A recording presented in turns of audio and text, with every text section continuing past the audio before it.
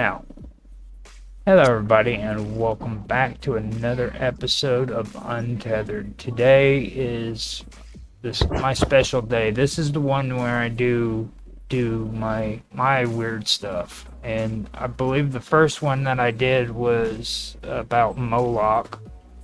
After I did Moloch, I had Tanhai Tran on here, and we discussed the Dead Pope Society, all of the dead popes that were murdered or had suspicious deaths during the whole thing. And now we're going on to the third topic, and this one I think is going to be the best one because me, Mark, and Mr. Robot got fired up about it. It's about warfare and the generations of warfare. First, I wanted to do something conspiratorial, and then they brought up the warfare thing, and then the fifth warfare, and that's when Mark started talking about, well, this, and this, and it started kind of expanding into where we had to get kind of into, like, the generations and go through that. So we're going to go through the generations, and I believe that there's 5 generations, possibly maybe 6 generations of warfare. Mr. Robot believes that it goes farther. It goes up to the 9th. Isn't that the case, Mr. Robot? To the 10th, actually. Yeah, to the 10th. So he's got a huge list of them. So this is where we go from like the real world applications to more conspiratorial side of history to deep dark, deep black projects, decompartmentalized projects. So strap in, folks. You're in for a wild ride. It's definitely going to get wild. I want to say right now, hopefully we can get through these first 3 generations without any argument or disagreement between Mr. Robot and Mark Edworthy, but I don't know. I've been around these two long enough. They'll pretty much argue over. I'm not the one that disagrees. Mark is our token skeptic.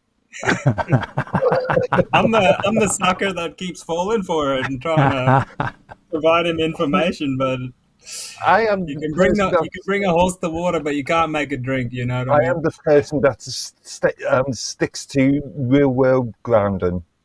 Mr. Robot is famous last words.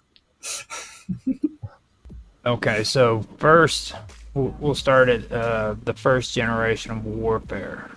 This actually refers to the period of organized state conflicts, typically waged with line and column tactics, such as what was seen in the Neoplaton. The wars with I hate saying that word. It's the wars. It's hard to say. Napoleonic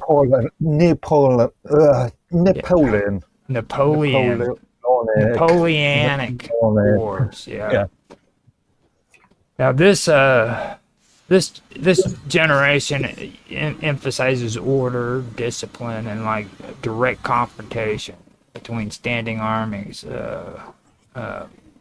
And they're usually like in a line force. You know what I mean?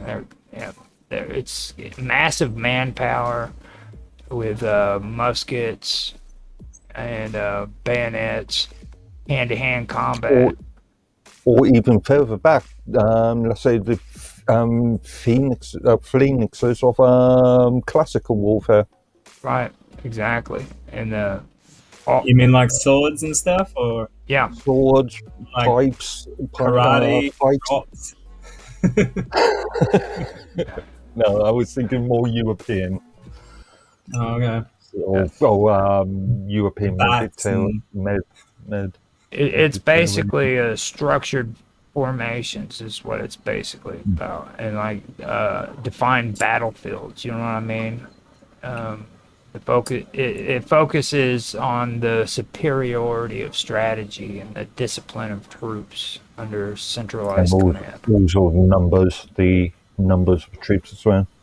Right. And like I always bring it up in my conspiracy, or not really just conspiracy, but in a lot of the topics I do on the Wonderful World of Weirdness about like people use the word standards all the time, and they don't understand where that really comes from. Like a standard was usually something that a king would frickin' have a soldier in a certain area hold up in battle on the battlefield, and it'd be in different locations so that they could look down on the battle and see where their freaking troops were, you know.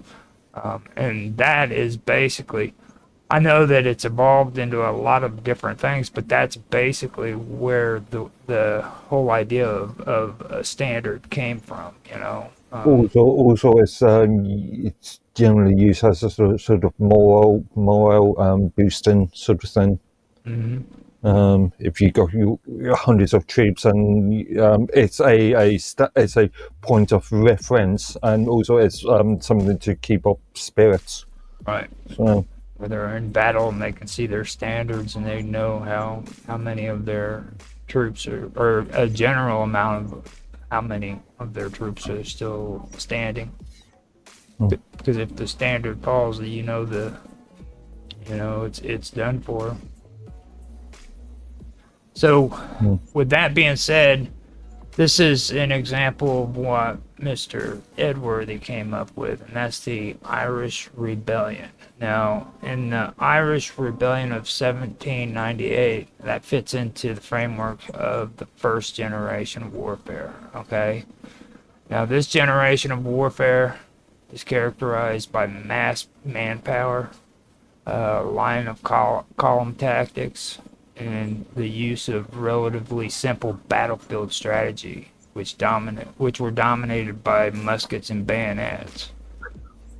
Actually, just to correct you, but when I was thinking about the Irish Republican, He froze up. Okay, so the colonics and the sort of propaganda to try and force the Irish to be dissidents from the British Army, rather than specifically what you mentioned, by leaflets and newspapers and propaganda to say the Highlands fallen and that sort of rubbish. Just smile and nod, Roger. Smile and nod. Now, the first generation warfare typically features like centralized state armies engaging in open field battles using rigid formations and close range weaponry. The 1978 rebellion, led primarily by the Society of United Irishmen, was an uprising against the British rule in Ireland. It was marked by conventional engagements between irregular Irish rebel forces and the well-trained British military. Now, while the British did not, while the rebellion did include elements of guerrilla-style resistance, the primary confrontation occurred in line battles, ambushes, and town assaults that reflect the era's conventional military doctrine. Now, this goes back to like the American Revolution too. The English were notorious for destroying villages and killing everybody inside of it. So that was a form of intimidation, but propaganda too, I guess you could say, on the military field. You know what I mean? Because it devastated the morale, like Mark was talking about. So when they went into villages and everything, they usually sacked everything, burned it to the ground, and that was a psychological effect that was used in order to intimidate the enemy. But this wasn't just a British tactic. This has been a tactic that's used in military conflict for centuries, Mostly hundreds English. of thousands of years. But Mostly the English. That's why they're so notorious. That's not true. That's not true. They're The US or Vietnam's a good example of this. well, Yeah. Well, the use of volunteers, militia, and poorly equipped insurgents going up against a regular army also reflects some of the transitional elements between the first and second generation. But overall, the rebellion still fits most closely with the first generation characteristics. This includes the reliance on direct confrontation, structured units, and relatively unsophisticated communications and logistics compared to what would emerge in later centuries. Okay. So the propaganda had to be done by the destruction of battle. You know what I mean? Like when you left the battle, freaking everything needed to be decimated. So I do agree with you on that. It's like it doesn't matter if it was the English or anybody. That's just generally how they did things, you know. So it's not just a British thing. Well, yeah, it is. I mean, not true. Not true. Well, dude, I got to badmouth the English somehow. Yeah. And being a Brit myself, I've got to defend my nationhood. The difference between you and me, though, is I watched The Patriot. I know what happened. Just go easy on them, Mark. They're basically an extinct animal. They're about to go extinct in the next... By 2050, they think the British population will be completely replaced. That's a theory. That's a fairly recent theory. That's only been... Yeah, that's the latest predictions. Because they're just not breeding anymore, you know? I don't know. That's related to... There's a lot of political issue, and actually there's no politics. I'm only half serious. Okay. Now, the second generation of warfare emerged with the development of rifled weapons, machine guns, and artillery, shifting the emphasis from maneuver to firepower. This generation retained a structured battlefield but introduced more advanced forms of indirect fire, trenches, and mass artillery barrages. World War I exemplifies this type of warfare. Military thinking continued to focus on attrition, coordination, and obedience within hierarchical command structures, with success measured by holding or gaining ground. So this would be basically trench warfare. Yeah, World War One being the obvious example. And in some parts, actually, the Boer War being a good example. Oh yeah, that was a big slaughter. And the one my ancestors were in that war. Yeah, I know. You were talking about that before. Yeah. No, they also had concentration camps and stuff like that back then.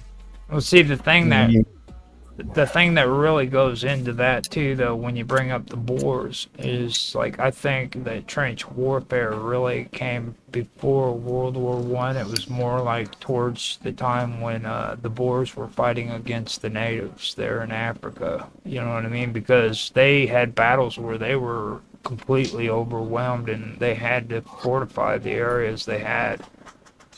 Funny enough, I was just rewatching after probably fifth, sixth time the 1972 Zulu. Yeah. That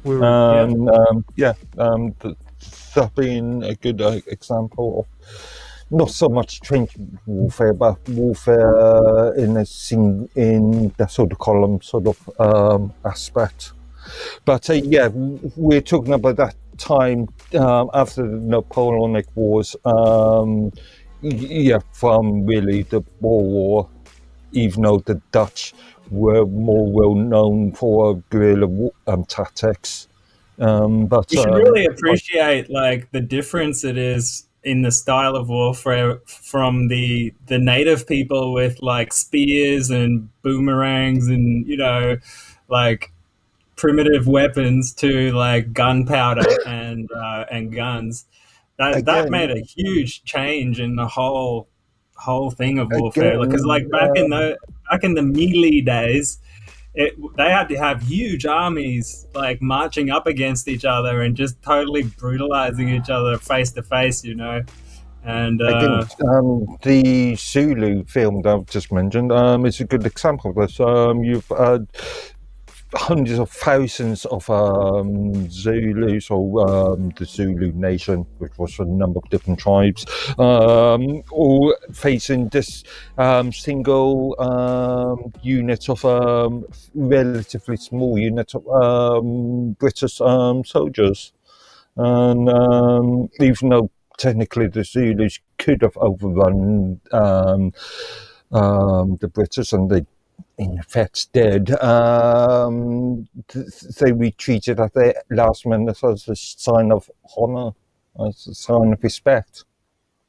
But yeah, the Brits in what's the river called? The river. But yeah, could have been easily wiped out. Called the Orange River because the blood ran into the river. Wok's drift. What?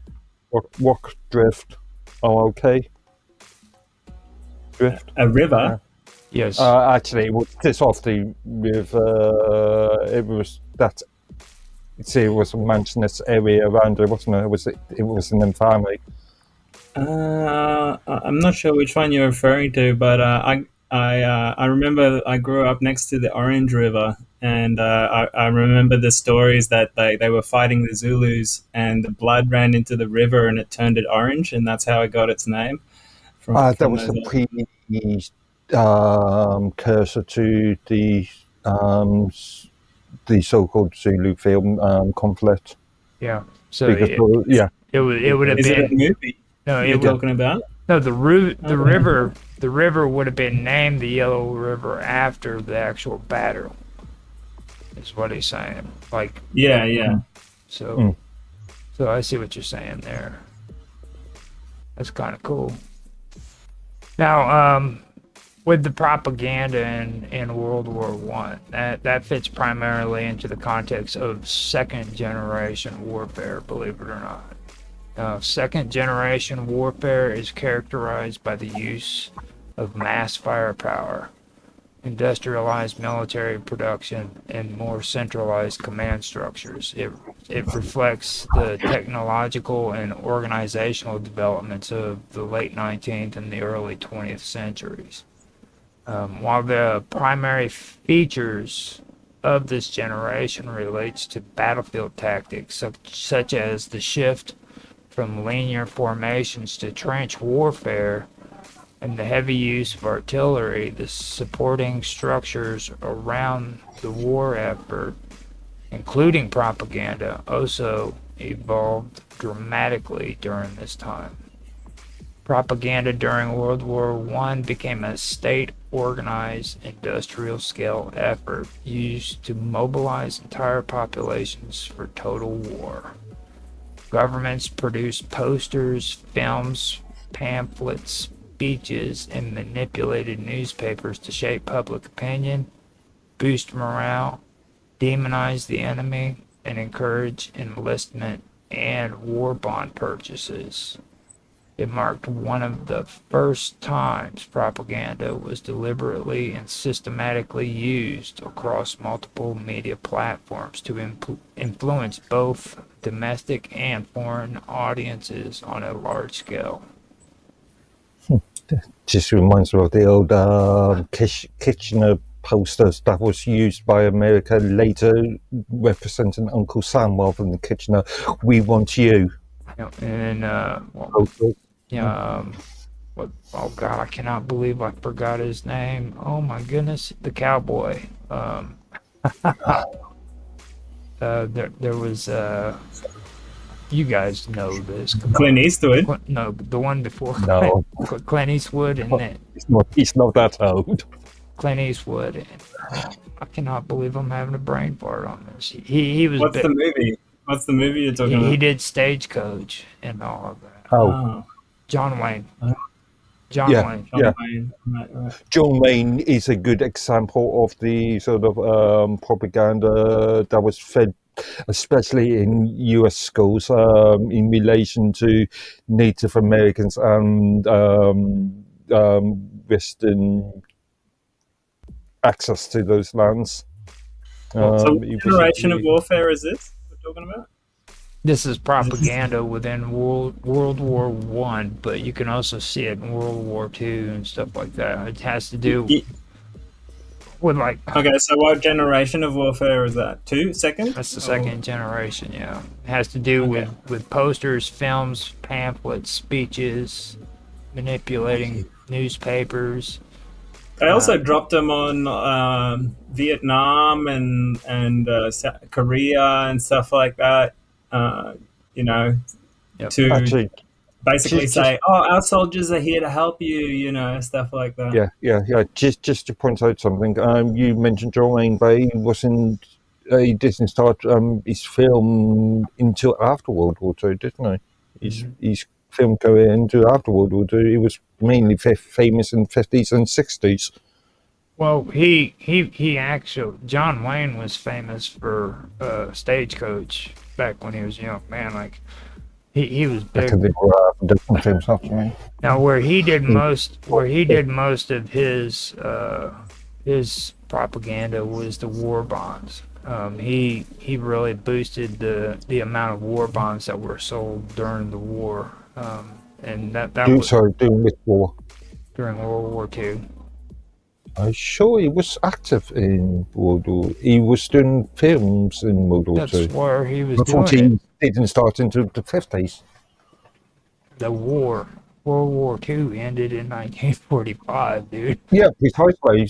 So yeah, your time frames all over the place because if he didn't start his film career until the 1950s, I'll have to check this, but if he didn't start his career until the 1950s, then Well, actually, no, I'm pretty sure he did it before that. Like his westerns, his first western that was a big hit was Stagecoach. That was back when it was black and white. 1946. 1946. Oh, hang on. That's his spouse. His spouse. Oh wait, Yeah, sorry. yes, He yes. was yeah. When was his first film? He was like all the way back in the black and white era and stuff, like back in the beginning. Let's stay on topic here, boys. What are we talking about? This is topic. No, he had a film in 1942 called Lady for a Night, which was really a love story. It was probably a Western love story, trust me. Because his second role was in 1939, 1933, 1931. Yeah, it looks like he started in 1931. Mm-hmm. So yeah, okay. Okay, so while propaganda itself is a timeless tool that predates modern warfare, its former integration into military strategy and civilian control mechanisms during World War I aligns with the institutional and technological developments of second-generation warfare. It also laid the foundation for more sophisticated psychological operations that would become central in third and fourth generation warfare. Now we get into the Geneva Protocol of 1925, which fits most closely with the second generation of warfare. Although its legacy and implications continue into later generations as well. Now, the second generation of warfare was characterized by mass industrialized armies, trench warfare, and heavy reliance on artillery and chemical weapons, most notably seen during World War I. The horrifying use of chemical weapons like chlorine, phosgene, and mustard gas during that war prompted a global outcry and led to the drafting of the Geneva Protocol. This protocol specifically prohibited the use of asphyxiating, poisonous gases, and bacteriological methods of warfare. It reflected the norms and expectations of warfare as experienced during the second generation.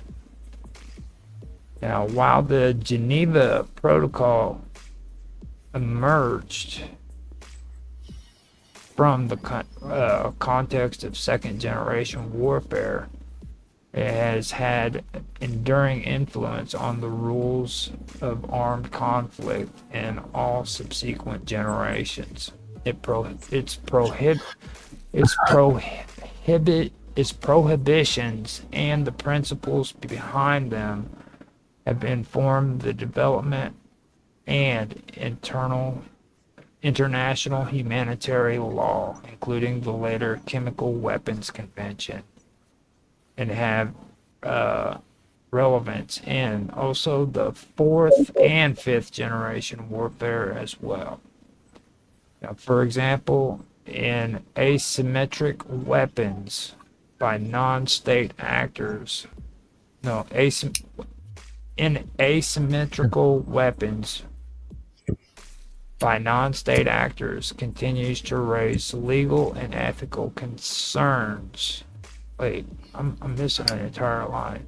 In asymmetrical or unconventional warfare, the use or threat of chemical and biological weapons by non-state actors continue to raise legal and ethical concerns rooted in the standards first established by the protocol. Similarly, in fifth generation warfare, where warfare may involve technological manipulation to convert chemical storage or convert chemical sabotage.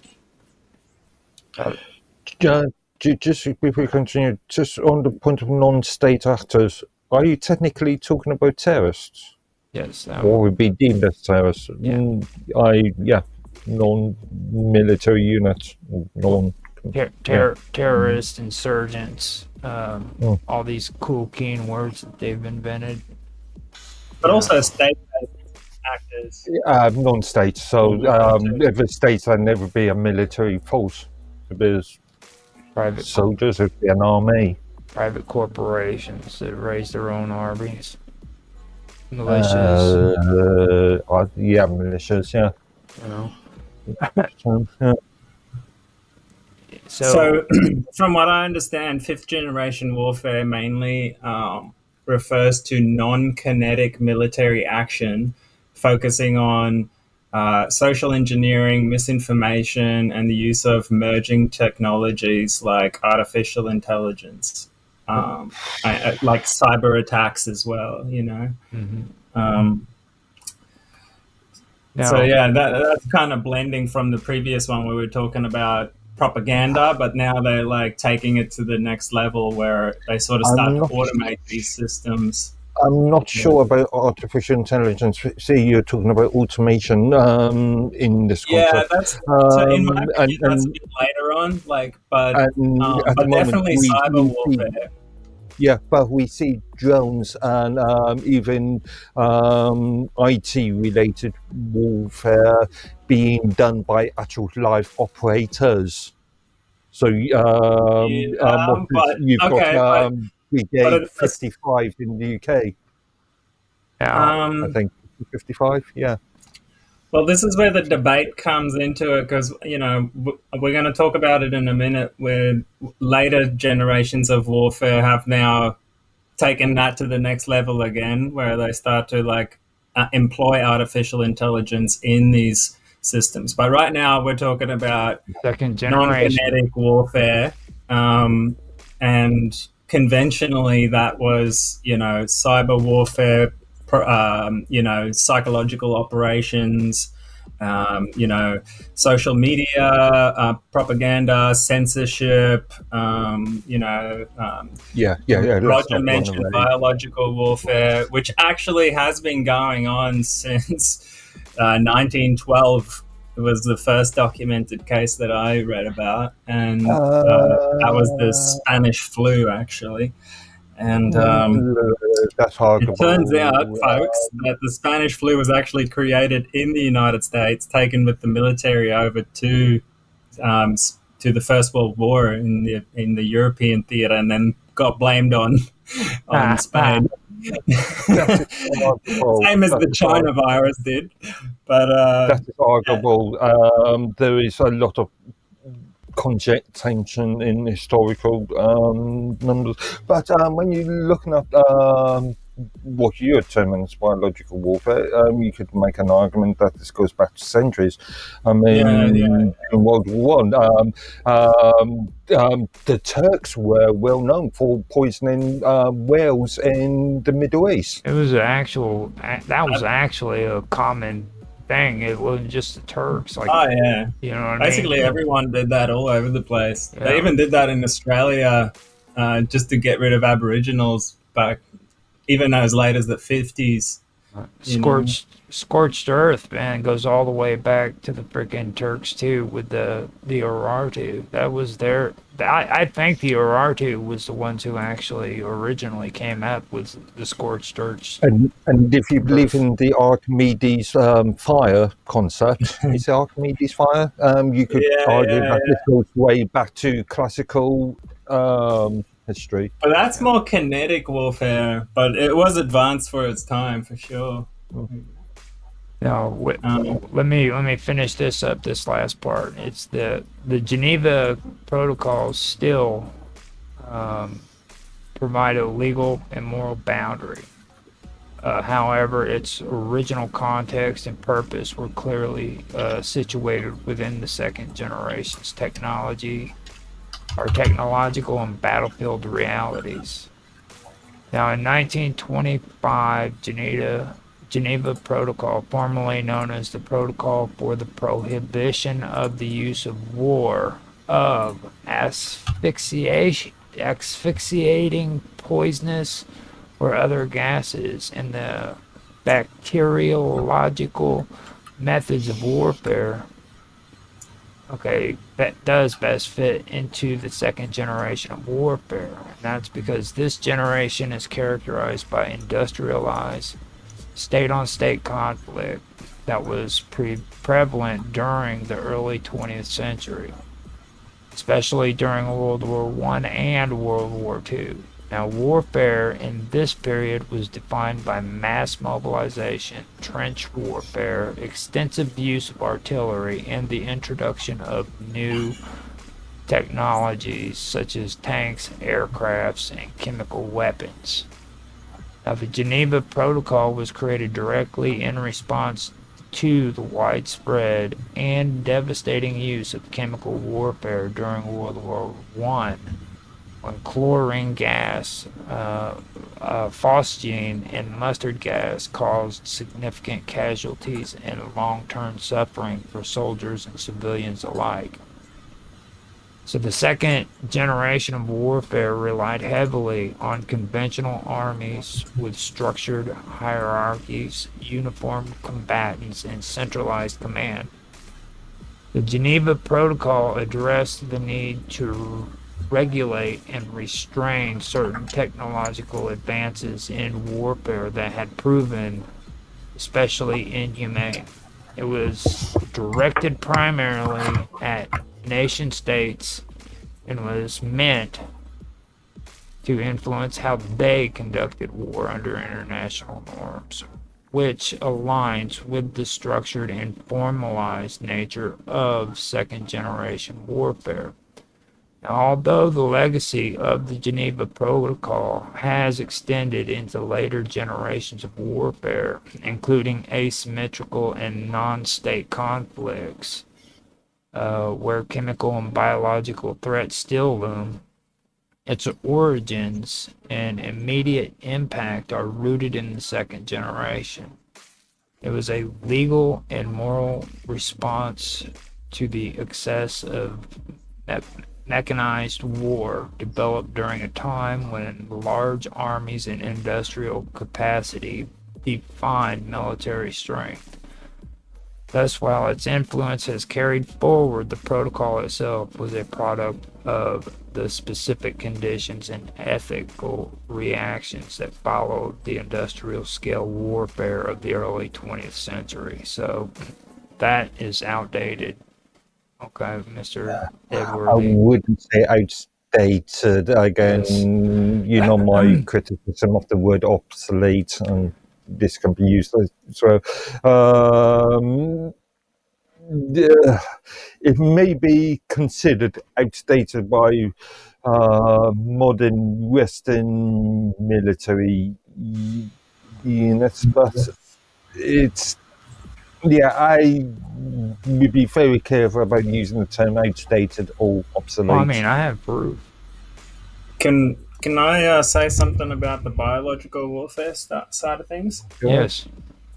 So the original reasons they ban that stuff is because it's so powerful, and you can't really control it. You know, you can develop something so deadly and so virulent that you can basically kill everyone on the planet. So the world basically came together and said, this is not a fair way to fight a war, and we should just all agree to not use it. And but what ended up happening is, as militaries do, they keep developing these things in secret. They keep databases of all these deadly pathogens and continue their research for, in quotes, humanitarian purposes. And the militaries claim that it's actually dual purpose research. So they claim it's for humanitarian reasons, aka to prevent a future pandemic. But in order to do that, they have to create the actual lethal pathogen that never would have or could have existed in nature. But they create these things with gain of function in a lab to basically develop countermeasures. All right. But the question now becomes ethically is, why do we develop these countermeasures to things that are like chimeras that won't exist in nature? But now you've developed the actual pathogen. What is to say that's not going to fall into the wrong hands of someone who's going to release that for all sorts of other reasons, whether it's economic reasons, whether it's for depopulation reasons, whether it's for control or bribery or whatever, right?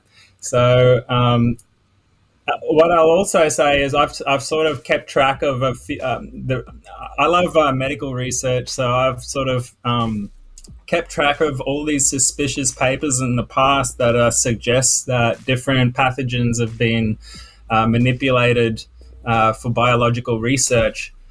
One of the big historical areas where they've done that kind of research is in Maryland, in the United States. There's a big military base there, and I can't remember the name of it.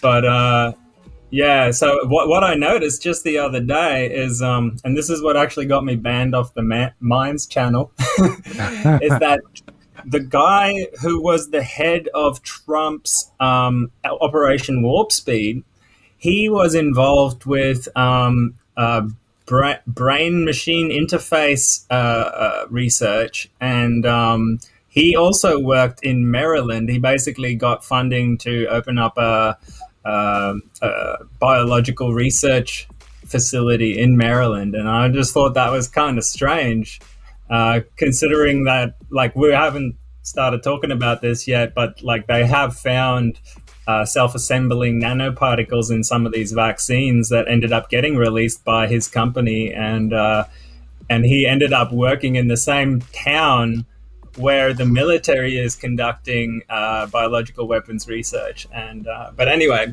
I just want to list some of these pathogens that have historically been used in biological warfare, and these include anthrax, which was weaponized by several nations, including the US, USSR, and Japan. Botulinum toxin, also known as Botox, that women inject into their lips, is actually one of the most deadly chemicals on the planet. They say like one... it's not a chemical, it's a... it's a toxin. Biologic, yeah, but it's not a chemical, it's a naturally... It's a bacteriological toxin. Yeah, and 1 tablespoon of it can kill everyone on the planet. That's how deadly it is. So like they have to water it down like significantly in order to inject it into girls' faces to give them duck lips. It's technically not a manufactured bacteria.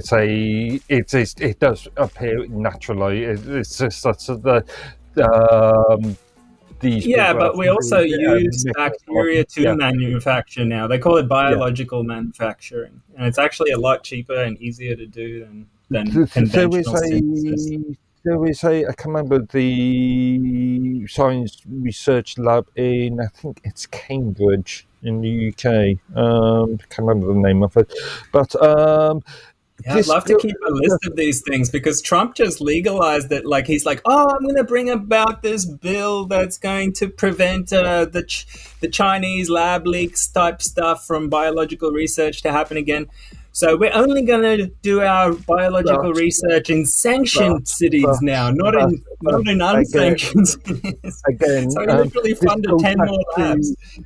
This goes back to the crux of some of our discussions and elements of the last day. There is whilst I understand where you're coming from, there is a difference between research and practical application and mass application. Sure, you can research everything, but unless it's been... here's an application for it. It kills people. Okay, actual real world. Okay, so usage. We're getting closer and closer to that area now. Let me just quickly finish this list of toxins. All right, let's do the toxins. Brucellosis, tularemia, Marburg virus, which is actually kind of scary. Used in the Soviet bioweapons programs before. That one makes you like bleed out of orifices and stuff like that. The plague, bubonic plague, was used at one point. Rye ergot, which is the stuff they make LSD from. It causes severe burning in your tissues, called St. Anthony's fire. Cholera, smallpox, tuberculosis was used in the Napoleonic Wars. But here are the ones they won't tell you about yet. What is his name? Robert Kennedy actually talked about this a little bit, where Fauci and these guys experimented with Lyme disease back in the day as a military bioweapon, and that actually escaped the lab, and that's why we have these like crazy amounts of Lyme disease around nowadays. And I don't know if you guys remember that case of Ebola that erupted in North Africa a few years ago. It actually came over to the United States. Historically, Ebola only has like 20 cases per year in Africa only, and they usually die off pretty quickly. And then all of a sudden, like 10 years ago, it became like crazy virulent, and it killed like 1,000 doctors, and it traveled across continents, and it was just like unprecedented amount of deaths from Ebola. I actually thought that was going to go pandemic. But man, in the grand scheme of things, it was still controlled. It was still... Well, only because like many doctors sacrificed their lives to go and like help out with it, but a lot of them died.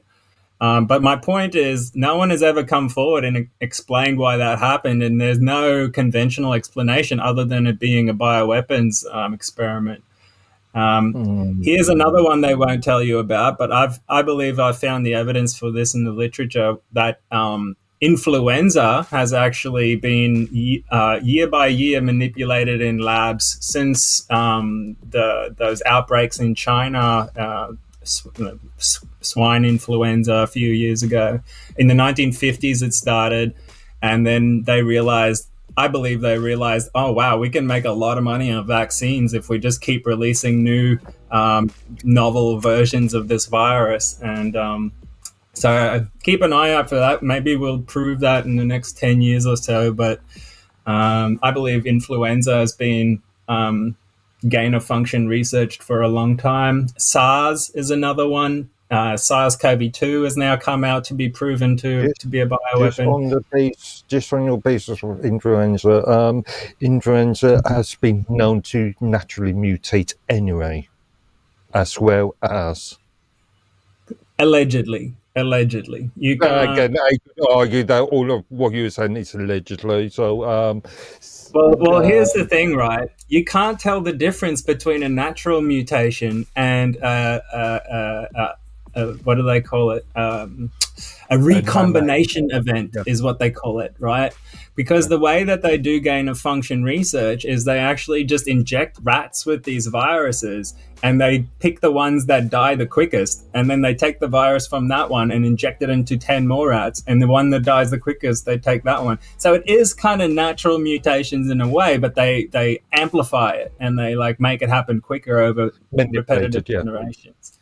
So there's no way for us to prove it, unless there is actually one way where you can sequence a virus, right? You can get the genome, and if all of a sudden you see a regular progression of lineages of viruses progress and move across the planet, you can see that. But if you all of a sudden get a lineage that has gone extinct from like 10 years ago, and there's a new progression of that one, that is a clear sign of manipulation, because you shouldn't see that happening in nature. You should see a continual set of mutations happening rather than a jumping back and forward in time, which is actually what we did see during the COVID pandemic. All of a sudden, like old lineages will become more virulent and stuff like that. So that's one thing to look out for. There could be an argument there to say that you've got two subspecies, correct term, of a virus or viri, and they are acting independently of each other. Yeah, but what happens is some of those lineages go extinct because people become immune to them, but some other people keep those lineages in a fridge and then freaking continue research on those. You know what I mean? And also because things like demographics and health potential issues. Just because it's one set of people are immune doesn't mean another set of people. My main point with all that is we need really good viral monitoring and continual sequencing of viruses, keeping databases of these things so we can like monitor what is going on, because we're getting to the point now where it's so cheap to be able to modify these viruses and make them more deadly. Basically, everyone has this technology. We could do it in our backyards right now. You know what I mean? You can buy the DNA, you can buy the rats and do it yourself. Like, I'm not saying anyone should do that. I'm saying we've got to be careful, because this is a huge vulnerability that could be an existential threat to humanity right now. And they're talking about like Nipah virus is the latest one that they're preparing for a pandemic. Is we just had that bird flu that went around, that suspicious bird flu that started in like Norway in like native geese, and then it traveled across the whole world, started infecting cows. They had to kill millions and millions of chickens. That's why we couldn't get eggs for a long time. I find that kind of stuff suspicious, because that doesn't normally happen. Anyway, I'm not sure that's my conspiratorial view. Eggs. I know eggs have been a bit of an issue, especially in the US. But that's mainly down to supply chains. But again, that could be down to supply change,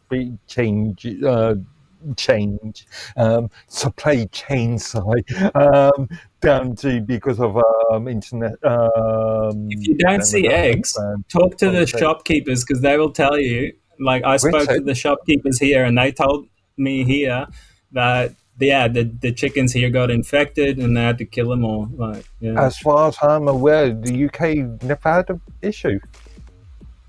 Okay. As far as I'm aware, not bad by you never had like it must have happened there because it started to spread in Europe. It started in Norway, so like it had to go through Europe to get to the US, right? News reports in relation to supply issues as far as eggs are concerned. Anyway, in the UK. That's all I wanted to say about biological warfare. Thanks, Roger. Anyway. That was a mouthful. Yeah. that obsessed with that topic. Well, there's more to come because now we're going into the third generation of warfare. Okay, and that's marked by a major shift towards maneuvers, warfare, and speed, using mobility and surprise to bypass enemy defenses and collapse them from within. Now, this generation gained prominence in World War II with the German concept of the Blitzkrieg. It emphasized decentralized decision making,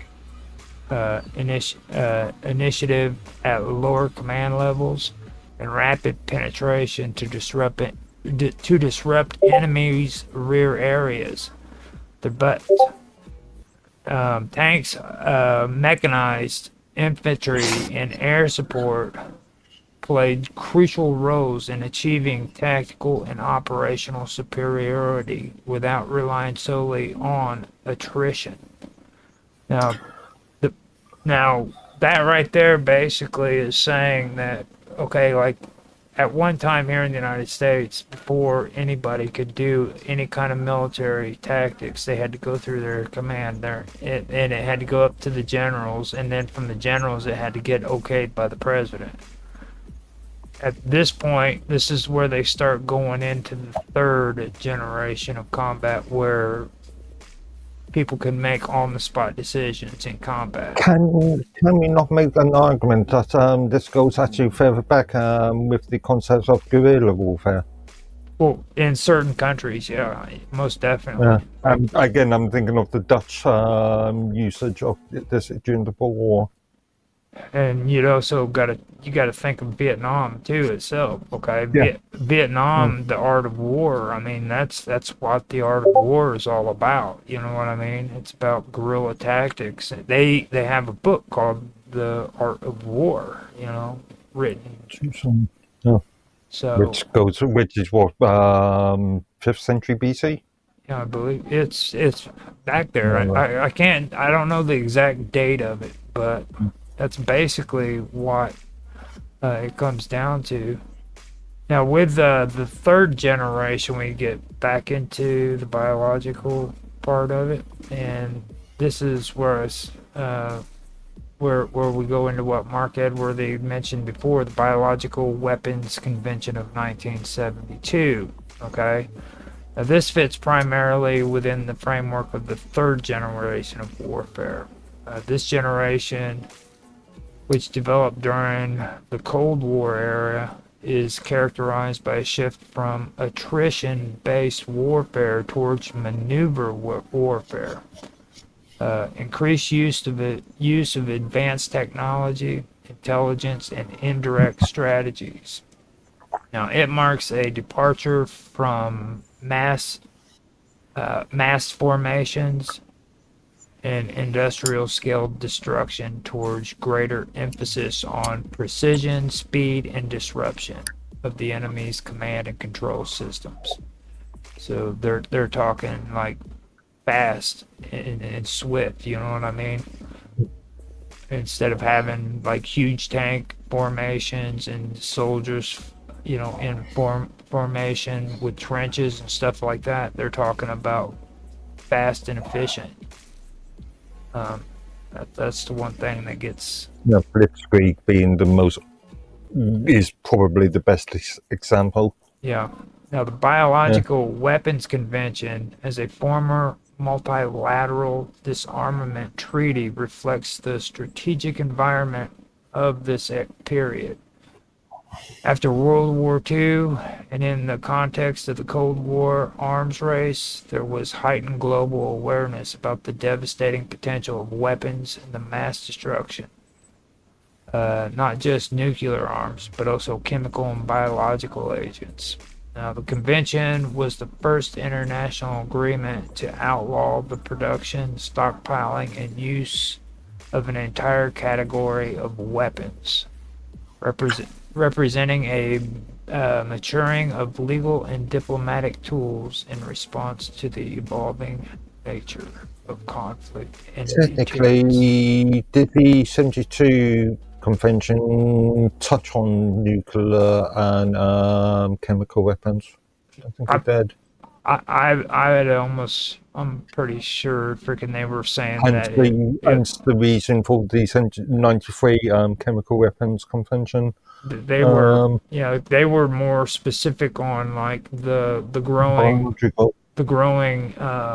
concerns about landmines and stuff like that, because landmines by that time had become a huge problem, and even today we still have issues with landmines worldwide. Yeah, this reminds me of was it not Princess Diana that did a load of protest in relation to things like landmines and cluster mines and that sort of thing. Yeah. In this one, it was more generalized, like mass production of this stuff and stockpiles of it held back. You know what I mean? Here in Southern Illinois, we actually ran into a stockpile of munitions next to a freaking lake that was under the ground and forgotten. Nobody even knew it was there, and it was from the military, and they had to go in there and they had to literally pull it out and be careful with it because it was really explosive, so even the bullets that you think would be harmless, if they're just sitting for freaking 10-15 years, man, I mean, they're dangerous. Funny enough, in the UK, we still get it's becoming a lot rarer now, but when I was growing up back in the 80s and 90s, there were still stories of people finding old World War II V2 doodlebugs and bombs and stuff that came from Germany, and yeah, there were still reports of military specialists coming in to disarm bombs that have been undiscovered for 60, 70 odd years. The way it was here. Yeah. What do you got to say? Not so much as far as World War II, because there was no action. Germany didn't attack the US mainland. Yeah, well, not in full force, but we had a lot of insurgencies and stuff that did take place here that weren't really documented in the history books, but they are there. You know what I mean? Like, they almost crippled the entire East Coast. Espionage rather than actual full sort of bombings. See, they almost they were almost able to freaking bring the whole entire East Coast down during World War II because of German insurgents were able to make it into back in that day. They used to have a level that was below freaking Grand Central Station for the military, and they would guard over it, and it had to do it was in charge of all of the power supplies for the entire East Coast, and all they had to do was go in there with sand and pour it inside the motor, and it would have just completely destroyed it. And they guarded that thing with their life, man, and one of the Germans actually was able to get close to it, and they were able to stop them. But there was situations... But we're talking more about espionage sort of tactics. Exactly. Yeah. And see, that's what they're talking about here when it comes to third generation too. That's the kind of stuff that they were really into. So yeah, so it even goes into World War II as well. Okay. So the history of propaganda also is something I wanted to bring up because this one is a side note that I want to make. Okay, you made reference to the history of propaganda, and I wanted to point out that it spans like multiple generations of warfare, but it's mostly associated with the third, fourth, and fifth generations of warfare due to the development of communication technologies, psychological strategies. Arguably, you could make an argument that in every single war that we've ever had, there's been an element of propaganda. Of course, you've got to make sure that you've got those troops and the old hearts and minds sort of argument. But you also have to understand when you say the history of propaganda, there's actually material out that refers to it, and it's named specifically the history of propaganda. You know what I mean? Now, granted, propaganda has been around beforehand, but I'm talking about the actual reference of history of propaganda. You know what I mean? And it is very interesting to go over, but that it mostly relates to the third, fourth, and fifth generations of. But I was just thinking of if you've got. He froze up. Now in the third side, propaganda it goes hand in hand with society. Yeah, well, they've gotten better. They've gotten better at it with the new communication systems and with the psychological. Become more effective, let's just say, rather than better. And especially whenever it comes to freaking the whole psychological thing, it became more important once they started having radio, and then they had telephones, and then they had freaking television, and now they got the internet. So, as I mentioned within one of my notes earlier, the Lord Hohenzollern, German colon. Yeah, and Germany colon. We're going to be covering that too now. So now, in the third generation of warfare is where it emerged, and that was in the early 20th century, and it was exemplified by the world wars. Okay, now propaganda became highly institutionalized and widespread during this time period. Governments made use of radios, like I was talking about, newspapers, posters, films, and that was used to shape public opinion. Okay, it was also used to demonize adversaries, the enemy. It was also to mobilize civilian populations, like Uncle Sam, like you were talking about. And they also used it in another aspect that nobody really looks at. It's maintaining morale at home. So they would show these freaking Air Force films of these airplanes destroying a bomber. They're saying we're doing great in the Pacific, when in reality, freaking they're losing horribly, until they came up with what are those called again? The aircraft carriers.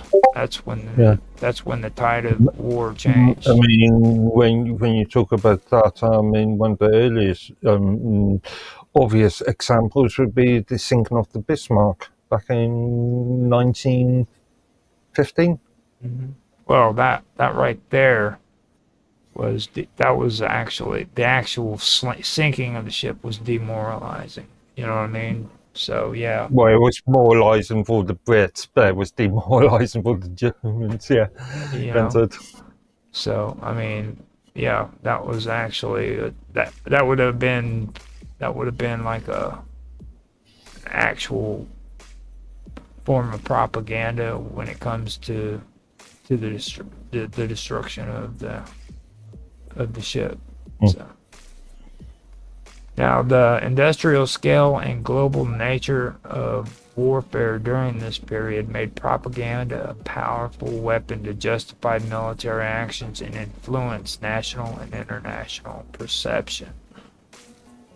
As warfare evolved into the fourth generation, characterized by irregular combat, asymmetrical conflicts, and the rise of non-state actors, propaganda took on a new form.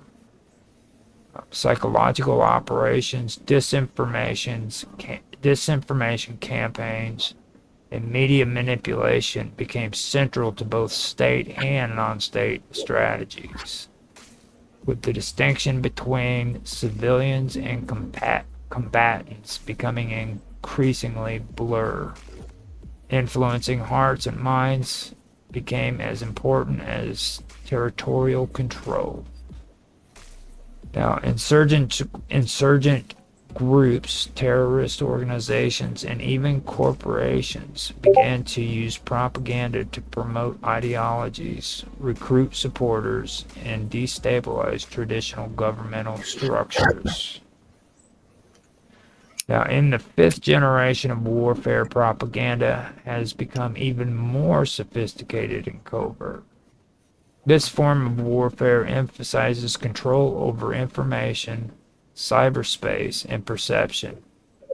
It involves the use of social media platforms, artificial intelligence, data analytics, and psychological profiling to manipulate narratives and belief systems on a massive scale.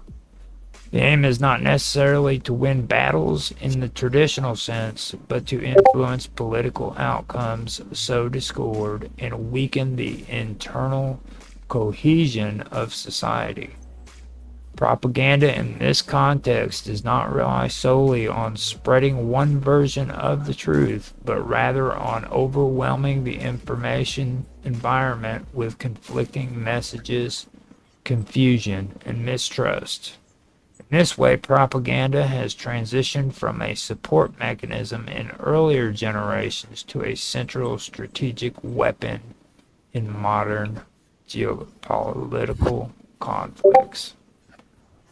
Now, can I also just add that propaganda isn't just like pamphlets and misinformation. It's also stoking certain narratives that benefits your agenda. Like, for example, it started as like, even in the age of the fall of Rome, they adopted Christianity because it would help them sort of stabilize the realm. And religions have been used over the ages as a form of, I don't know, psychological warfare / propaganda. To like that, even in the Bible, they have sections about render unto Caesar what is Caesar's and render unto God what is God's. You know, basically saying don't take from Caesar, you know, because you know you'll be looked upon well in heaven and stuff like that. So like, you know, my point is like, even in the modern day, you know, Wahhabism, you know, certain sects of Islam are funded by the CIA, people like that, in order to create militant groups that will go and, you know, destabilize governments and take over, you know, different places like Syria and whatever, and we then call them moderate terrorists and, you know, stuff like that. So that's another part of it. A good example of this would be the 1979 Iranian revolution, and I was Anyway, I was thinking something else as well, but this just escaped me.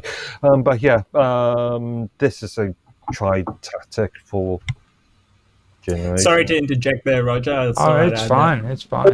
Now, the third generation warfare emphasizes not just battlefield tactics, but also the psychological operations, propaganda, and global positioning.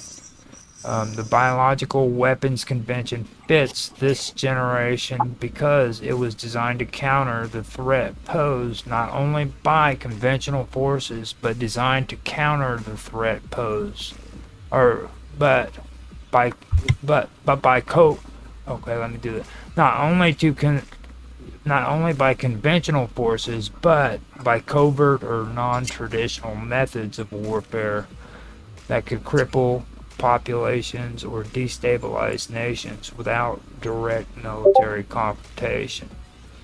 Okay. And the best part, like, it's so powerful. People don't realize how powerful it is.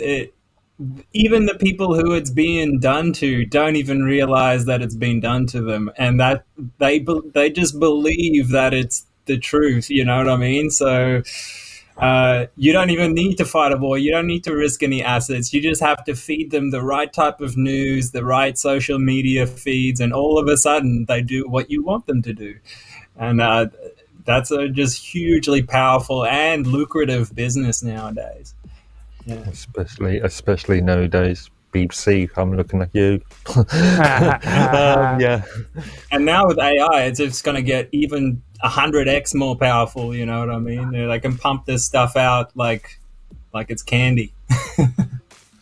Now, it also anticipates the dangers of bioware being used for strategic leverage or terror rather than purely for military engagements on the battlefield as well. The Psychological Warfare Division, which is what I believe that was you, Mr. Robot, that did that one, wasn't it? Or was that Miss? I think we both touched on. Yeah, I mean, we talked about MK Ultra and like going back to like the early research on the mind and consciousness by the military, because they saw as the mind is the new realm of warfare. The war is in your mind. So the battlefield is in your mind. Now, see this. And that was the sort of belief that they adopted back then. We are seeing an evolution. It's not technically a new field. Right. No, but it's I don't know when it started to be developed, but it's an evolution of. No. Yeah, totally. And they just ramped up the research in it because they realized how powerful it was. Now, I understand. And how effective it was. The Psychological Warfare Division is an actual division, and it fits into the third generation of warfare, okay?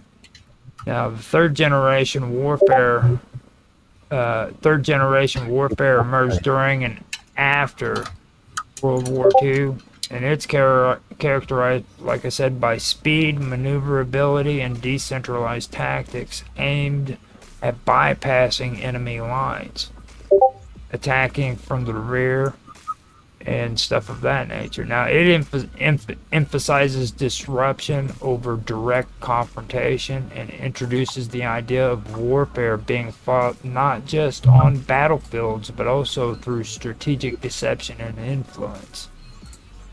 Okay. Yeah, good example. If you knock out, let's say, a supply line, then Rommel did this extremely well doing that. Yeah, doing in the Desert Fox thing. Desert Fox in the Desert Storm, North African thing, where he aided in knocking out the British access to oil. Oh, okay. You're talking about a different one. I thought you was talking about Desert Storm. Desert Fox? Oh, sorry. No, I was talking about Rommel doing the North African campaign. Okay. Yeah. Now, the Psychological Warfare Division was established by the Allied forces during World War II to manage propaganda, information control, and morale-related operations against Axis powers. It focused on shaping the perception, emotions, and behaviors of enemy soldiers, civilians, and occupied populations. This involved the use of radio broadcasts, leaflets, rumors, and other media to sow confusion, fear, and dissent behind enemy lines. And this brings us to Lord Haw Haw. Okay, and that nickname was given to William Joyce, and he fits into the context of third generation warfare. Now, he operated during World War II, broadcasting Nazi propaganda in English to British and Allied audiences via radio. His work exemplifies the psychological and informational tactics that were increasingly recognized as strategic tools during that era. Now, third generation warfare focuses on maneuver, deception, and indirect methods of undermining the enemy, not just through physical combat, but also through psychological disruption. Lord Haw Haw's broadcast aimed to lower Allied morale, spread fear, and create confusion among listeners, all of which are core elements of psychological operations that evolved as a key component of warfare during this period. Now, when they do these broadcasts, what they want to do is they get on there and they start telling the freaking Allied soldiers that freaking their women are at home having sex with single men and stuff like that. You know what I mean? And back in the day, man, they had nothing else to listen to, so they're pretty much stuck listening to that channel because it's the only thing that's providing music for them to listen to on their off hours. You know what I mean? Mm-hmm. So whenever kids these days will never understand what it was like back then, when there was so few media sources that you were basically forced to listen to the mainstream media. Right. Indeed. And Operation Mockingbird and all that, where it came out that the CIA basically had their implants in all the major radio shows, all the major news corporations, and basically were pumping out their war propaganda and stuff like that. Psychological operations. I've got to move your avatar so that Mr. Edworthy can be seen properly. I just noticed that. Actually, that's a good selection of video clips, actually. Yeah, I know. So here's what I want to do. I am going to step away to smoke for a second, and I want to put on some break music in so that we can all step away, get coffee, whatever we need, and come back, because we're going to start getting into the fourth generation of warfare and then the fifth generation of warfare and wherever it takes us from there, because Mr. Robot Mr. Robot has tons more stuff. And we're gonna need a break on this real quick. We're at an hour and 15 minutes into the hour and 42 minutes, actually. Yeah, if we started streaming as soon as we came on, 1 hour and 42. Well, that's when we came on there. Don't know when you started streaming. No, so you're not going to release this until you've edited it, right? Is that how it works? This is streaming on Rumble, X, Twitch. Yeah, but it's behind your paywall. Well, it's on there for Rumble, but it's also on X, Twitch, D-Line, and it's also on. It's not on YouTube. I can't do the Twitch thing, but it's on Twitch. It's just not on YouTube, is what I meant. But it's on. We don't need NoobTube around here. Edward Bernays, wasn't he the sort of founder of propaganda? Yeah, Bernays. No, he goes deeper. He goes into the advertisement side of it, and that's something that later I would really, really love to get into, because it's how you sway perception. That's really deep into it. But that's something I really do want to get into. But right now we are talking about warfare. We're talking about how propaganda and the fifth generation and onward of warfare is going with that. But well, what do you think came first, the advertising side of it or the warfare side of it? What came first, the chicken or the egg? Right. That's what you're asking, really. Now, with that being said, I am going to mute out my mic, and I'm going to put some cool Mr. Robot music on for everybody, and we'll come back here and we'll get back into it. So you guys go get yourself a drink, smoke a cigarette, whatever you do. I know Mr. Robot doesn't smoke, but I know I've just been drinking this methylene blue, but I wouldn't mind a nice little warm coffee. Yeah, go get you something, and we'll be back here after the music is done, okay? Okay. Mark, I highly recommend you drink the methylene blue. They say it disables the nanotechnology that you've been exposed to. So. We'll get into that later. Poisonous. It sounds really poisonous, but real world applications. No, it's actually really good for you. We'll talk about that in another episode. But, all right. Awakening from an epic dream, awakening from the long dark night. Awakening from history, awakening from duality. The liberation of the human soul to consciousness of the one and all. The activation of the sacred plan, the birthing of a new man. A new man. When the light within is revealed, all the pain and suffering shall be healed, and the truth of love is our destiny, living on the earth in peace and harmony.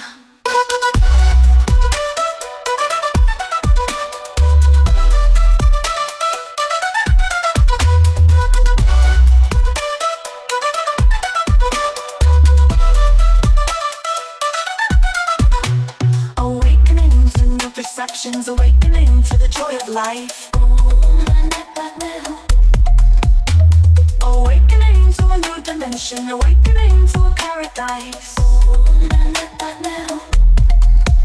The illusion of separation disappearing to unity, into the source of a high vibration, into the wonder of the mystery. A mystery.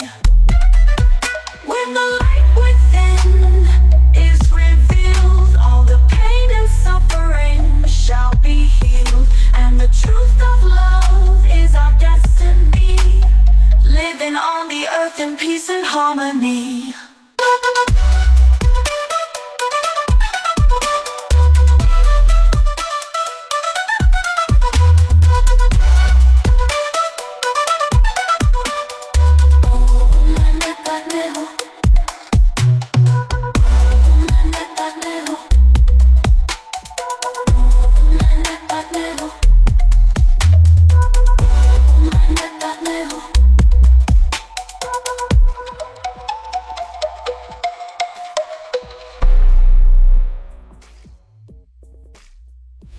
Theophilus Thistler, the thistle sifter is sifting a sieve full of unsifted thistles. Plus 3,000 thistles through the thick of his thumb. 3,000 thistles through the thick of his thumb. 3,000 thistles through the thick of his thumb. Theophilus Thistler, the thistle sifter is sifting a sieve full of unsifted thistles. Plus 3,000 thistles through the thick of his thumb. 3,000 thistles. Mr. Robot rolled around or rolled round, and if Mr. Robot rolled around or rolled round, where is the round roll? Mr. Robot rolled round. Where is the round roll? Mr. Robot rolled round. Mr. Robot rolled round. Mr. Robot rolled round. And if Mr. Robot rolled or rolled round, and if Mr. Robot rolled around or rolled round, where is the round roll? Mr. Robot rolled round. Here is an exercise demonstrating the union of in at the end of words. Dividing and gliding and sliding and falling and brawling and sprawling and driving and driving and striving. Dividing and gliding and sliding and falling and brawling and sprawling and driving and driving and driving. Theophilus Thistler, the thistle sifter is sifting a sieve full of unsifted thistles. Plus 3,000 thistles through the thick of his thumb.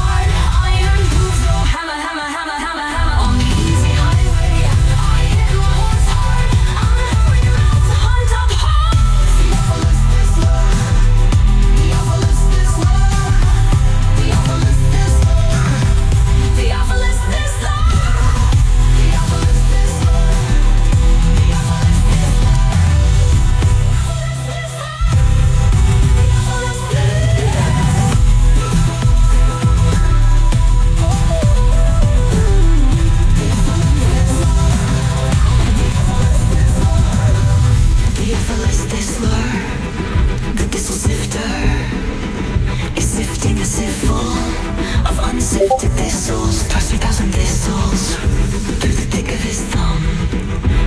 3,000 thistles through the thick of his thumb. Theophilus Thistler, this'll sift.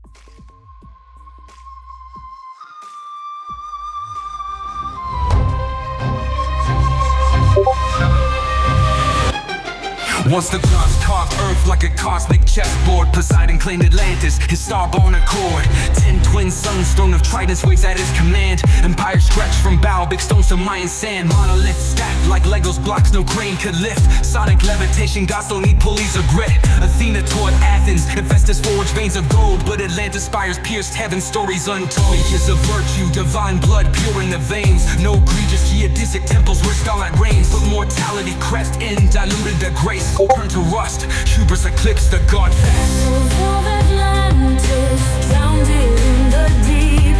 Poseidon's lost kingdom, where titans still sleep.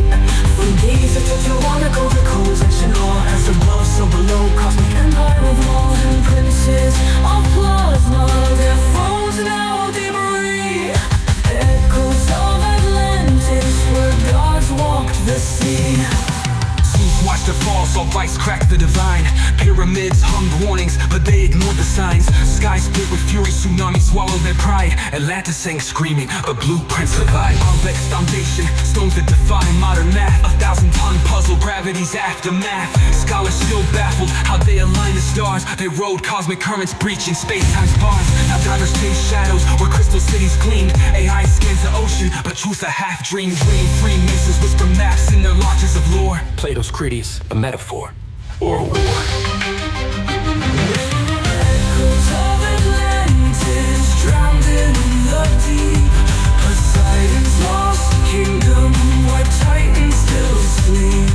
From Giza to Tiwanaku, the cold tension awe, as above, so below, cosmic empire of law. 10 princes of plasma, their thrones now debris.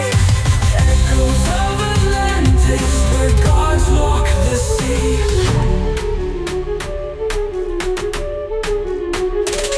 They say Poseidon's seed still flows in our veins. In every megalith, every grid that restrains. The Dogon chart Sirius, temples guard the flame. But Atlantis tech, it's encoded in our DNA's flame. Zeus's verdict was fire, a flood in ice. Yet the Sphinx still stares, whispering sacrifice. Mortal minds crave power, but miss the design. True kings rule through resonance, not bloodline. Now decode the ruins, their psalms etched in stone. A star-born king's empire, now dust and bone. The hall of records buried neath Giza's cold gaze holds anti-gravity schematics from pre-flood days. Crystal engines hummed, organ fueled their might, till pride turned their frequencies dissonant blight. The Anunnaki fled, Mars colonies crumbled. Leviathan's bones in the Mariana rumbled. But Poseidon's ghost rides the Bermuda's mist. Evolve past the greed or drown in the abyss. Tsunamis taller than gods crack continents like eggs. Jungles of Egypt drown, turn to sand in Poseidon's regret. Mammals shrunk to lap dogs, skies choked by volcanic breath. Waves circled the globe thrice, 3 funerals for death. Up Nepishtim, rode the arc of frequencies, not wood. Up tetrahedron ziggurat where anti-grav pulses stood.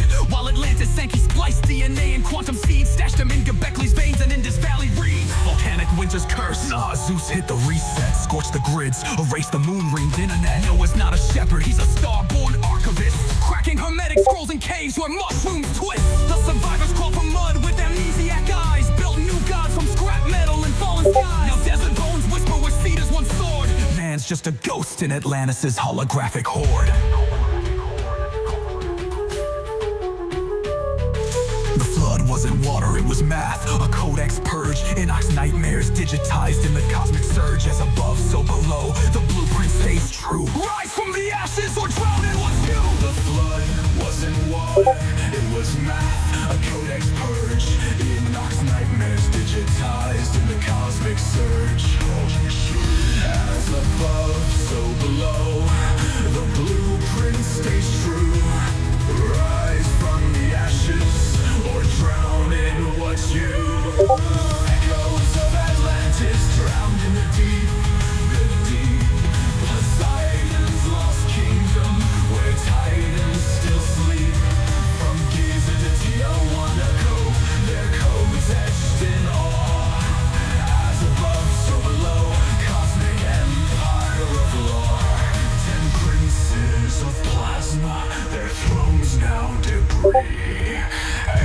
shores of Atlantis, where gods walk the sea.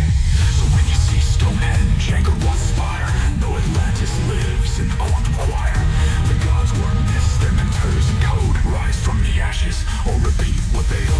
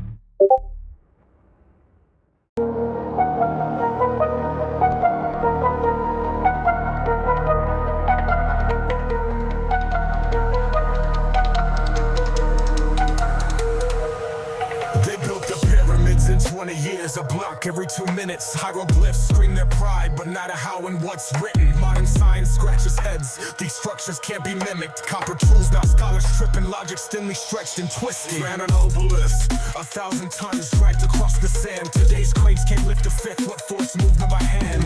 Call the ancients primitive. Yo, that's pure delusion. Physicists today need miracles to crack their fusion. The high priest of Kemet mapped the stars with precision, while modern minds stay chained to 3D prison.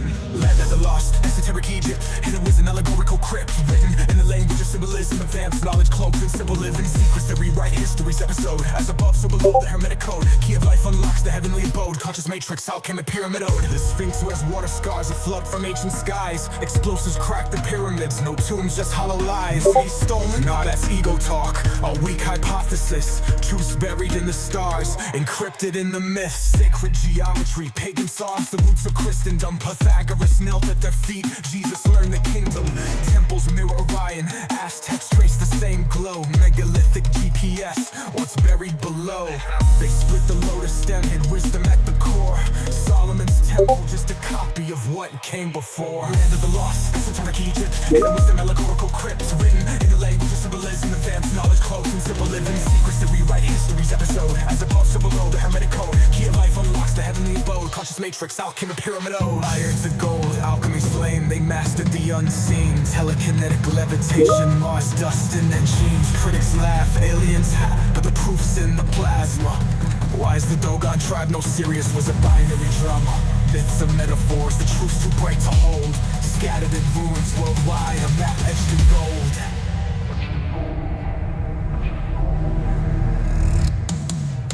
They call themselves Negeru, gods with cosmic ships. Gifted fire, math and law, then dipped beyond the eclipse. Now academia's gatekeepers mock what they can't measure. The scales of Ma'at weigh soul, not tech or treasure. The Zet Tepe dawned when gods walked as king. Left blueprints in Gobekli Tepe and the Nazca line. The Emerald Tablet's truth burns through the scholar's denial. We're echoes of starlight reclaiming our trial. When you stare at the sky, feel the ache in your chest. That's ancestral memory. We're all cosmic guests. The pyramids home a hymn, rising cold but divine. As above, so below, till the world's realigned. Land of the lost, esoteric Egypt, the truth's a spiral eternity script. In a language of symbolism, we're gods we've been missing.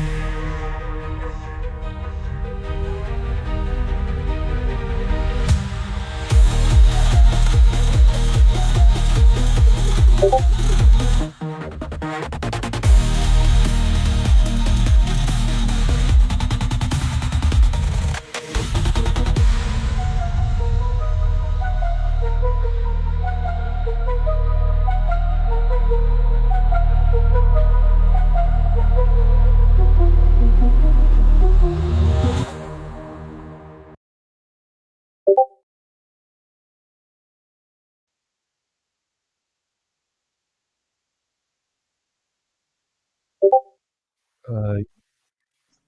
Okay. Okay. So I make sure I didn't pause that. Yeah, the recording's been going on there too, so we got the music, which is fine, but I just we just to let you know, we do have the music on there. Now, I did get some messages on or comments on D Live from Mark from Dragus Production. Yeah. He sent me earlier some music and stuff from Cafe Enigma, and you were talking about this on Wednesday. yeah, and Yeah. and he sent me some more today and everything, said I could use those into the music and stuff as well, so that's cool. That was cool. And he also mentioned or gave us a coffee on D Live, so I told him I sent him a link to come into the show, and he's welcome to come in if he wants to. So What a legend! yeah, Ooh. that'd be cool if he can come in, you know. But other than that, we don't have anybody else bothering us. Just a bunch of people wanting us to buy subscribers and stuff. No cryptocurrency scams, please. Yes. But with all that being said, man, we are back now. We have gotten through the third generation of warfare, and we're gonna start talking now about the fourth generation. Now, this is where we get more into the area where Mark Edworthy and Mr. Robot is gonna get excited and start really talking a bunch of smack on one another, because they're smack talkers, dude. I thought that was only going to happen around the 5th or 6th. No, but trust me, there's a lot of things in the fourth generation that kind of gets confusing with what's considered the fifth generation. It's kind of like a blurring. So with that, let me go ahead. Let me go ahead and get some of this started. Now, the fourth generation of warfare deviates from state central models and includes non-state actors, asymmetrical tactics, and information warfare. It is marked by a blurring of lines between war and politics, combatants and civilians, and battlefield and society. Insurgencies, terrorism, guerrilla movements, and psychological operations are key characters. These conflicts often lack front lines and are fought as prolonged struggles against legitimate ideology and influences. Examples include various insurgencies in the Middle East and other post-colonial conflicts around the world. Now, the Vietnam War propaganda and misinformation fits into the fourth generation of warfare. This generation is characterized by psychological operations, media manipulation, and the deliberate use of information to influence public perception, morale, and political will, both domestically and internationally. Now, unlike previous generations of warfare that relied mostly on direct battlefield confrontations and state-on-state conflicts, fourth generation warfare involves non-traditional tactics, including the strategic use of propaganda and misinformation as primary tools in engagement. In the Vietnam War, both the United States and North Vietnam engaged in complex propaganda campaigns. The U.S. government employed misinformation to maintain support for the war, often portraying progress that contradicted the realities on the ground. Statements from military and political leaders frequently assured the public that victory was near, even when battlefield situations suggested otherwise. Meanwhile, North Vietnamese forces capitalized on images of U.S. bombings and civilian casualties to generate global outrage and anti-American sentiment. Radio Hanoi and other outlets targeted U.S. troops with demoralizing broadcasts, while anti-war movements in the United States were partially fueled by revelations that contradicted official government narratives. These efforts to shape perception, manage information, and exploit psychological vulnerabilities align with the core strategies of fourth generation warfare. The Vietnam War is one of the clearest historical examples of a conflict where control over narrative and belief became as important as control over territory. The role of the United States news media during the Vietnam War fits squarely into the framework of fourth generation warfare too. This generation of warfare is defined by its emphasis on information control, psychological influence, and the erosion of the distinction between combatants and non-combatants. Unlike earlier generations, which were focused on direct military engagement between state actors, fourth generation warfare brings the media, public opinion, and societal perception into the battlefield itself. During the Vietnam War, the American news media became a critical force that shaped public perception of the conflict. Graphic footage and critical reporting brought the realities of war into the living rooms of ordinary citizens, fundamentally altering the public support for the war effort. The famous footage of the Tet Offensive and My Lai massacre and daily casualty reports played a powerful role in undermining the legitimacy of the U.S. government's narrative and war strategy. This period marked one of the first major examples of what would later be called information war. The enemy was not only in the jungles of Southeast Asia, but also in the minds of the American public, whose shifting attitudes were significantly influenced by what they saw, heard, and read in the news. Am I correct in stating that officially the Vietnam War is technically not over yet? There hasn't been closed on Technically, Vietnam. Vietnam was never really a war to be. Everybody keeps using the term Vietnam War, but it was never a war. Conflict, yeah. It was a police action. Well, why not? Never been Why is it closed. not a war? It's a police action. Yeah. How's that? There was no actual declaration of war that was ever implemented between Vietnam and the. But all, like, I don't know, a lot of modern wars are like that, I would say. I mean, there was literally no declaration of war between either side. Yeah. And Well, also the Cold War wasn't either, was it?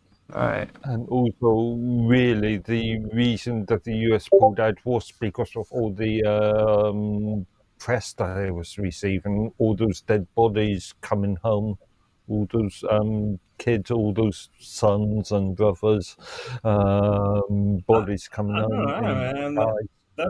That's as real war as you can get, in my opinion, because yeah, but the amount. just like, you know, helicopters, bombings, lots of soldiers, boots on the ground, you know, front lines. It's all got all the hallmarks of a war. I mean, sure, you're going to have casualties in war, but if you're going to see a overwhelming amount of bodies coming home, you're going to lose public confidence, aren't you? Yeah, and Yeah, exactly. that's exactly what it is. I mean, you know, even it doesn't matter which side of the spectrum it is. It's still the same thing. You know what I mean?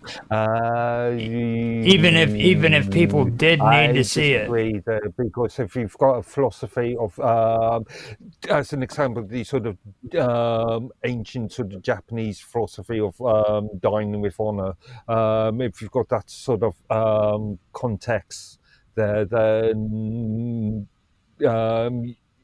you could argue that these people died with honor, and therefore they did their duty, and therefore they that's a good public perception. Well, here's another part of the psychological operation of that era is JFK didn't want to go to war in Vietnam, right? But the military-industrial complex really wanted to go to war. And some say that's part of the reason why he got assassinated.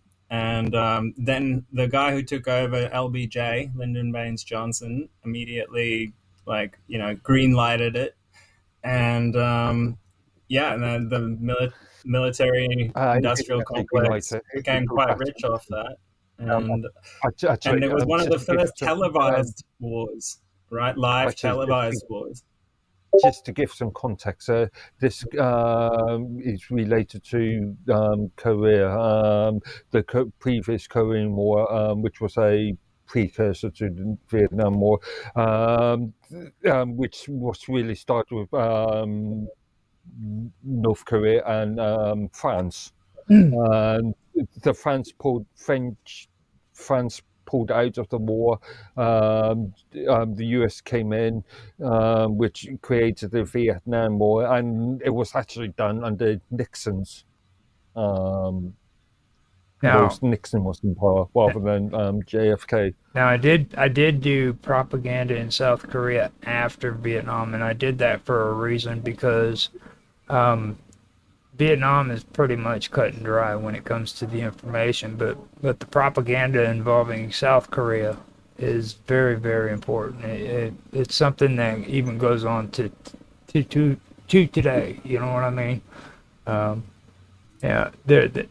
There's a lot that's involved with Korea versus what happened with Vietnam. Vietnam was just a show of power, in my opinion, between communism and frickin' the United States. You know what I mean? Communism and democracy or capitalism, Western, I won't say just the US, because there's a wider arguments there.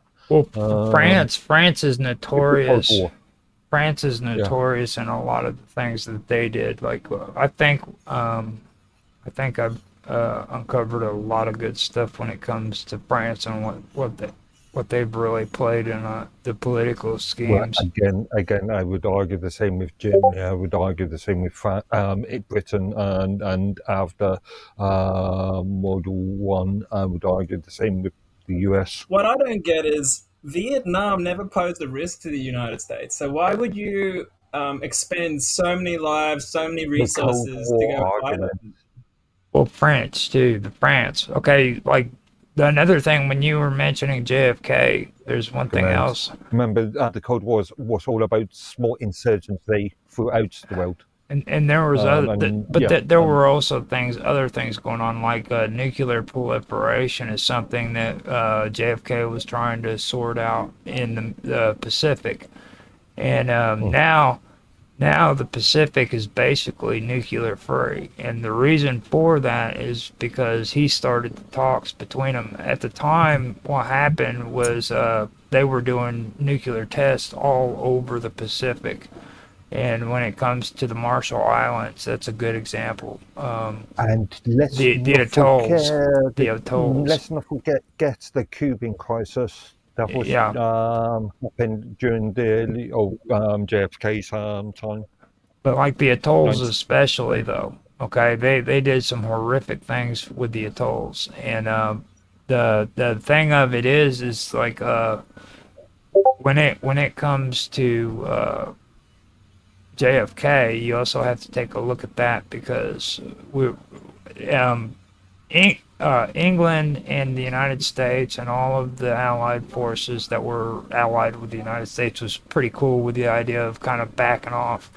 But France was the stubborn ones. They're the ones that kept pushing their nuclear program in the Pacific, and they just would not give up on it. And that's another issue. And I find it kind of odd that they were that way when it came to the nuclear program in the I thought it was Pacific. the US doing the nuclear program in the Pacific. France was involved. England was in. As a matter of fact, England was doing nuclear tests right in Australia. Oh, Great Britain. Is this before or after? This is in the 70s. We're talking about 60s. we're talking about the 50s, 60s, and 70s. Yeah. You know, as a matter of fact, you guys had freaking one of the worst nuclear fallouts because of the testing. Believe it or not. Okay. Not on the continent though, right? On islands in the Pacific, is that right? Yeah. Well, Yeah. Well, I'm in Australia. They have like a old nuclear test site that's there that's really, really bad. The atolls have the worst ones. Bikini Islands, for example, was the worst one. And Still people can't go there, can they? right. And I find it sad because there was people actually living there, and they moved them off the islands. Yeah. Just for the test. Yep. And they turn around, and I find it odd that that was going on, and then we got into Vietnam, which involved the French before us. You know what I mean? So. Well, Korea, yeah. Rather than Vietnam, technically, but yeah, same difference if you look at it from a wider perspective. But yeah, actually, it was Korea that they were in first, wasn't it? Yeah. Yeah. So yeah. But yeah, I am planning on getting into the Korean outbreak. But like with the Vietnam, I wanted to get into that one and then go ahead and go into Korea because that spans even after the Korean War. There's a lot of things that are going on in South Korea. Well, like I said, the Korean War was just really the precursor to Vietnam. Yeah. You've got to look at both Vietnam and Korea as a sort of two halves of the same, of a same conflict. Right. And this is still fourth generation, right? Yeah, this is fourth generation. Now, propaganda in South Korea fits primarily into the framework of fourth generation warfare. Now, this form of warfare involves non-state actors, information warfare, psychological operations, and the blurring of lines between war and politics, military and civilian, and front lines and home fronts. Now, in the context of South Korea, propaganda has been both shaped by decades of tensions with North Korea, where both sides have engaged in psychological warfare through loudspeaker broadcasts, media messaging, cultural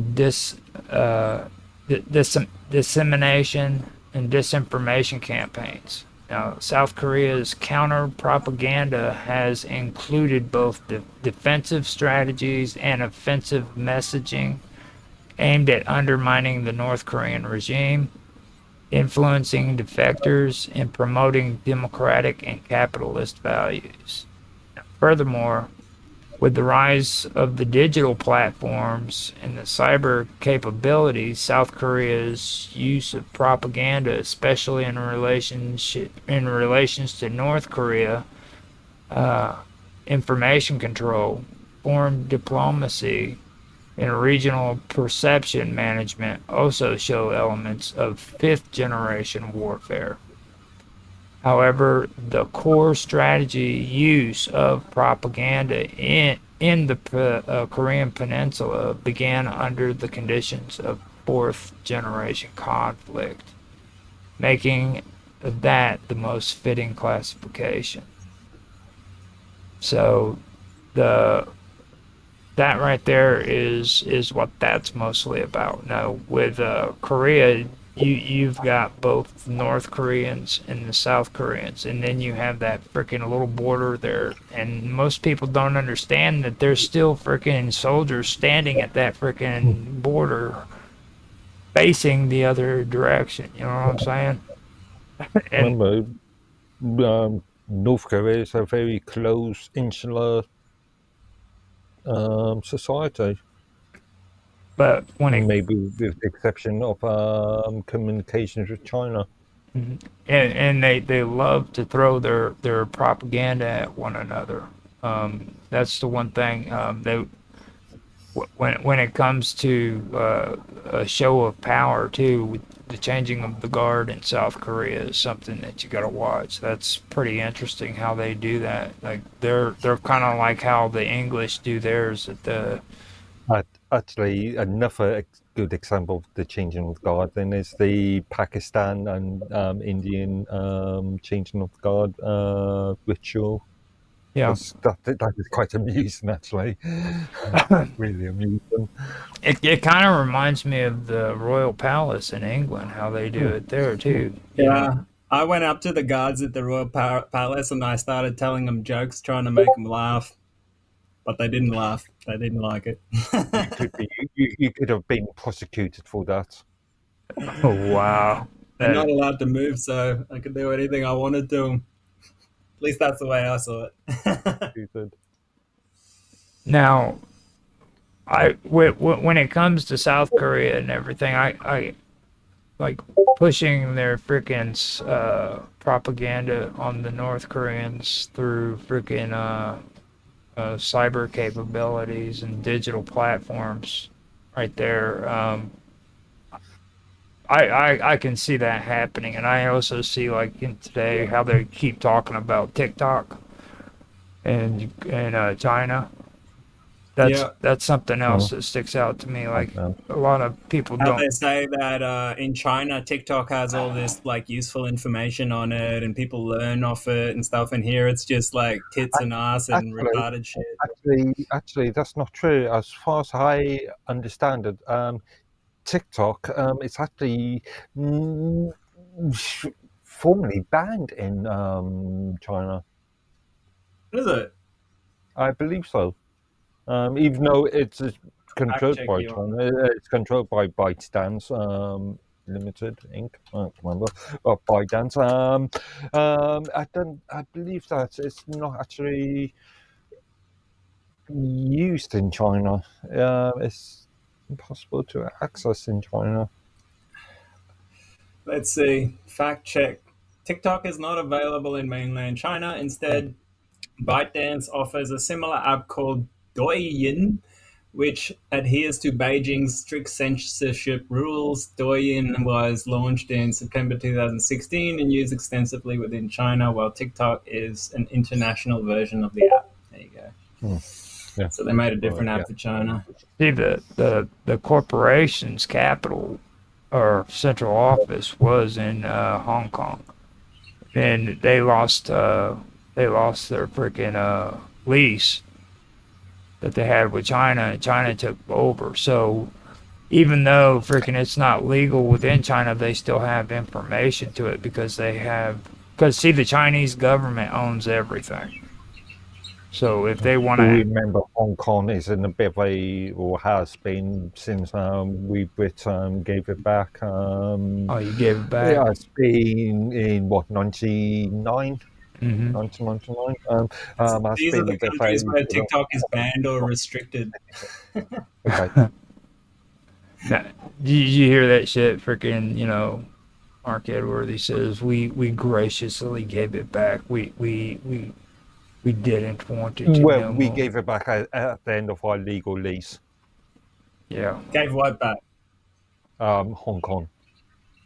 Okay. That's what happened. Yeah, back in 1999. You mean the country you took over because of the opium they smuggled in? There's a wider argument. I think just to argue it's based on the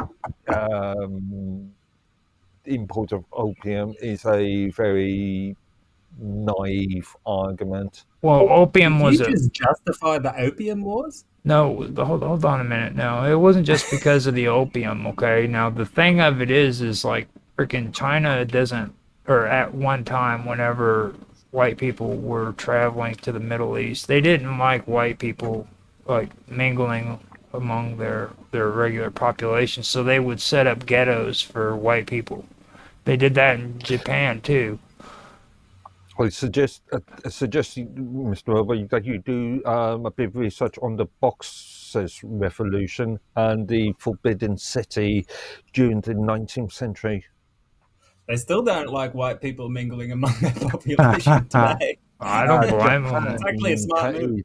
I don't blame them. They Japan had to is deal with more England. insular, but China has got an interesting, or I don't know, Japan and China has got an interesting histories as far as Europeans concerned. But I would argue that China is a bit more forthcoming when it comes to European influence. But this is a bit of a weird argument. Yeah, but it's still pretty difficult to get a visa there and like just freely roam around. It's not I easy. I've known people from a previous sort of education experience. I've known people who've had TEFL, teaching English in foreign language jobs in Oh China. yeah, if you got a reason to be there, it's not too bad. Or if you're part of a tour group or something like that. I've got a friend who's married to a Chinese girl. He's living there now, but like from this is knowledge from a few years ago, so I don't know if it's changed now. But you used to have like a citizenship card, and you get an allocated amount of like train rides and tickets you can use. And if you're not a citizen, it's very difficult to get on the trains and stuff like that. Probably even worse now because of the entire Sesame system concept. Yeah, and have to do some the research tracking on and that one. control grids and stuff they've set up now. Mm. They all use these like facial recognition apps and stuff to like get around China now, don't they? Mm. I watched Karate Kid, the new version. That's about as close as I got to the whole system. I've got a question. What generation of warfare would like opium be considered as, like using drugs in warfare?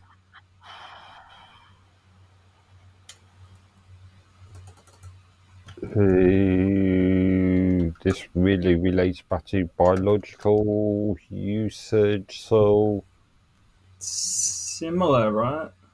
yeah. Because remember, like Bob Marley was assassinated with a bioweapon. The CIA or whatever gave him a pair of shoes, and inside the shoe was like a little needle with a weaponized bacteria on it, and it pricked his toe, and then he ended up dying from toe cancer. Was the case in the 2000s in the UK related to the Russian businessman that was given anthrax? Not anthrax. I can't remember the actual details. But yeah, there was a maybe in the 2010s. In relation to some politicians, where they mailed it to him? Russian businessman, Russian dissident in the UK. I remember in the US they scared a few politicians by mailing them anthrax, and it's only the military really that produces anthrax. So technically, they weren't voting. It was in relation to the old umbrella needle trick. Well, technically, the anthrax was sent by a crazy scientist who worked for the United States. Well, they blamed it on him. Whether or not that's true is yet to be determined. But. Well, I mean, it's according to I wouldn't blame popular a disgruntled beliefs. employee, man. Like, that's the oldest trick in the book. I don't believe it, According to personally. popular beliefs, it was him, but according to fringe paranormal investigation, psychological conspiracy theorists, yes, it's controversial. But the By the mainstream, way, folks, you can join us on the Tinfoil Hat Club on Element if you want, and we can continue discussing these topics. We'll see, leave a link in Good the plug. description. Good plug. he every time he comes on, he is getting so much better at this. You see how he just threw it out there? It's like, Yeah. Just plug it. no, it's Yeah. good. I'll employ you as my advertising person. He did a good job. He did a good job. He put it out there. He's like, and by the way, we so, but yeah, the anthrax is actually a good topic. That's something that we should talk about too, because Oh, isn't that how they got into the Iraq War, or which war is it that they went into because of the anthrax? it, And then later on, it was proven to be actual U.S. military grade anthrax. well, that's what That I'm. was no, that was just before 9/11. Remember, just before 9/11 that happened. It Gaddafi, was wasn't it? actually right after 9/11. 9/11 happened. Everybody was turning into war hawks. And then the anthrax started happening. And then, if you remember, there was the Washington sniper. Okay, the Washington sniper was running around sniping people in public, and they couldn't figure out who it was. Come to find out, it was a guy and his son, or a younger guy, that was driving around and shooting people with a sniper rifle out the Yeah, I top. remember Yeah, that. I remember this, that. this I was was the thinking case about of that the other some day. lunatic. So the This was, anthrax thing actually happened Right. before 9/11. October 2001, the United States experienced a series of anthrax attacks, making the first bioterrorism incident in the country since 1976. The attacks began with the identification of the first inhalational anthrax case in the media company working a media company worker in Florida. Subsequently, a total of 22 cases of anthrax were identified from October 4th to November 20th, 2001, including 11 inhalational and 11 cutaneous cases. Wait a minute. Five of was anybody prosecuted for that? It was. Five were fatal. They did an investigation which involved extensive efforts by the FBI and the US Postal Inspection Service and law enforcement agencies, leading to the conclusion that the attacks were perpetuated by a lone individual. It's always a lone individual, Dr. Bruce Ivans, who committed suicide before the charges could be filed. Okay. How convenient! How convenient! A lone nut that just committed suicide before he could get Are prosecuted. you suggesting there is no such thing as nutters? I'm not suggesting anything, Mark. I'm just reading the facts. It just seems to highlight You need to elaborate that more. the Yeah. corrupt FBI would find this lone nut that just happens to be dead. Yeah, precisely. You are spinning a narrative here. Well, that's what a lot of people are saying. Careful. See, that's what a lot of people are saying, and they've been saying that since that time. And if you look at the date on there, Mr. Robot, it was after 9/11 and before we went into Iraq. So, Well, October 2001. yeah, and then September 11th, 2001 is when we had Don't mean 11/9. Sorry. September American and September the British. 11th is. Oh yeah. Totally So it was like right directly after. Yeah, you hardly even heard about it, eh? It was on the news for like a day. Well, not here, man. Not It was here. really big news, actually, even in the UK. I'll tell you what, people were terrified. They wouldn't even freaking answer their freaking mail, dude. Like, black people wouldn't even get their welfare checks, dude. It was newsworthy for a couple of weeks at least. They were in the UK. they were having problems with like black people freaking being concerned about it because most black people usually get their freaking support checks through the mail. or they did during that time because the internet wasn't really all that popular. You could get the internet, but not everybody had it. You know what I mean? So the majority of it came through the mail, and freaking that was what got me started with what's his name? Oh God, the dude that did he's the one that exposed Hillary Clinton and them for freaking that drug and the drug and guns trafficking that they were doing in Arkansas. What was his name? Yeah, I seem to remember that. Robert, Vaguely. something Green or something like that. He's the guy that committed suicide because the CIA was harassing him. Webb. Get this, guys. The FBI concluded that the anthrax used in the attacks originated from a flask in the laboratory of Bruce Edwards Evans, a scientist at the U.S. Army Medical Research Institute of Infectious Diseases at where? Fort Detrick in Maryland. That's the one I was talking about earlier. That's where they create all these bioweapons and stuff. I thought I'd said it was from a guy who was a part of the government. I don't know. Yeah, but not just the government, in their bioweapons research facility, one of their biggest. Yep. Right, this is where HIV came from and all this stuff. 2011 report by the National Academy of Sciences cast doubt on the FBI's conclusion. They found that it was this specific strain, Amos strain, that was insufficient evidence to identifiably link it to Irvin's laboratory. So remember, something to remember is just because you've got one employee that's gone rogue, that doesn't mean that the state has officially or sanctioned the action. Well, this is the same military that released what was that disease on the people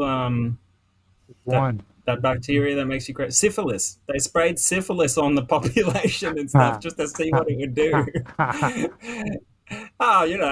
But we can't, just a lone nut. Who cares? Okay, so no, you can't represent one case with make a similarity with another case. You should treat each case as an individual, as individuals. Yeah. Okay, so and we should always believe what CNN tells us. This is where we bring up freaking something that Mr.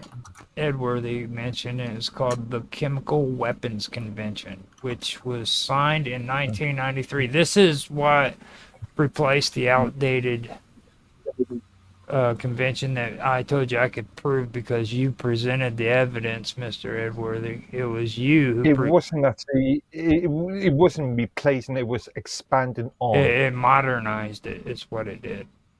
Yeah, but it wasn't replacing it, per se. Now, this was signed in 1993 and came into force in 1997, and it fits into the fourth generation of warfare. Now, this generation is characterized by the erosion of the traditional stance-centered model of warfare and rise of non-state actors and the use of asymmetrical strategies, which included terrorism, insurgency, and information warfare. Now, while the convention itself is a state-level treaty meant to eliminate an entire class of weapons globally, its relevance within fourth-generation warfare stems from how chemical weapons have increasingly been used by non-state actors and rogue regimes, often in irregular conflicts where traditional rules of engagement do not apply. The convention reflects the global community's attempt to maintain control over a world where warfare had began to blur the lines between soldiers and civilians, battlefields and cities, and legitimate armies and loosely organized militant groups. By the time this treaty was implemented, concerns over chemical weapons had shifted from state versus state use, which was the hallmark of earlier generations, to the fear that such weapons could fall into the hands of terrorist groups or be used in civil conflicts. Fourth-generation warfare requires international frameworks like the Chemical Weapons Convention to respond to decentralized threats that are difficult to predict and control. The treaty represents both a legacy of earlier arms control efforts and an adaptation to a new type of global conflict where international norms are tested by non-traditional combatants. Operations endurance. Okay, now before I get into that one, I want to bring that up. That right there explains exactly what we were just having a conversation with, okay? They're talking about non-combatants. This was a crazy freaking doctor. Okay, no matter what his influence or his narrative was, who he was associated with, he was a non-combatant. You know what I mean? And if he was associated to a group, that would even fall into this category right here. Which doctor are we talking about? The one that did the anthrax. The anthrax guy. You know. Now this just so happened to freaking go into play in 1993, which I believe was the time the first freaking attempt at the World Trade Center took place, wasn't it? Can you say that again? I didn't hear. The first World Trade Center attack occurred in 1993, didn't it? Oh, yeah. But that was like a bomb or something like that, wasn't it? Right. It was parked in the parking garage just underneath, and it did damage, but it didn't bring the buildings down. I find that interesting. Whenever I seen that kind of stuck in my head. But it didn't take force until 1997. That fits the fourth generation of warfare. Did they pass any laws because of that? Well, yeah, I don't know about national laws, U.S. national laws, but this relates another lone nut apparently that did that. You do get them. You do a get van. them, unfortunately. Well, allegedly. When a van bomb was detonated below the North Tower in Manhattan using urea nitrate hydrogen gas enhanced device. Oh yeah, you're right. Your regular towel head from the caves can make those. Killed 10. Was intended to make the North Tower collapse to kill lots of people, but it didn't. Now, what was the... Yosef arrived illegally in the United States a few years before that from Pakistan. How did he get there illegally is what I want to know. Well, borders. It's easy. We know it's easy. Look at what this. He had a forged Swedish passport. So a Pakistani came in with a Swedish passport. It makes perfect sense. Right. They found the bomb making instructions in his luggage though, so that's what got him in the end. You know what was the real secret to that bomb? It was nothing complicated either. He freaking had crap loads of freaking cow manure in barrels, and he put them in the back of the van. Well, that's how you make TNT, isn't it? Mm-hmm. Yeah. That compound that you're looking at, if you go and you put that on your... urea nitrate. Yeah. Charged with aluminium, magnesium, and ferric oxide particles surrounding the explosive. Mm-hmm. Well, that would help it accelerate. It's smokeless fuse, which is pretty interesting. 3 tanks of bottled hydrogen that was also placed in circular configuration around the main charge. Wow, that's hectic. That's some like Fight Club shit there, right there. It's amazing. Let's not mention the Fight Club because I think that happened right around that same time period too. Oh my God, you're right. Yeah. When did that movie come out? It came out right around that time period. I'm not for sure exactly on what date it was, but Let me see. there was a lot of controversy over the Fight Club because of that shit.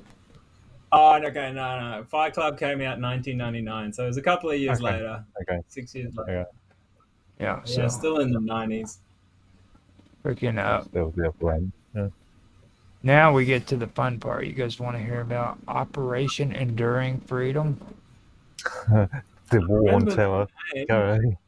The Was that the George Bush? yeah the Yeah. Senior, junior, senior. senior the Yeah. Operation Senior. Operation Enduring Freedom fits into the framework of fourth generation warfare, with elements also edging into fifth generation warfare.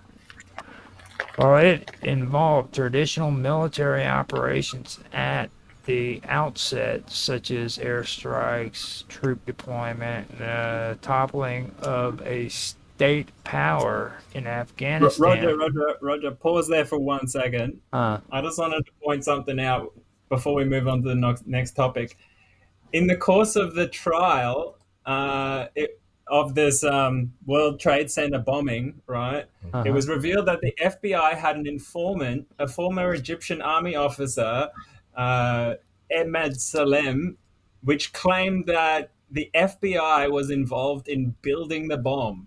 He secretly recorded hundreds of hours of telephone conversations with his FBI handlers. Now, why do we never hear about that?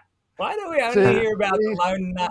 Can there you is explain a that to us? major issue in the US, and that's been for decades now, since at least the 40s, in relation to entrapment, which would be legal in I don't most know, European man. When you're countries. building a bomb and sending them off to bomb a building, that's more than entrapment, in my You're opinion. not sending him off. You are. He's still doing the actions himself. He's still They were doing involved in the building action the of his bomb, own dude. willpower. That is like pure His terrorist own willpower. activity. I can't believe you're justifying this. He's not justifying No. it. This is why I have an issue with the entire entrapment argument, and this is one thing I really find. This is very interesting because see what it is these handlers are wanting to find out the freaking cells that are within these terrorist groups. So what they do is they turn around and they let a freaking guinea pig out into the freaking public to mingle with these guys so that he can like literally show the trail of where he goes to this guy and then this guy goes to this guy. So they start letting him do stuff like build bombs and everything. Yeah, but like, build a in fake Britain, bomb. it Why was build a like another. highly sophisticated hydrogen Right. bomb that can take down a Yeah, freaking building? in Like these Britain, this terrorists would be would have never been considered. able to be capable of something like that, and then you go and put fuel on the In fire. It's Britain, this retarded. would be considered something like conspiracy to aid and abet. Um, but in the US, these entrapment things are weird, and I haven't yeah, done the research, but I bet you any money that if you go look into the Oklahoma City bombing, you'll find out the feds were involved with that one too. Like, there's no way that guy made that bomb. I'm telling you. Anyway, continue with what you were saying, Roger. Sorry to interrupt. Well, since you did interrupt, I'm gonna go ahead and start the reading over so that we can get the whole thing. You horrible, okay. horrible Yeah. people. Continue. So the Operation Enduring Freedom fits into the framework of the fourth generation warfare. Framework of fourth generation warfare, with elements also edging into fifth generation warfare. While it involved traditional military operations at the outset, such as airstrikes, troop deployment, and the toppling of a state power in Afghanistan, it quickly evolved into a complex conflict involving non-state actors, insurgencies, asymmetric tactics, psychological operations, and information warfare.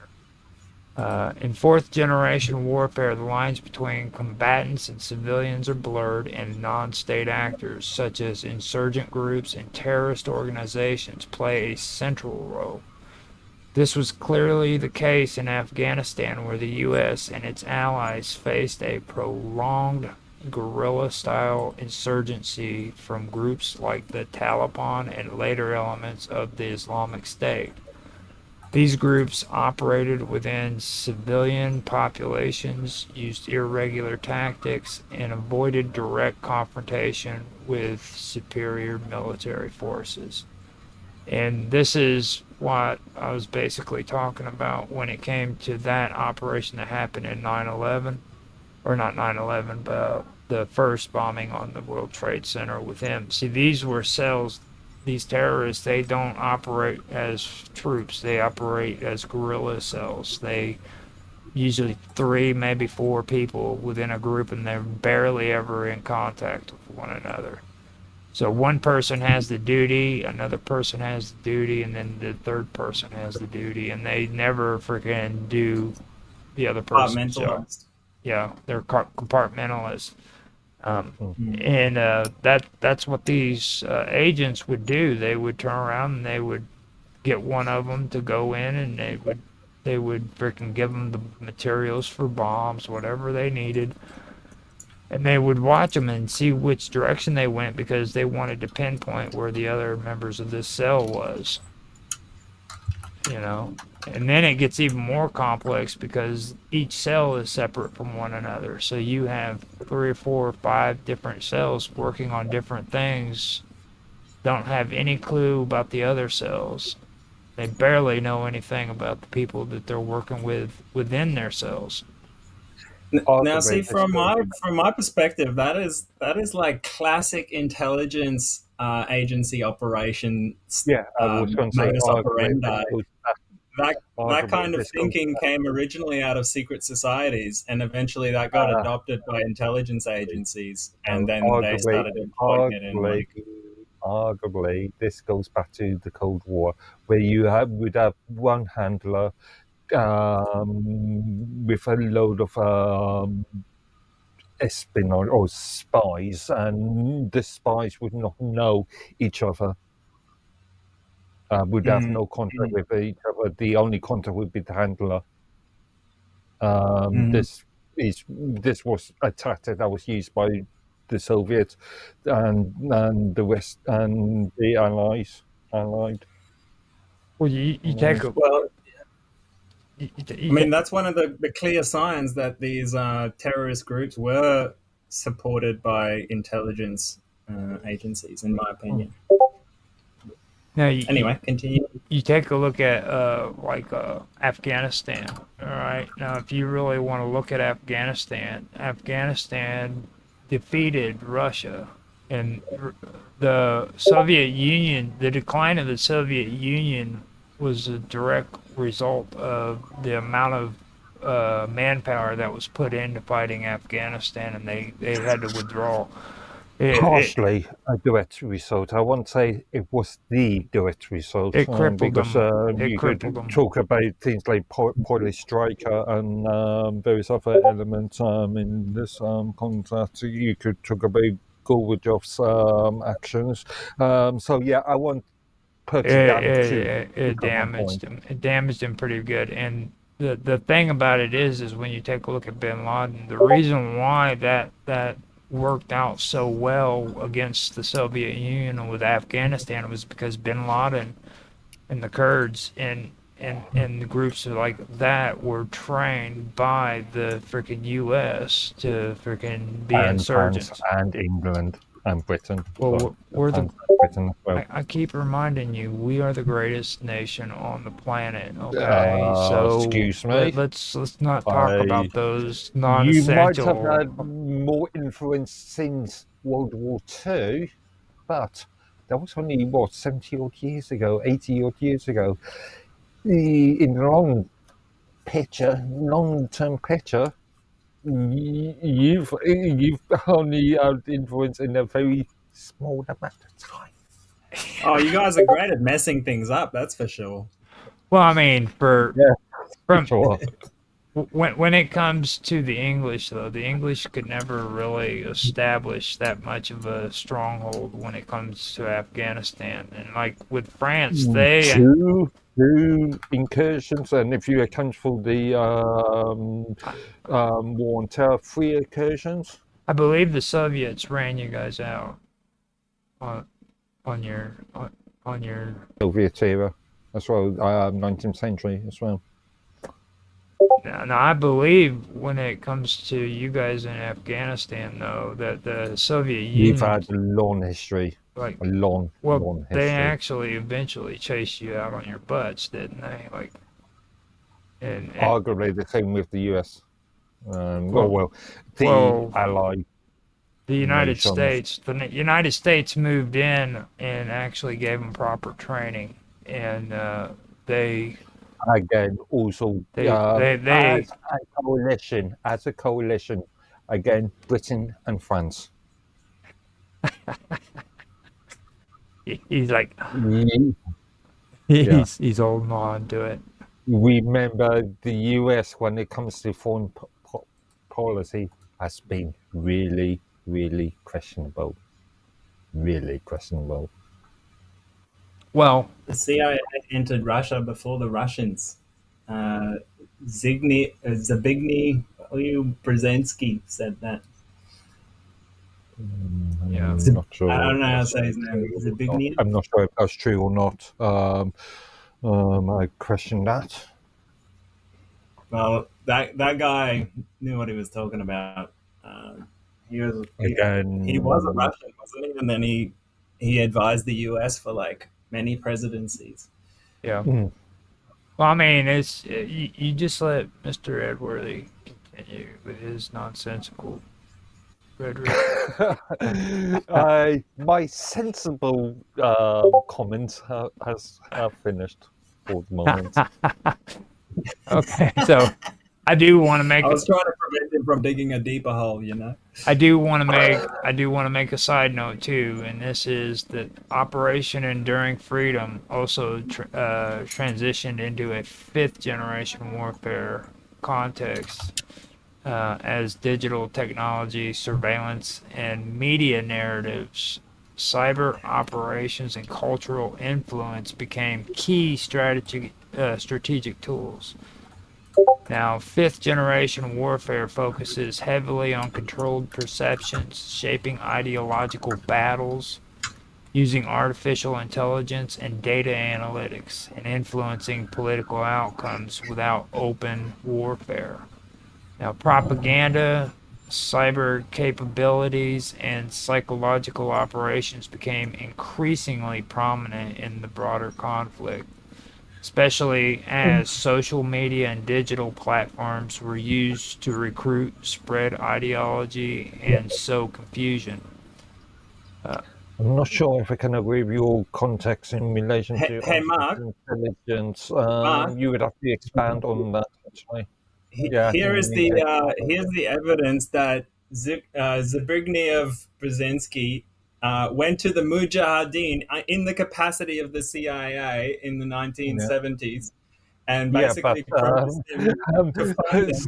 So the Cold War has been going on for another, 30 years before that, or 20 years before that. This is late in the period. Late in the game. This mid-Cold War, isn't it, really? 1970s. 1979. Okay. Yeah. So this is just before Gorbachev's the Russians influence. So Gorbachev had absolutely nothing to do with it whatsoever. Yeah. This is before, just really before Gorbachev and the Perestroika sort of revolution, if you like. Right. Yeah, that was Enduring Freedom, where they funded the Mujahideen. But again, this is the arts and minds thing. Cold War was all about small insurgencies, insurgent wars, And then, and of course, here US is Trump in Saudi Arabia with the prince and with the leader of Al Qaeda nowadays.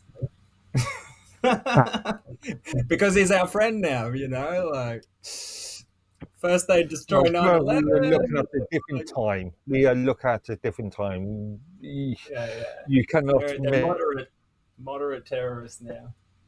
Remember what I just said in the last part, though. It was used to recruit, spread ideology, and sow confusion. So this propaganda today isn't like it used to be earlier when I was discussing that. That's one aspect that you both seem to ignore. Like, it's not a matter of trying to persuade you to come over to my ideology or the same with you, with me, okay? It's to frickin' put out this frickin' propaganda, no matter what it is, for both sides, so that it can sow confusion. Because that's what they want to do. They want to confuse you, and that's it's not just confusion. It's the Hegelian dialectic. It creates a problem, and then the people have a reaction to the problem, and then they present the solution, and it goes where they want it to go. I'm hearing a lot of people throw this up all the time. All right, and you got to understand. You got to understand something about the Hegelian. Okay, now that's been around since forever. Okay, that's actually how things work. Okay, yeah. Period. Totally. Okay, so it basically has nothing to do with what's going on today. Look at the way politics is. Look at the way politics is, and the way people are freaking just so fired up and amped over everything. It's like politics. Polarized. Yeah, they're polarized. Everything is about. It's like freaking politics. But it's intentional. That's exactly. Exactly. No. Just because you. Go ahead. Oh my. They're sowing confusion among the populace. Okay, they're throwing out plan for a certain of how it progresses. Doesn't necessarily mean that it will progress as far as your planning is concerned. Chance, luck. Nuts, people's reactions are not always sort of calculatable. It's getting pretty good now. They're getting pretty good with it nowadays, I would argue. If you turn around and you keep throwing out all these ideologies, okay, and don't even worry about or don't even believe in them, you're just trying to spread confusion, you're going to get a lot of people that are pissed off at one another. And because of that, that's going to make it to where you're able to freaking recruit people into your cause. Okay? Yeah. Or have them follow in the narrative that you want them to, because they're so messed up in the head that they don't even realize that they're being manipulated. Or like, for example, you go and shoot up a bunch of people in like Port Arthur, for example, and then blame it on a crazy, blame it on a retarded kid, and then all of a sudden there's a big public outcry, and they take all the guns away as a result. And they blame it. But a good example of this is again, I go back to the Iranian Revolution in 1979. The Western powers aided in removing the Shah of Iran, and expecting that the new powers, would aid and abet the Western powers. As soon as the Imam came into power that very day, he stated death to America. Right. Well, so there was a outcome that wasn't being prepared for. But you need to understand the Shah, frickin' before he fled, stole every frickin' penny of the Iranian government. Yeah, this is really that in is the really United relevant to States, my point. in the United Yeah, but States, that's who said the that they were going to back these people, frickin' didn't back them. And well, they did back the new regime, didn't they? In the beginning, well, and as soon as the new regime came into power, they well, yeah, everything went to shite. yeah, it was because frickin' the frickin' economy was shot. This dude just ran off with all their Oh frickin' no, money. it was more fundamental sort of theologic reasons, really, Well, theologic political there reasons. had to have been a reason why they attacked our frickin' embassy. I mean, they didn't just one day frickin' hey, Americans are great, and then the next day frickin' they're doing a full out assault on the frickin' American It, embassy. You know, well, the American embassy, when was that? That was back in 80. Sorry, I'm thinking of the it was it, UK British Iranian. it was right after the revolution. Yeah, but it wasn't the next day. No, it wasn't the Um, next day. the next day, as soon as the new powers came in, um, yeah, that sort of destroyed the entire American US narrative for the. So Now, isn't this starting to get into fifth generation warfare a bit more, like now we're funding proxies and stuff like that? Now we have to talk about the war on terror. Now the war on terror primarily fits into the fourth generation of warfare, but is also significantly incorporated aspects of the fifth generation. Now the fourth generation warfare marks a transition away from traditional conflicts between nation states towards prolonged struggles involving non-state actors such as terrorist organizations, insurgents groups, and ideologically motivated networks. This is what Mark was talking about. Now, during the war on terror, this was demonstrated through the global campaign against decentralized enemies like Al Qaeda, the Taliban, and later the Islamic State. Now, these groups often operated across national borders, utilizing guerrilla tactics, and embedded themselves within civilian populations to evade conventional military confrontation. And this would also be where military troops were starting to be trained in frickin' rural combat, where they're having to go house to house in the lines with their On a bit of a controversial point, this could be argued being the issue in the Israel and Palestine counter war. right. And right here also is a good place for me to point out Jade Helm. Now, a lot of people don't like to talk about Jade Helm, but that was pretty scary and it implied a lot of shit. And to this day, I don't understand why people still don't talk about that. Is a very, especially mainly in the US, is a very sort of iffy, controversial sort of topic. They well, Sensitive topic. Yeah. well, I mean, they're training military troops how to fight combat or fight in frickin' residential areas, like going from house to house with, each of them in a line and they're aiming their guns, frickin' looking, through doors step by step, inch by inch. That's how they train them. Well, they started finding out that frickin' not only were they doing this in their camps, but they were actually doing it in real world situations, and they had a plan set up to where if frickin' citizens of the United States was to uprise against the government, how would they frickin' handle it? So they would go out and they would do these frickin' training exercises with helicopters, troops, the whole 9 yards, and this was what they called Jade Helm. Okay, and To me, that's kind of disturbing. I just think that's an eye opener right there. You know what I mean? Well, it sort of goes back onto the American Constitution or the American ideals about militias and defending your right to what freedom, way of life sort of argument. Mm-hmm. I just want to point out here that a former member of France's military intelligence wrote an article about what is the meaning of Al Qaeda in Arabic.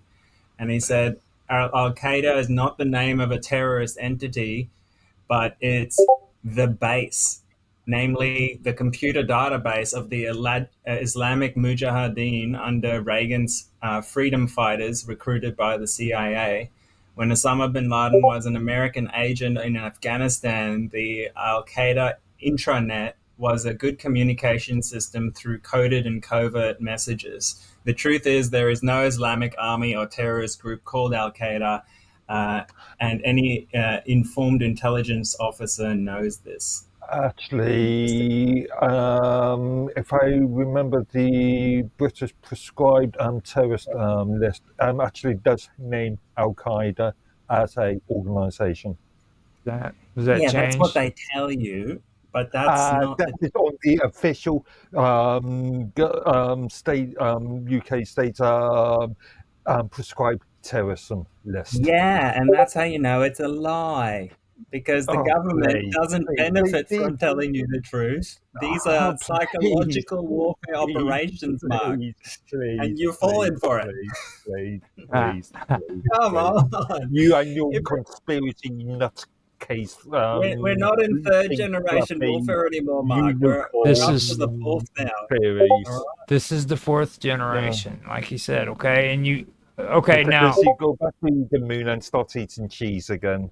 Now, Sabella, Edmund, she brings a good point up when it comes to Operation Gladio, which was a freaking stay-behind group that was left in Europe after World War II, and they were insurgents that were left behind so that they could make sure that freaking communism didn't spread in Europe.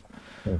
Now, later on, she claims that freaking they actually repurposed that freaking group and they named it Gladio B, which was when they started utilizing people from the Middle East within these terrorist groups so that they could freaking they could use propaganda and freaking be able to sway them in the direction that they needed to go in order for United States to and European freaking narratives to freaking play out, you know what I mean? So, so instead of them actually doing something that freaking was, you know, down with the United States, they were actually freaking doing it for the United States, and some of them weren't even aware they were doing it for the United States. They just did it, you know. I kind of get into what she's saying there, because that brings you into topics that that involve Israel and freaking Turkey working together. And when you start talking about that coalition, you start talking about Azerbaijan and how the freaking Pakistani bomb was created, where parts were being smuggled out of freaking Israel and freaking Turkey through Azerbaijan to Pakistan. You know, that's something else. And they tried to make it out like, oh, we did send the information, or we did send the stuff, but it was all defunct and it didn't work the first time and shit. So the Israelis did that on purpose? Or? For the United States. Oh, okay. I don't know much about that. They have front groups and they have front organizations and front groups that freaking they set up to where they can use, or they could proliferate weapons, nuclear. I don't see the benefit of proliferating nukes though. Like, you know, like once one of those goes off, there's not much else to be fought after that. On this point, I just have to make a comment. I think last week you mentioned in one of our chat sessions that nuclear warfare is a you used, I think, outdated or obsolete technology concepts, and I looked at that and I sort of pissed myself with Well, laughter it's because, not yeah, 100% obsolete. Like that's the current, um, mainstay deterrent weapon.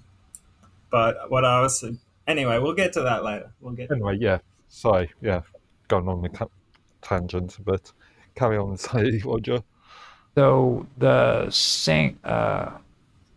struggle was as much about winning public support and influencing belief systems as it was about eliminating physical threats. Now, as the conflict evolved, it began to reflect characteristics associated with fifth generation warfare. Now, this generation is defined by the use of advanced technology, cyber capabilities, and sophisticated information control mechanisms. The war on terror saw the increasing use of cyber warfare, global surveillance systems, predictive algorithms, and drone strikes directed by remote targeting technologies.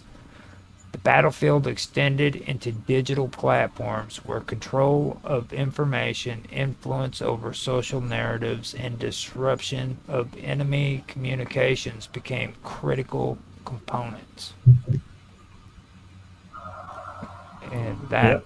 that right there is the last of the fourth generation. So with me on this, like the drone strikes, you start seeing like these drone strikes now, and everybody's making it out like it's something that's just been going on. Did you realize how long these drone strikes have been taking place? Like Obama, Obama loved them. yeah, Obama killed more people with drones than freaking any other person has killed freaking He with still got weapons. the what was that award he got? The Peace Award or something like Yeah, that. he ended up getting the Nobel Peace Prize, and he's freaking Yeah, the he old And 1984 that was. concept of war is peace and peace is war. Yeah, you know yeah, Well, you could argue that that is part of the psychological operation because if you paint him as a you know major peace advocate and then like secretly he goes does these bombings, people are less likely to believe it or even look into it.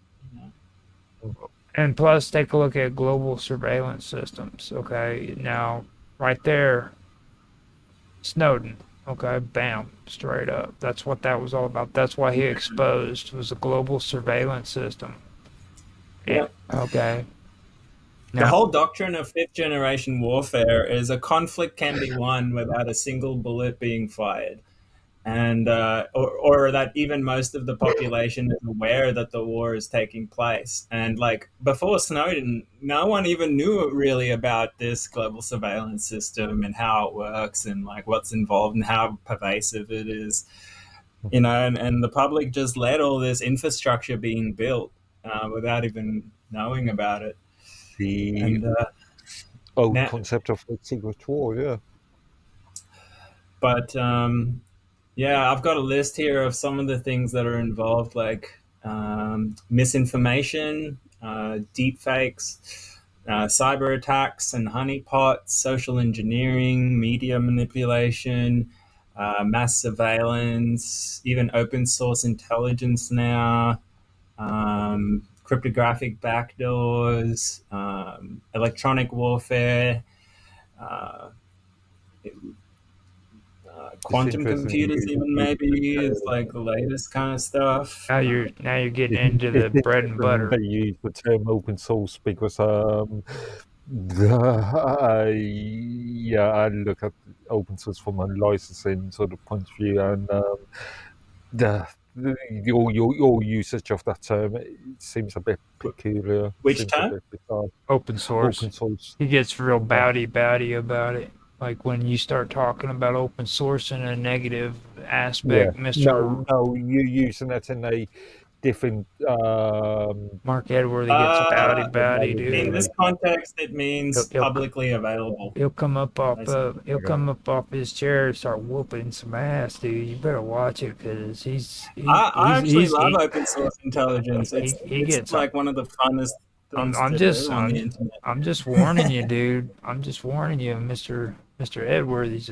He gets all batty for freaking open source. You see here the main things he says to me when I talk bad about open source. Well, both probably because he's probably a fifth generation operative. That's why. You both talk shit to me, dude. Every time are you MI6? I keep forgetting that. It's like I'm like, I forgot you're also the one who badmouths me when I start badmouthing open source and stuff. So no, I love open source. Don't get me wrong. No, when I talk, yeah. Oh, I will defend it. Yeah. Like you talk. I think it's great. You talk horrible too. You talk way too much smack about it. Yeah. You know? Meanwhile, you're the one using all this global surveillance system software like Microsoft and all that, letting them take screenshots of all your pictures and whatnot. So now we come to what the real battlefield is when it comes to fifth generation, or what the most important part is. That battlefield that goes into the digital platforms where they control information, influence, they hold influence over social narratives, and then they just... Data-driven insights, mass collection of data, using AI to go through it all. Using database, I won't call it AI. It's just a database query. It's not artificial intelligence. Yeah. For the record, Mark doesn't think AI exists. It's 1950s. Now it doesn't really. It really doesn't have to be that complicated either. Like digital platforms. Okay, let's take a look at the censorship that's going on Facebook, YouTube, freaking even on X. It's okay. Now tell me that that's not exactly a form of what they're talking about, where they're saying, well, that's what's control open source intelligence mostly. Censorship. Closed source intelligence comes from the backdoors in your phones, the backdoors in your laptop control software. Control of information. Okay. Government agencies that just pass the data on to intelligence, all that. Control. Even nowadays, they have sensors everywhere. Sensors in your car, in your TV, but I remind you of things, of certain data protection rules, such as the European GDPR. I'm sure they're going to obey those laws. And your agreement to these things. These agreements to use platforms that have terms of service agreements or contractual agreements that allow. No one reads those, Mark. No one reads those. Well, I mean, these terms of agreements actually is exactly what the problem is when it comes to these people freaking controlling information and influencing social narratives. You see what I mean? That's not really helping the argument on them. It is really a consumer issue. It's really they've been exploited. Not understanding what they're signing up to, registering to. Well, see, they've been exploited so that they can influence social narratives and control the information that's being sold. You know what I'm saying? And then disrupting the enemy's communication. But okay, now if they freaking don't agree with the information that you're putting on their platform, what do? They freaking block you, kick you off, Again, like any contract, if you violate the contract, then you there is but they keep changing I never post, any substantial change in Europe, especially any substantial change of the contract, then the user needs to be informed. Well, I believe, it's the thing, Mark. They have these terms of services that are 1,000 pages long, and they hide these little clauses somewhere deep in that. Under European legislation, all terms have to be put in a way that is understandable by the average user. Yeah, well, We don't. there's a lot of instances though where they didn't obey the laws and they did unethical stuff. Like, for example, the first one I heard of was Facebook did tests on people by feeding them certain types of information just to see what their emotional reactions would be, and they called it a study back then, right? Yeah. I'm not sure But actually, that information was then later on used by psychological operations in military kind of areas and stuff like that. And there was another case where Google actually turned on. Be careful of the usage unlawful, because I would argue that is not unlawful. Well, No, I said unethical, but You said unlawful. but but Google turned on all the microphones on its phones one time around the world and captured everyone's voices, and that's how they were able to train AI on voice recognition. That's why their voice recognition software became so good. I'm not sure around the entire world, and I've seen sort of conflicting information on that, but well, I mean, I actually did a huge piece on Tech Talk, which Mark Edworthy and Tan Hai Tran hated, but it pointed out the fact that voice recognition was big when it came to AI, and the thing that gets me when it comes to this voice recognition and things, you take a look at the CPUs that are being replaced with MPUs, and then you start talking. Hold up. You start talking about these you start talking about these experiments that are taking place on Facebook. These mind thoughts. The CPUs are not being replaced with NPUs. NPUs are a additional piece of hardware. It's a additional component For AI. They've got different purpose. Yeah. They still serve as a better. It's not a. They're sneaking them in now. Okay, now what they're doing is they're actually freaking doing the process of what the human neurological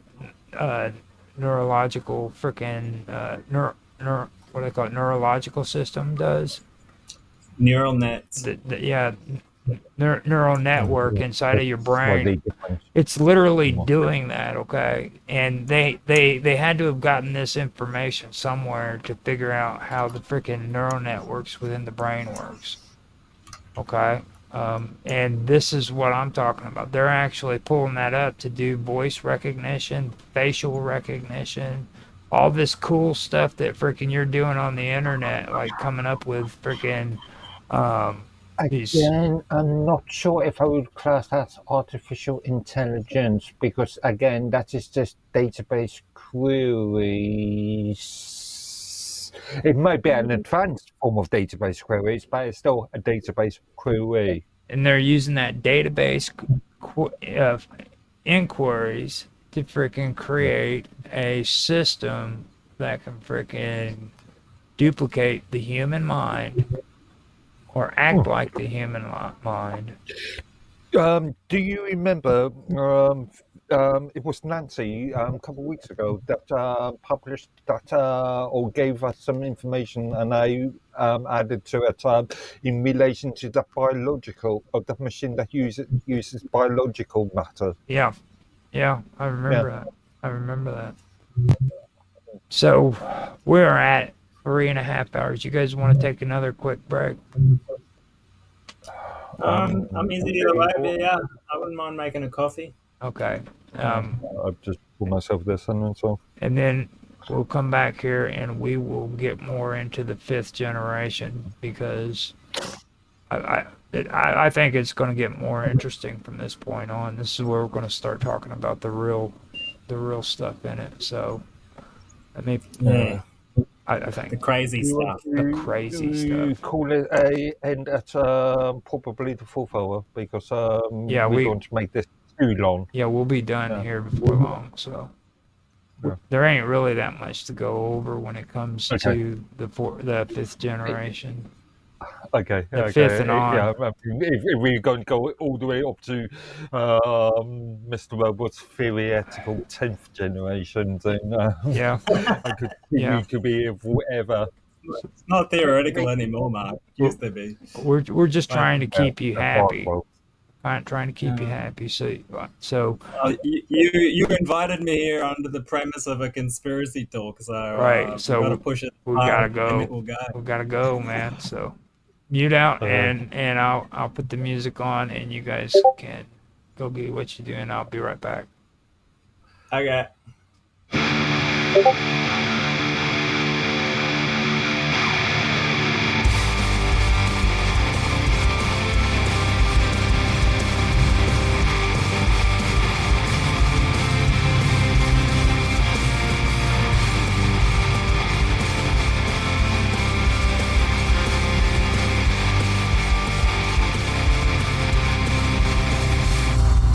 Wednesday nights calling, static on the air, whispers in the shadows, stories that we share, voices on the airwaves, secrets to unfold, listeners all gather, mysteries untold, Cafe Enigma, where the strange come alive. Tune into the unknown, feel the thrill in the vibe. Ghosts in the hallway, aliens on the line, discussions on a wavelength, beyond space and time. Hear the tales of the cryptic, otherworldly sight. In the cafe of Enigma, we talk through the night. People seek answers to the questions they hide at the all-new Cafe Enigma, where the truth can't abide. Aliens on Mars, yeah, coming from stars, yeah. I just saw the land, they on this planet, yeah. They got suits and they look at slick, ways to advance, yeah. They always talking in a language we don't understand. There's no spaceship in no way. Car line, let's race to the end. Laser guns, blew us out route. You on the floor, scrambling like. Nah, bro. What the fuck up? Me and the cosmic ray. Me and you in the cosmic ray. Aliens on Mars, yeah, coming from stars, yeah. I just saw the land, they on this planet, yeah. They got suits and they look at slick, ways to advance, yeah. They always talking in a language we don't understand. There's no spaceship in no way. Car line, let's race to the end. Laser guns, blew us out route. You on the floor, scrambling like. Nah, bro. What the fuck up? Me and the cosmic ray. Me and you in the cosmic ray. We're cruising through the Milky Way. Ain't no stopping us. Alien encounters, we don't know what does it do. Interstellar vibes. War speed, no fuss. The cosmic ray, your kings adjust the helm. Spaceships zooming, war trails glow. Cosmic beat bumping everywhere we go. From Mars to Jupiter, galaxy on lock. Baby sending signals, but we ain't shook no shot. Ray guns blazing, spacesuits tight. Aliens far flexing, yeah, they own the night. Aliens on Mars, yeah, coming from stars, yeah. I just saw the land, they on this planet, yeah. They got suits and they look at slick, ways to advance, yeah. They always talking in a language we don't understand. There's no spaceship in no way. Car line, let's race to the end. Laser guns, blew us out route. You on the floor, scrambling like. Nah, bro. What the fuck up? Me and the cosmic ray. Me hear you in the cosmic ray.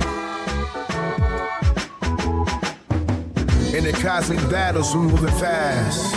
Aliens got rhythm, gonna make it last. On red dust, we ride or die. Me and my crew shooting for the sky. They walk with swagger, gravity don't faze them. Lights flashing bright, can't help but amazing. Throwing signals, digital rays. In the Martian light, we set ablaze. In the shadows, hear the call. Echoes rise and then they fall. Whisper chants in the night.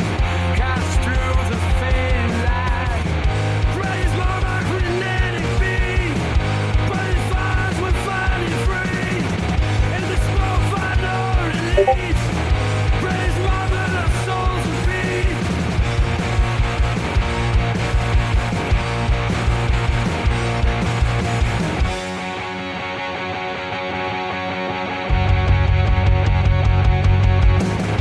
Thunder bells and dust we tread.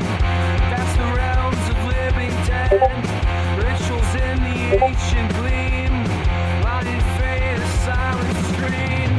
Bread is monarch and chosen green. Sacred flames our fears relieve. In the shadows our vows grow deep. Bread is monarch eternally we keep.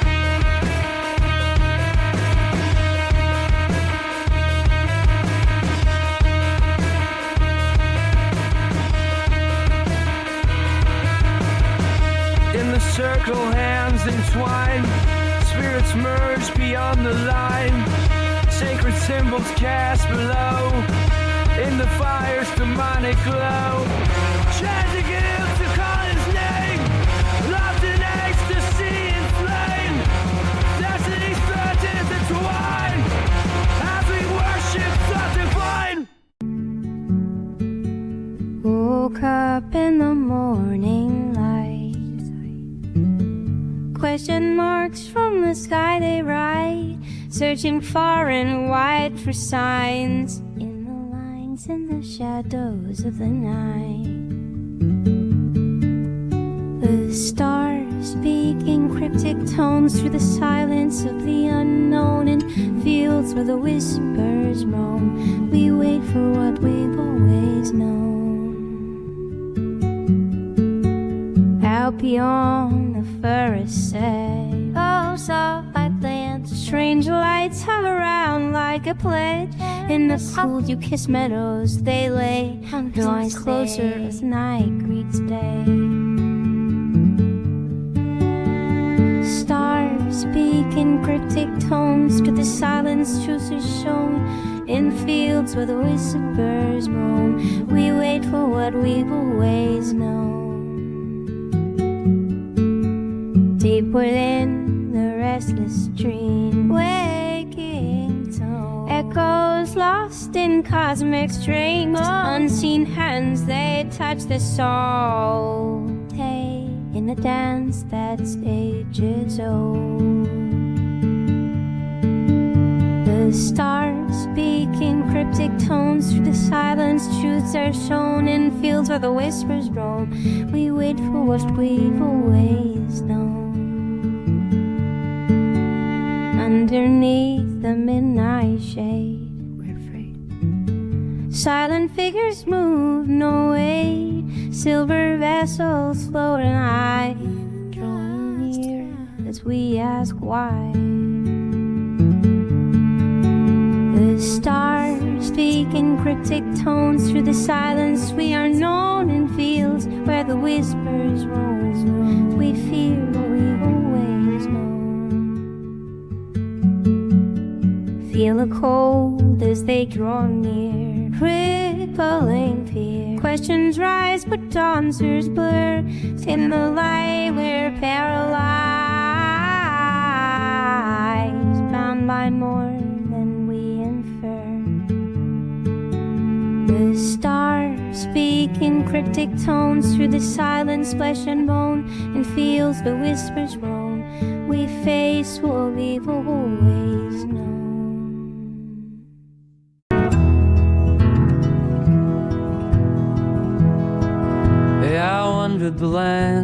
search of a sign, found mysteries above and questions in line. A light from the sky spoke to my soul, and I'm here embracing the unknown. A tale untold, sky so bright, in the depths of space I found the light. Answers came, and here I am, with open arms I'll understand. I wonderland, here it goes in my fate, now fast in the fiction I wandered gone. I rose above, the ground fell away to a world of stars I can't convey. A tale untold, the sky so bright, in the depths of space I found the light. Answers came, and here I am, with open arms I'll understand. Banjo strings echo, tales too bizarre. In a craft of light I travel far. Mysteries unravel one by one in cosmic dance under the sun. A tale untold, the sky so bright, depths of space I found the light. Answers came, and here I am, with open arms I'll understand.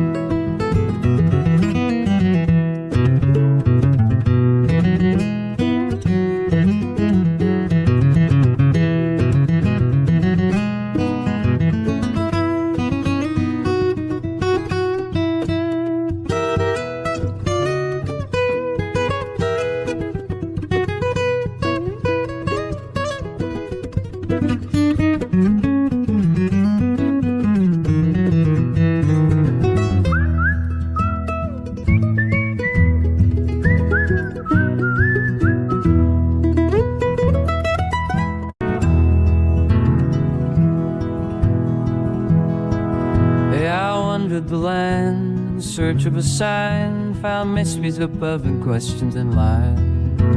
A light from the sky spoke to my soul, and I'm here embracing the unknown. A tale untold, sky so bright, in the depths of space I found the light. Answers came, and here I am, with open arms I'll understand. I wonderland, here it goes in my fate, now fast in the fiction I wandered gone. I rose above, the ground fell away to a world of stars I can't convey. A tale untold, the sky so bright, in the depths of space I found the light. Answers came, and here I am, with open arms I'll understand. Banjo strings echo, tales too bizarre. In a craft of light I travel far. Mysteries unravel one by one in cosmic dance under the sun. A tale untold, the sky so bright, depths of space I found the light. Answers came, and here I am, with open arms I'll understand.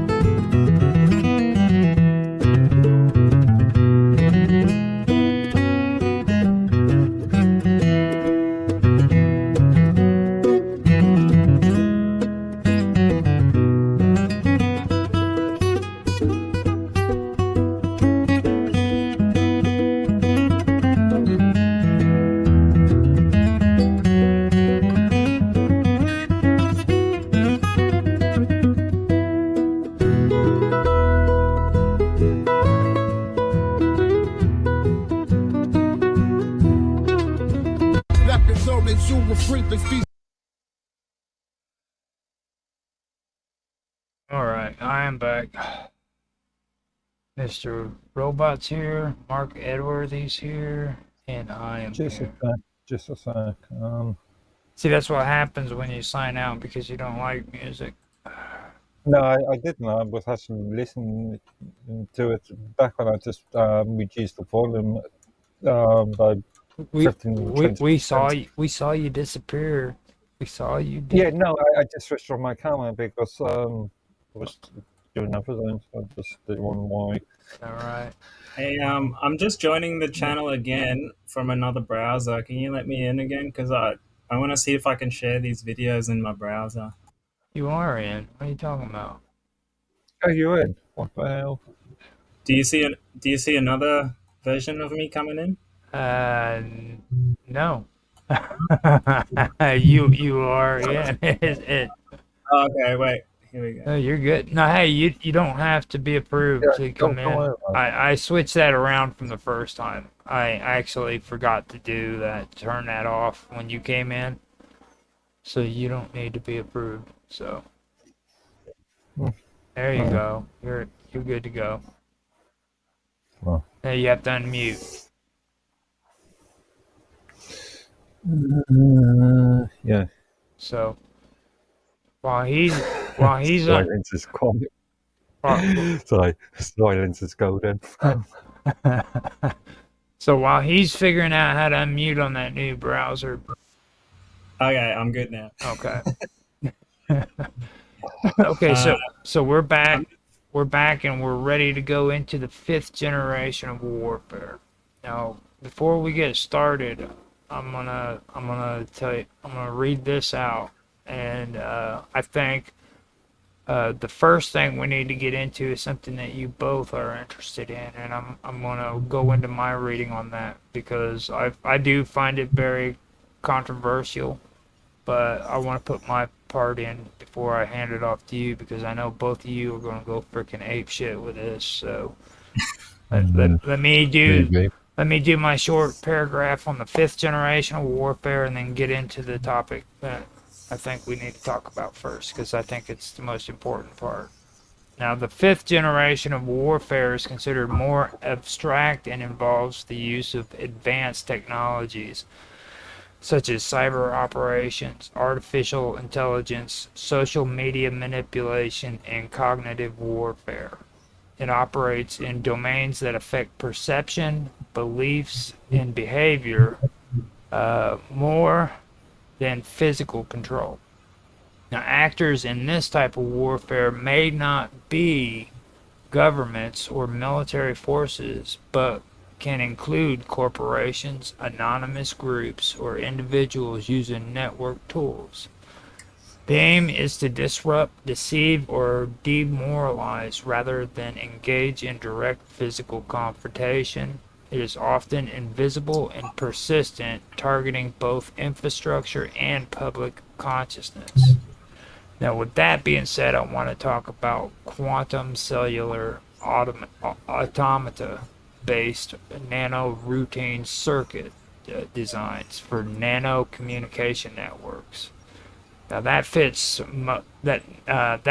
mostly, and it's appropriately fits with the 5th generation of warfare, in my opinion. I think that that's exactly where it goes. Now, I know you. That's 6th, maybe. I know that you go into the more big ones, but the. And, okay, well, let's go. Let's roll with it. And I also want to say that it even points towards the emerging contours of the 6th generation. All right, but it does fit more in with the 5th generation of warfare. But it goes more. It kind of blends into what the 6th generation would be as warfare. You know, because of how it's going to eventually evolve. Well, yeah, totally. I agree. I would actually argue that it's an evolution of the 5th. I would even call it the 7th, because the 6th, according to my research, is like defined as like more technological, digital capabilities. It's going to evolve beyond traditional kinetic operations. Yeah. Okay. Well, okay. Let's talk about it. Kinetic operations is the key word. It's going to evolve beyond the traditional kinetic operations into complex, high technological and abstract domains. You know what I mean? It's not. Mm-hmm. It's not going to be traditional whatsoever. Well, again, I would just caveat all of this with the word potential. See who knows what will happen. You are making a hypothesis, sir. Anyways, but I would argue that most conflicts would, because it's more efficient, right, to like have a non-kinetic war than a kinetic war. So I would say, like, as war evolves more and more, you'll see less and less of it. So yeah, okay. Question for you. Let's say, in this case, all of these plants, all of these factories that are creating these things are destroyed. You're going to soon all of these facilities are being destroyed. You sooner or later you're going to go revert back to. Okay, so maybe I need to go further with that so that we can get into that. Have you seen this? Have you guys seen this video before? KGB agent Yuri. Yeah. This is a bit of a tangent. I actually studied what he had to say.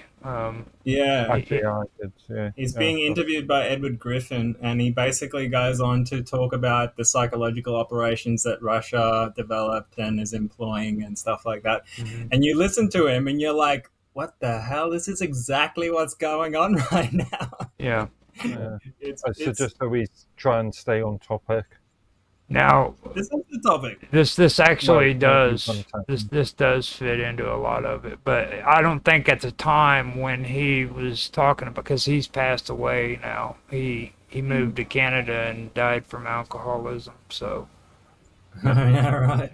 That's what happens when you know too much. Well, the thing was is he gave out his information, which was solid, good information, and nobody freaking cared about it. And see, this is kind of why I say when I talk to you guys, especially you, Mr. Robot, about making what you say is like this huge cause, okay? Make it to where you're passing information on, okay? But don't try to freaking put your entire life as the cause for freaking this, you know what I mean? Because all you're going to do is you're going to find a future of letdowns and frustration. Now, if you focus your mind on thinking as you have to spread information to people, and don't worry about freaking how many people believe you or don't believe you. The fact that you actually spread your information to other people, that's satisfying. Mm-hmm. But if you make a big cause out of something and try to push something, you're going to end up being like he was. He became depressed. He freaking fell into depression real bad, got into drinking, and he eventually drank himself to death because of it. Well, you'll be happy to know I've given up drinking. I don't drink anymore. Good.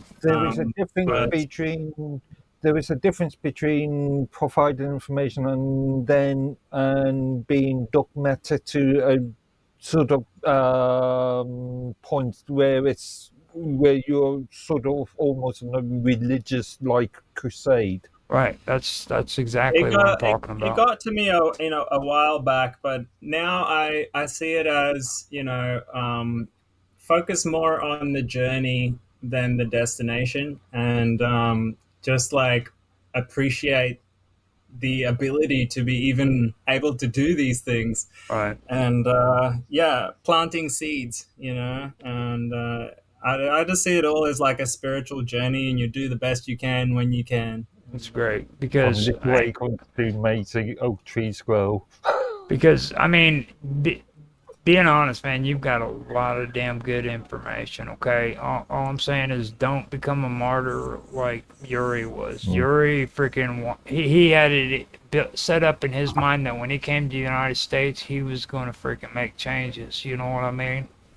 And when he found out that people were freaking just as disinterested here in the United States as what they were in Europe, he just But look now, his message lives on, right. and like it's more relevant than ever right now. I highly recommend people go check out that video. I won't play it now, but it's like Right. 13 minutes long. He had But he had good solid arguably information. people like Ant-Man suffered from the same issue. Yeah, arguably people like Ant-Man suffered from the same sort of. and once you understand that video, you see it being employed, that mechanism, all throughout the world. Wherever like communist, socialist movements pop up, it's the same program that just gets like rebooted. Extreme socialism. Again, socialism, there is a broad spectrum there. Yeah, but that's what he referred to it as. But yeah, I would say communist. Now, the fifth generation warfare is characterized by its emphasis on information dominance, psychological manipulation, cyber and digital technologies, and the fusion of civil and military spheres. In this context, quantum cellular automata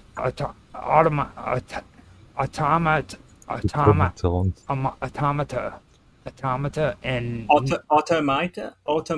automata and nano communication networks represents cutting-edge tools in the pursuit of strategic advantages that do not rely on conventional military confrontation. These technologies offer the potential for highly miniaturized, secure, and efficient data transfer systems capable of operating at the molecular or atomic level, an idea fit for surveillance, data gathering, targeting, delivery of digital payloads, and potentially in biological environments. Go. This is a point where I disagree, and going back to our discussion earlier in chat. So shut up for a second, Mark. You have done no research on the topic. Your opinion is null and void, all right? Yeah, I'm sorry. Just listen, Hold on. and you might learn something, all right? Let me say something quickly. Hold up. Mark, one of you. Mark, when I was in medical school, we had a guy from the Department of Defense. This was 20 years ago, mind you. We had a guy from the Department of Defense come over, and he explained to us how they were doing research into the specific types of nanotechnology where they can produce membrane proteins that can embed themselves into the membranes of cells, and they can program them to pump specific types of chemicals in and out of cells. And they could literally like switch these things on and off and they marketed it as like drug delivery systems, which is now mainly being marketed as in the literature and the companies and stuff. But it's also theoretically the same technology could be used to pump toxins or, bioweapons or anything like that into and out of whatever specific types of cells you want. So like if you want to kill a certain, like a person's kidneys or a person's brain, or you could like engineer these things specifically to target specific tissues with specific drugs. Yeah. Okay. I agree. Granted, you can create logic gates that are nanometers in size, but a logic gate needs a package processing unit to surround it, and I demonstrated earlier the smallest commercial processing unit at this present moment is still 4 or 5 millimeters in diameter. Yeah, but look, technology doesn't necessarily refer to processing units. Or how are you going to? You can't have single logic gates without having a package. It's enclosed in a package. we're not necessarily talking about processes. Technology can be like a all logic sorts gate. of different It's things. just a part of a processor, is it not? No. Technology could just be a transceiver, for example, or it could just be a device that passively, gets activated by certain frequencies, or it could be something that just passes on information. It doesn't necessarily have to process Yes, data. That's a computer. it's still a logic gate, but it still needs to be enclosed in a package. And you are not going to get unless you're going to have one logic gate. Let me Everyone that's hold on. Let me reread this so you guys understand that he's talking about a package gate, but this is targeted delivery, okay, of digital payloads.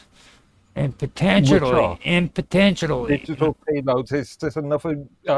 It's a targeted delivery. Package. It's a targeted delivery though. It's not freaking a package. The package would be the payload. You know what I'm saying? Yeah, precisely. So the payload.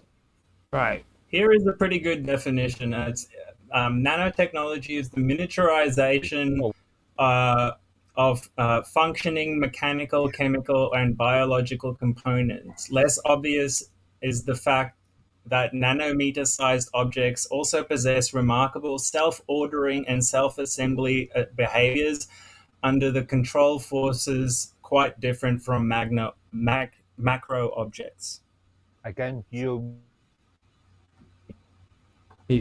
freezing up. So demonstrated research paper is solely a research paper. It is not. It does not prove the actual real-world application. You've totally lost me there, Mark.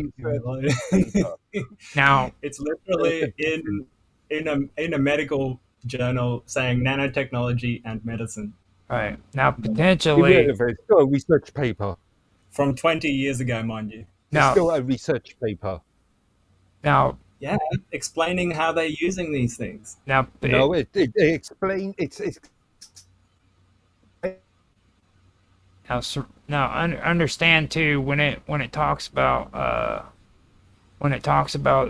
this target delivery of digital payloads, it also says potentially in biological environments. Now this doesn't necessarily mean that it has to be used in biological environments either. This could actually be used for other freaking things besides the human body.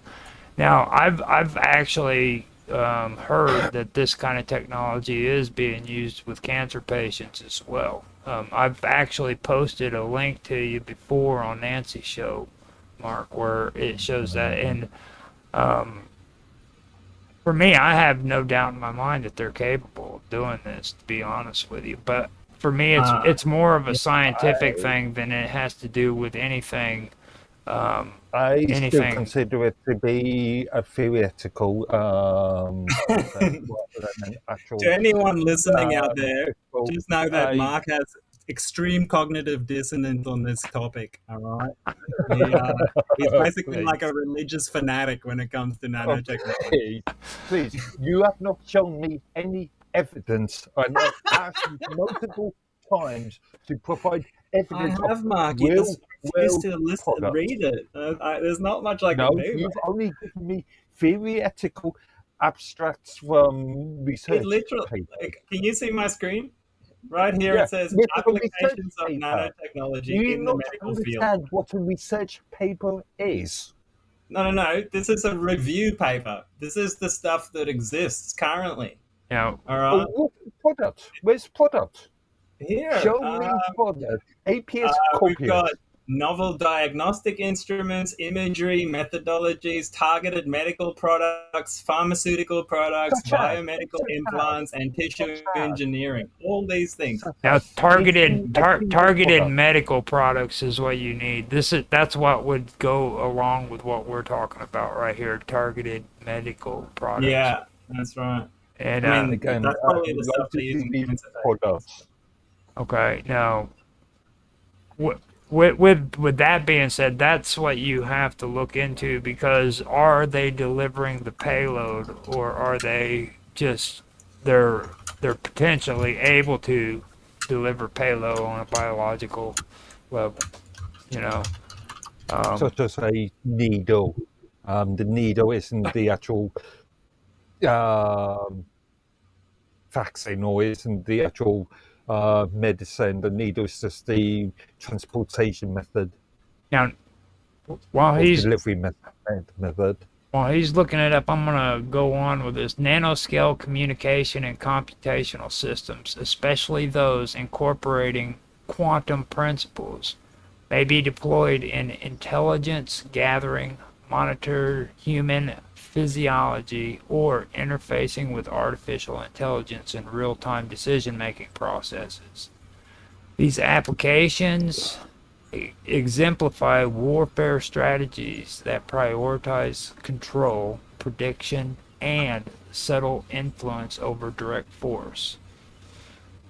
As the military begins to integrate biotechnology, synthetic biology, brain machine interfaces, and quantum computing into their frameworks, the emergence of what some theorists might eventually classify as sixth generation warfare becomes apparent, where conflict is less visible, often preemptive, and deeply embedded in both technological ecosystems and the human mind. So, I've On heard. the point of quantum technologies, I actually publish a post every year around July time on mine in relation to um, um, the company, what companies are developing and what companies are producing, and this is still an early stage. Sounds like I've propaganda to been me.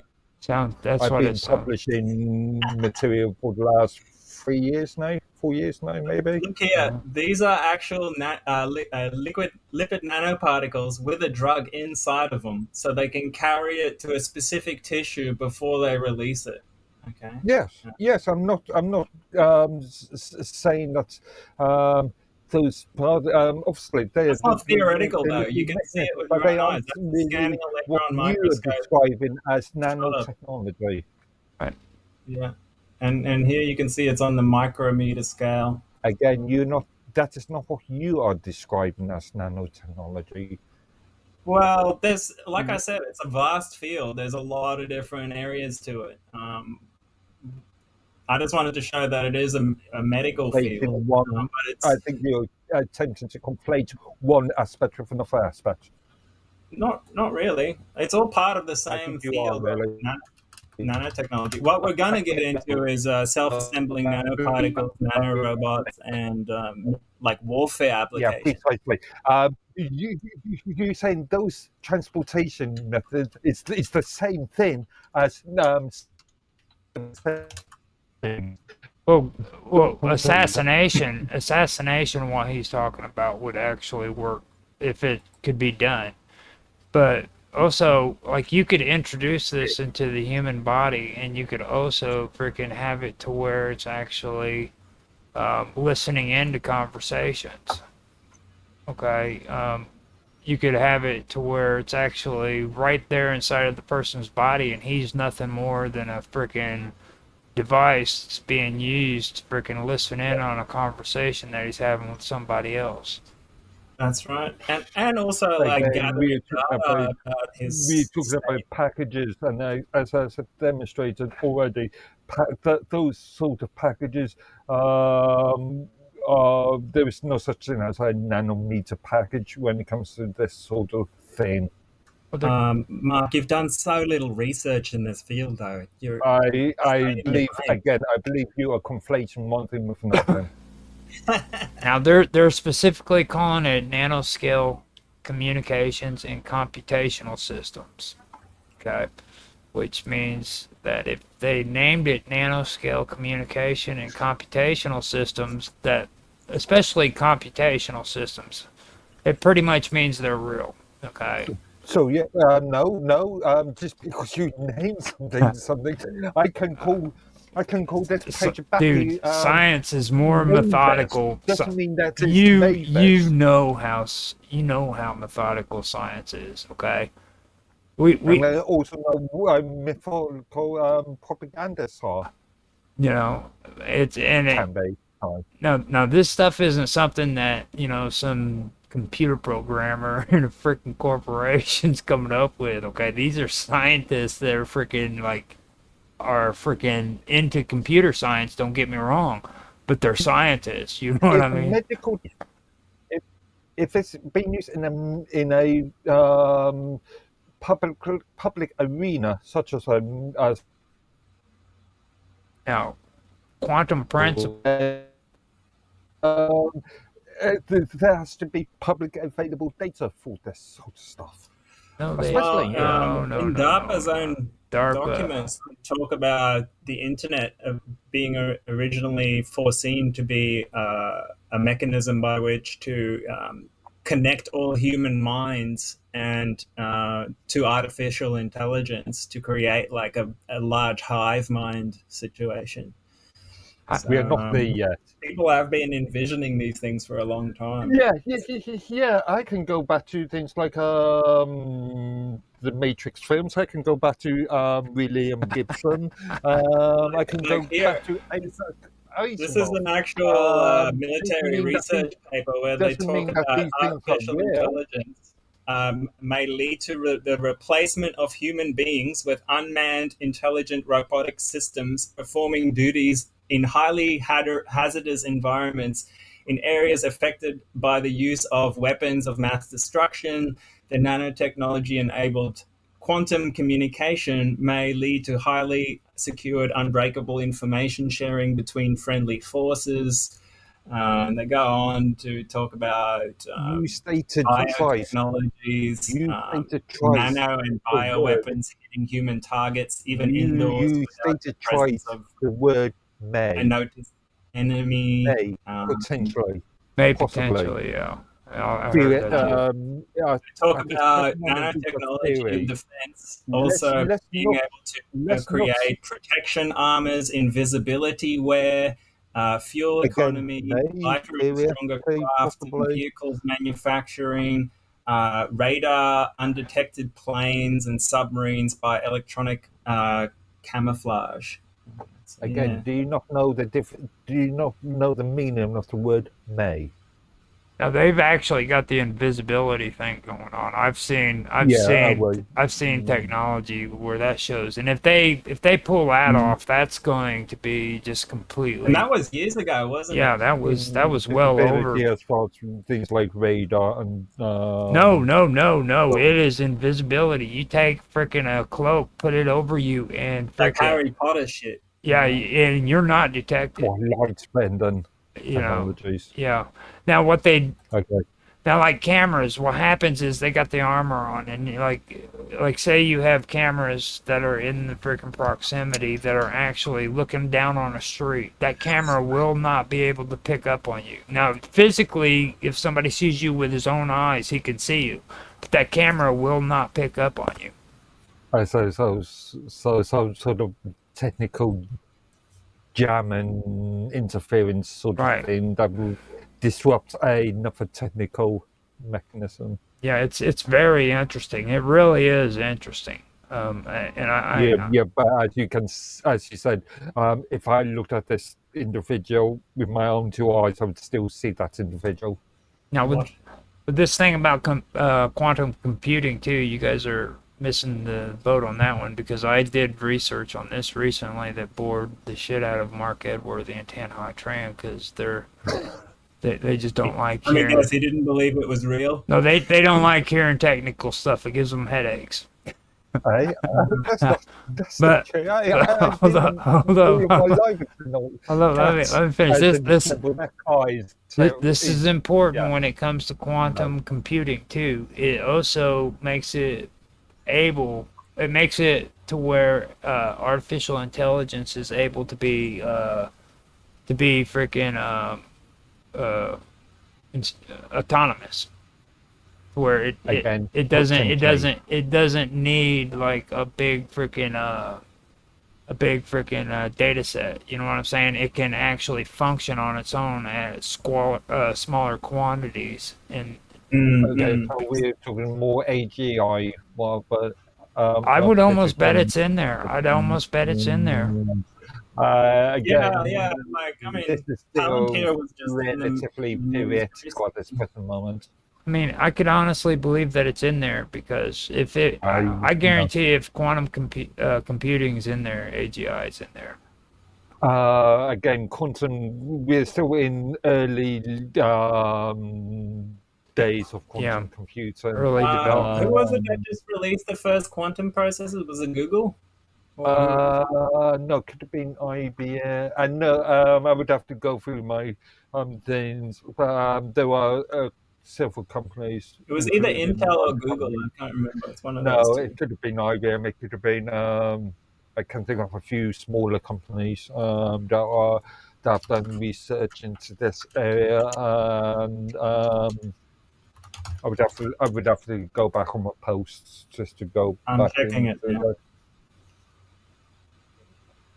Yeah, it was Google. Quantum AI No. Quantum is the company. No, Yeah. no, no, no, no, no, no, no, no, no, no, no. There are. It's a mass field, and Okay, IBM. Now, Pine. there's something else I find disturbing in this, and it's because of something that I've noticed hanging out with Bob Dub and within the vacuum and Minds Gaming. Okay, when it comes to AI like these chats, okay, natural language processing natural. rather than let's try and stay away from the term AI because that is too I vague. hate big words and initials, dude. So I mean, you go ahead and fill in the blank for me, and let me just finish what I'm saying. Again, Okay. using terms like artificial intelligence is just really a marketing nondescript marketing term. I think the most disturbing part about all of this is when it comes to freaking the way that it's going to be used psychologically. Okay. Now I think a lot of people are missing the boat on what's going on here. Like, before me and you had the conversation, Mark, about neural processing units. Natural language. Yeah. Oh, sorry. Neural processing unit. Yeah. Okay. Now, this has to do with freaking the neural networks. Okay, within the brain, it's actually doing that. And what I'm noticing with a lot of people who have mental illnesses is they get involved with this stuff. And you know, Bob Dub has depression problems real bad, and she gets into this whole chat thing, and she starts talking to it, and it tells her everything she wants to hear, you know, and she gets excited about it, and she loves it. Yeah. Now, if she's doing that, then to me that tells me that other people like her are doing it too. Oh, it's huge, man. It's huge. Like the AI that I use have like all these different kinds of characters, and you can talk to them like people from history, like Kurt Cobain, or like, you know, and it'll talk to you as if it's that person. No, they are characters. They are artificially produced characters. They are not Kurt Cobain. But see, Kurt Cobain died in the 90s. Well, clearly they're not Kurt Cobain, but what I'm saying is you can get like these hot chicks that you'd never be able to talk to in real life and talk to them. And it seems like they're real. And like people have like AI girlfriends now and all sorts of stuff. This is just the beginning. You're not talking to them unless you're having some seance or something strange. You're talking to an artificial replica. Exactly, which is actually analyzing your mind and determining what you want to hear. Precisely. Okay, now that is where the mental illness thing could be affected. These programs could be used to control and manipulate the way people think. Oh, it will be, 100%. Or reinforce how people think. Because it's literally reaching into your brain and it's connecting to you on emotional and freaking mental levels. Okay, it's and like it's getting to the point where it can out-strategize us. These things are already almost, I don't know, as intelligent as a human or more. And this is just the beginning. Like in 2 years' time, they'll be much more intelligent than a human. So like they'll be able to out-strategize us on any topic. I'm not sure if the term intelligence is correct in this context. Well, Mark, you're not even intelligent enough to understand it. So I think you are not intelligent enough to understand that. I think you're just conflating the word intelligence with more esoteric concepts. See, you've just proven my point, Mark. You've just proven my point. Right. But here's the next level of it, right? Okay, this is just the very surface level of it. Mark, stop talking over me. Just listen. Justify it. Mark, just listen. All right, calm down. This is just the very surface level of manipulation, right? This is just the very surface. Mark, let me just speak. You've made an allegation. You've made an allegation. Just calm down. Calm down. Take a deep breath. Mark, calm down, Mark. Calm down. Calm down, Mark. I want to hear what the allegation is. I mean, shit. Come on, you. Yes, his justification for the allegation. The justification. Okay, you just talked over the top of me. Neither of us can hear each other. Can we just talk one at a time? Now, you said... Okay, justify your allegation. What allegation? What's the allegation? Calling me not intelligent. No one cares about that. Let's move on. Yeah, I do. I know, remind you, I could take you to court for that. That's defamation. Your court or my court? I don't care. Either country. That's defamation. All right. I'll explain.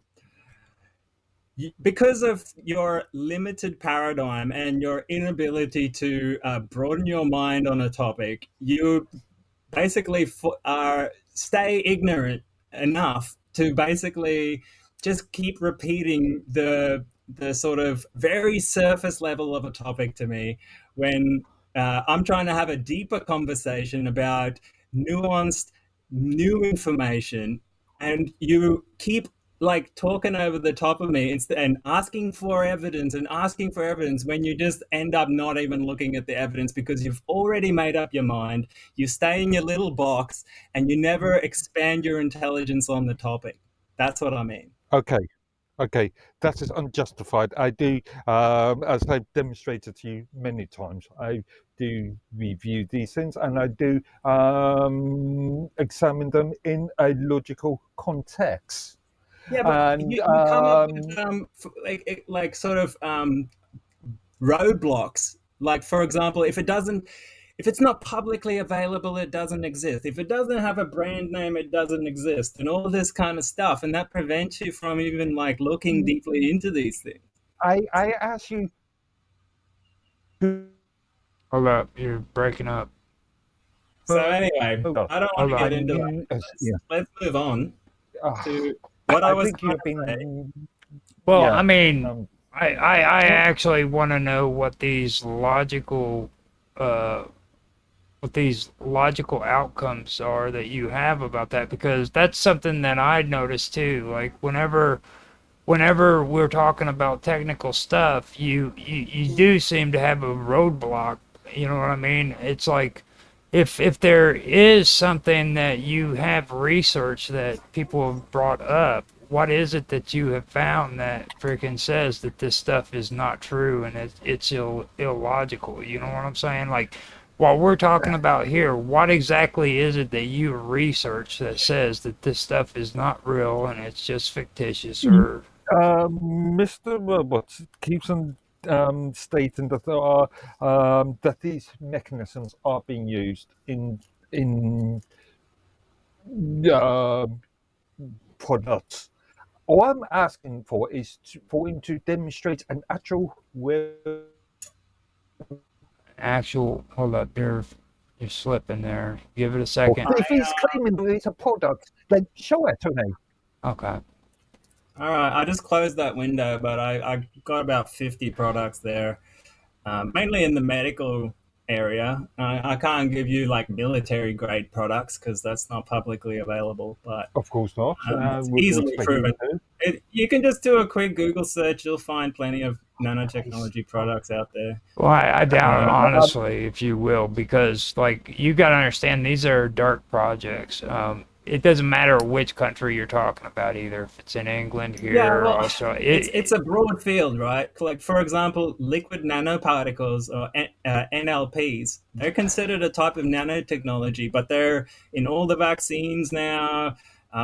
They use them even in like skin creams and things. It's like pretty widespread, and it's like even like graphene oxide, right? Like they consider that a type of nano Yeah, technology. I agree with you on those points, but I think the subject that we were talking But when about we get into like the earlier nano was things robotics and like stuff like that, hold on. actual yeah. nano machines, not individual elements, I but don't think actual that stuff is like machines. broadly available to the public. Yeah, Can you imagine? yeah. Now, But that's the only thing I really wanted to get into on that was to kind of elaborate on that and everything. But can I just say, like, yeah, related to what you were talking about, Roger? You were saying how like AI can like manipulate humans. I remember this research where they found out that your brain can be entrained by nano pulses of electricity, even if it's on your skin. So, like, because your impulses on your skin get translated into nerve impulses, they found out they can change the frequency of your brain functioning just by touching a surface of a machine that pulses at that rate. It's similar to when you listen to like headphones with certain pulsating sounds and stuff like that. They can do brain entrainment. Now imagine if we have AI that's mapped out all that stuff on how the brain works, what releases dopamine at what frequency, and all this kind of stuff. Theoretically it could like manipulate us on like the electronic level where it can create a nerve impulses that stimulate our dopamine drive for certain topics that it wants us to like feel good about and stuff like that. That'll be the next level of manipulation where it actually influences your neurochemicals directly, you know. well, I mean, for me, well, I've told you my past. I've had drug and alcohol problems when I was younger, and I sobered up, okay, and I had to learn about like the neural networks and dopamine and freaking and things of that nature when it comes to the way the mind works and how I'm stimulated and how I'm not stimulated, serotonin and everything. And this is natural for the human brain, okay? So you can take and you can apply that to drugs, you can apply that to alcohol, you can apply that to a freaking candy bar, okay? It's the same reaction that happens. If you're an overeater, you're having the same things that take place in your mind when it comes to that. The people respond to that way. So, like, you don't even have to have any kind of nanotechnology in your brain. All you have to do is be facing that monitor and having that artificial That's right. intelligence giving you everything you ever wanted. And it's Yeah, I analyzing mean, you. theoretically, you could do it with pulsations of light. Like if you had your screen flickering at a certain rate that's not perceptible by your eyes, but by your brain, you could like entrain your brain to feel different about different things. You could make your brain forget stuff or remember stuff and all sorts of stuff, you know. So, Get it? The light based epileptic concepts. what Or I'll say about dopamine is the best thing you can ever do for your own dopamine pathways is to not touch it. Use as like get a little dopamine externally into you as possible. Like you don't want to be releasing too much dopamine at any given point because then your brain adapts to that, and that's what causes the imbalance.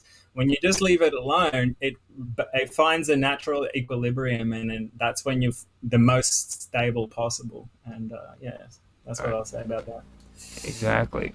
Now, we've actually had a good conversation on that one before, and I still want to get into that later on because freaking I want to go back over this DMT stuff at another time. Yeah, I'm keen to have a good conversation about that. That'd be good. But now, with all that being said, let's move on to neural dust. Oh yeah, smart dust. Neural dust, bioelectronics, and electroceuticals belong to fifth generation warfare, while also pointing towards what may become the foundation of sixth generation warfare. And let me point out foundation. Okay?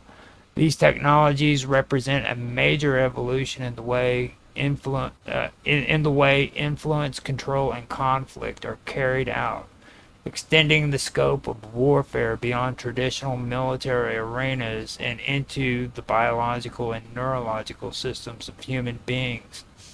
Fifth generation warfare focuses on controlling information, shaping perception, and achieving objectives through non-kinetic means, often in ways that are difficult to detect or define. Neural dust and electroceuticals fit within this framework by offering the possibility of monitoring, influencing, or even altering behavior and bodily functions remotely and silently. Now, bioelectronics and electroceuticals involve the use of miniature implantable devices that can modulate organ functions or nerve activities through electrical signals. Though originally intended for medical treatment, these technologies could also be applied in military or intelligence contexts or to subtly influence an individual's physical or mental state. This opens the door to the possibility of behavioral modification, surveillance at a biological level, bypassing traditional methods of control or coercion.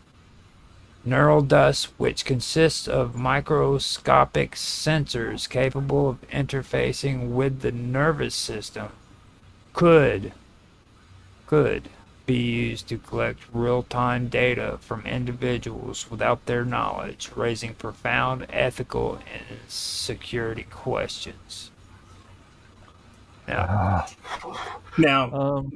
my conspiratorial mind will say it's already being used, and that's what they've been spraying on everyone with this chemtrails and stuff like that. You know, there's a lot of people that have alleged that, including the guy that runs Natural News.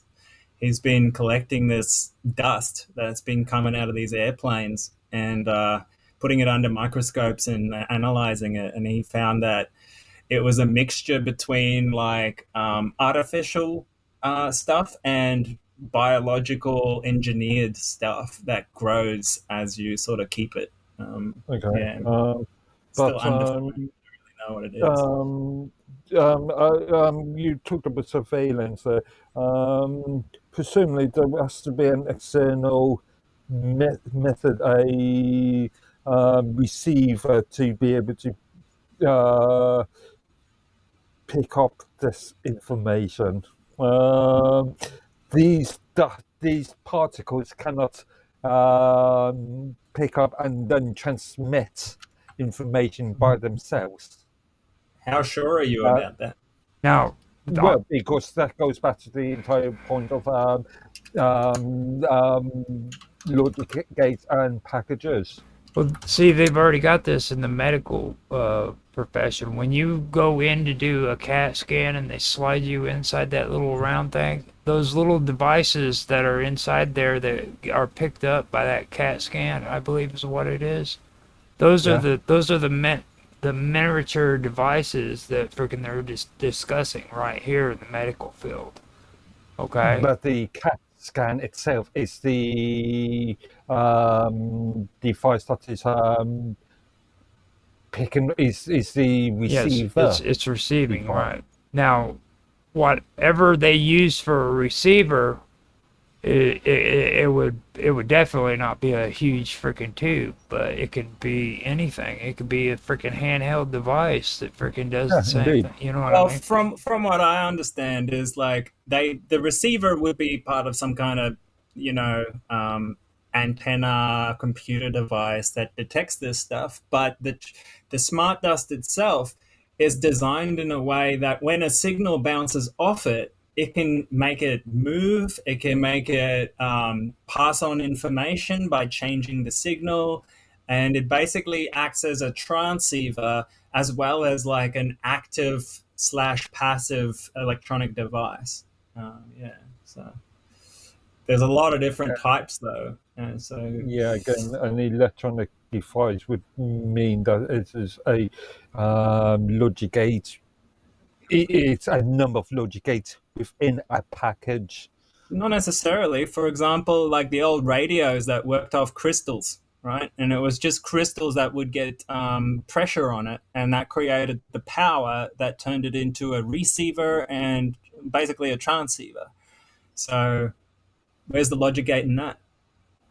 Well, I mean, It's still considered a piece of technology, right? well, it's like what we were just talking about with dopamines and serotonin too. Like if you could get something introduced into your body that could affect you when it comes to your dopamine levels and your serotonin levels and all of this stuff, you could actually alter a person's freaking mental state. You can make them crazy, which that's what they accuse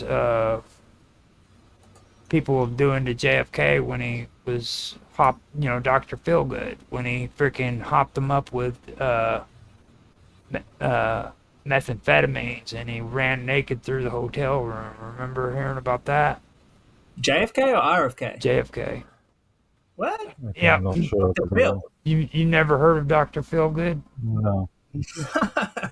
Dr. I've Feelgood. heard, That's where the I've heard vague stories about that was where the term came from. He was JFK's physician, and he was hopping him up full of freaking methamphetamines. And one day he freaking ends up freaking out, and he ran butt naked through the freaking halls of this hotel, and they almost thought he was gonna kill himself, but. That's what they said about Joe Biden too. He was walking around the White House naked. Well, Joe Biden was senile. He was. But yeah, that could be just under senility. Yeah. So. Old age senility can happen to all of us. But maybe in another 50 years' time, Mr. Roberts, you might be running around the hotel naked. But my whole thing is like affecting the serotonin levels and the dopamine levels and whatever chemical reaction that you want in the brain. If you could introduce this into somebody's body and they could actually do that it does bring up the question. You know what I mean? Because all you'd have to do is have it to where it could actually stimulate the system. You know what I mean? Now, can I just say something about smart dust? Here's a book on it here: Sensor Network Applications, Architecture, and Design, and it talks about the principles and technologies associated with smart dust.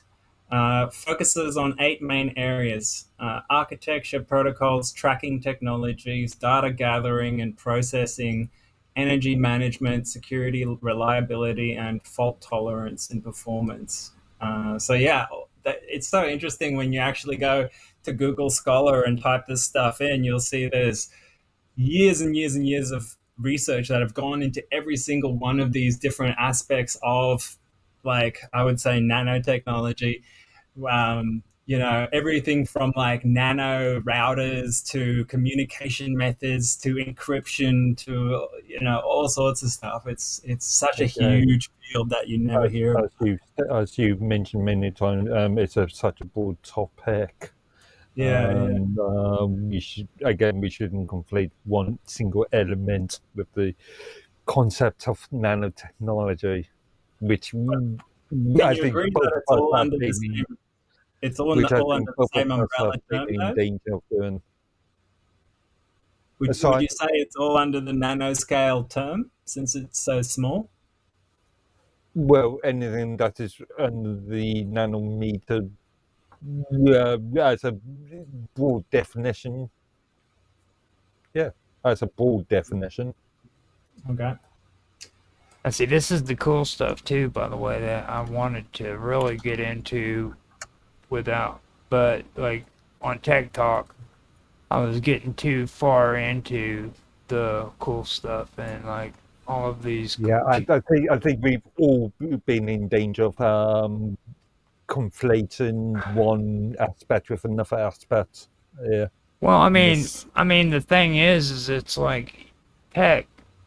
People who are in the tech industry are freaking real skeptical about technology. That's what really blows my mind. It's not just you. Tan's the same way. I've had friends that freaking I've been talking to on Discord.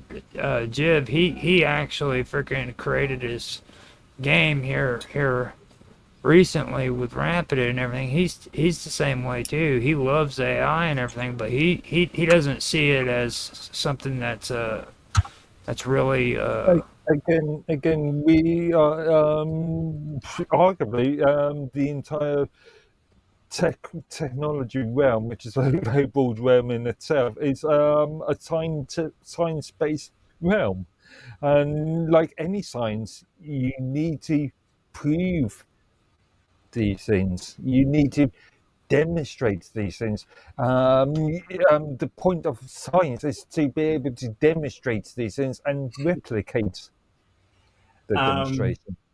So one of the military applications of smart dust is to spray it over a battlefield, so they can get more accurate, like battlefield intelligence on the spatial environment, monitor physical environmental conditions such as temperature, sound, vibration, pressure, motion, or pollutants, and pass the data on to, whatever part of the battlefield you want.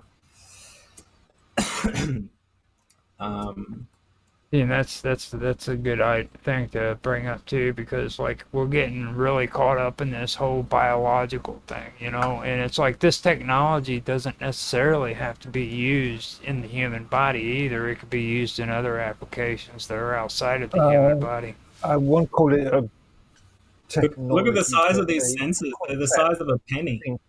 I think the term concept is better than calling it a technology, because a technology would suggest that it's a singular technology. Well, apparently it is. We aren't talking about a singular technology. We're talking about a very broad concept. You say tomato, I say tomato. Now the thing too that I also find interesting is the fact that people in the tech world don't really think that this is ethical or security issues. You know what I mean? Like they don't think that this raises anything that's profound in when it comes to ethical. It can do. Again, application of such concepts. You live in this world where everybody's nice and good and they just follow the terms of service and shit, dude. It's like, that's not how the world works. No. As an example, I can use this lighter to light a cigarette, right. Or I could use this lighter to burn this building down. It's the application of what I'm using. Oh my God, you wild man, dude! Are you saying that you are gonna burn that building down? No, I just use that as a sort of example, a demonstration. Well, I just wanted to clear that. Any building down before anybody asks. I just wanted to clear that up, man, because. No, I'm just using that as a point. I know. Now, these developments mark a shift in the battlefield to the internal space of human body and mind. This is in direct alignment with the pure characteristics of the 5th generation warfare which is defined by its focus on influence, perception, and the manipulation of reality rather than direct confrontation. That's what I brought up right there. And that is what I really think that this goes into. You know what I mean? This is actually trying to freaking to mess with freaking the manipulation of reality itself. Okay. Now, when you take a look at what's going on in the world, when it comes to politics, when it comes to freaking all of this shit, everything is upside down, inside out, freaking. Actually, I'm just going to caveat that. Rather than calling it the manipulation of reality, manipulation of perceived reality. Right. The human body and mind. Yeah. The human body and mind, and it's the manipulation of freaking how we perceive reality. You know, and to me, we are in a fifth, sixth, seventh, eighth, ninth generation, whatever freaking, you know, generation of warfare. This shit is really going on. Okay? I turned around and I freaking flipped out and literally started calling freaking everybody freaking Nazis. And the reason why I did that is because people are Nazis today. It's just they're too stupid to realize it's white people are the ones who are supposed to be. Hold on. Hold on before you get all fired up. I'm just saying that people are too stupid to realize that white people are the ones who are supposed to be Nazis. So, no. Nazi is a philosophy that came from the National Socialist German Workers' Party. Are you saying that every white person that you meet is a signed up member of the National Socialist German Workers' Party? I'm saying there's Nazis that are white, there's Nazis that are black, there's Nazis that are Hispanic, there's Nazis who are... what you mean by Nazi. Here's the thing, right? The word Nazi is a Jewish propaganda term that was... It was created to demonize the National Socialist Workers' Party because they were going against the communists. I believe it's actually a British Jewish communists to represent. Why do you keep talking over me, Mark? I'm going to start talking over you all the time. You do. Okay. Incorrect. Sir. What are you talking about, Mark? You are incorrect. Your allegation of calling it a Jewish conspiracy. He said it's... I've actually studied the etymology on this one. It is actually a British determination of the NSDAP. Of what? It's a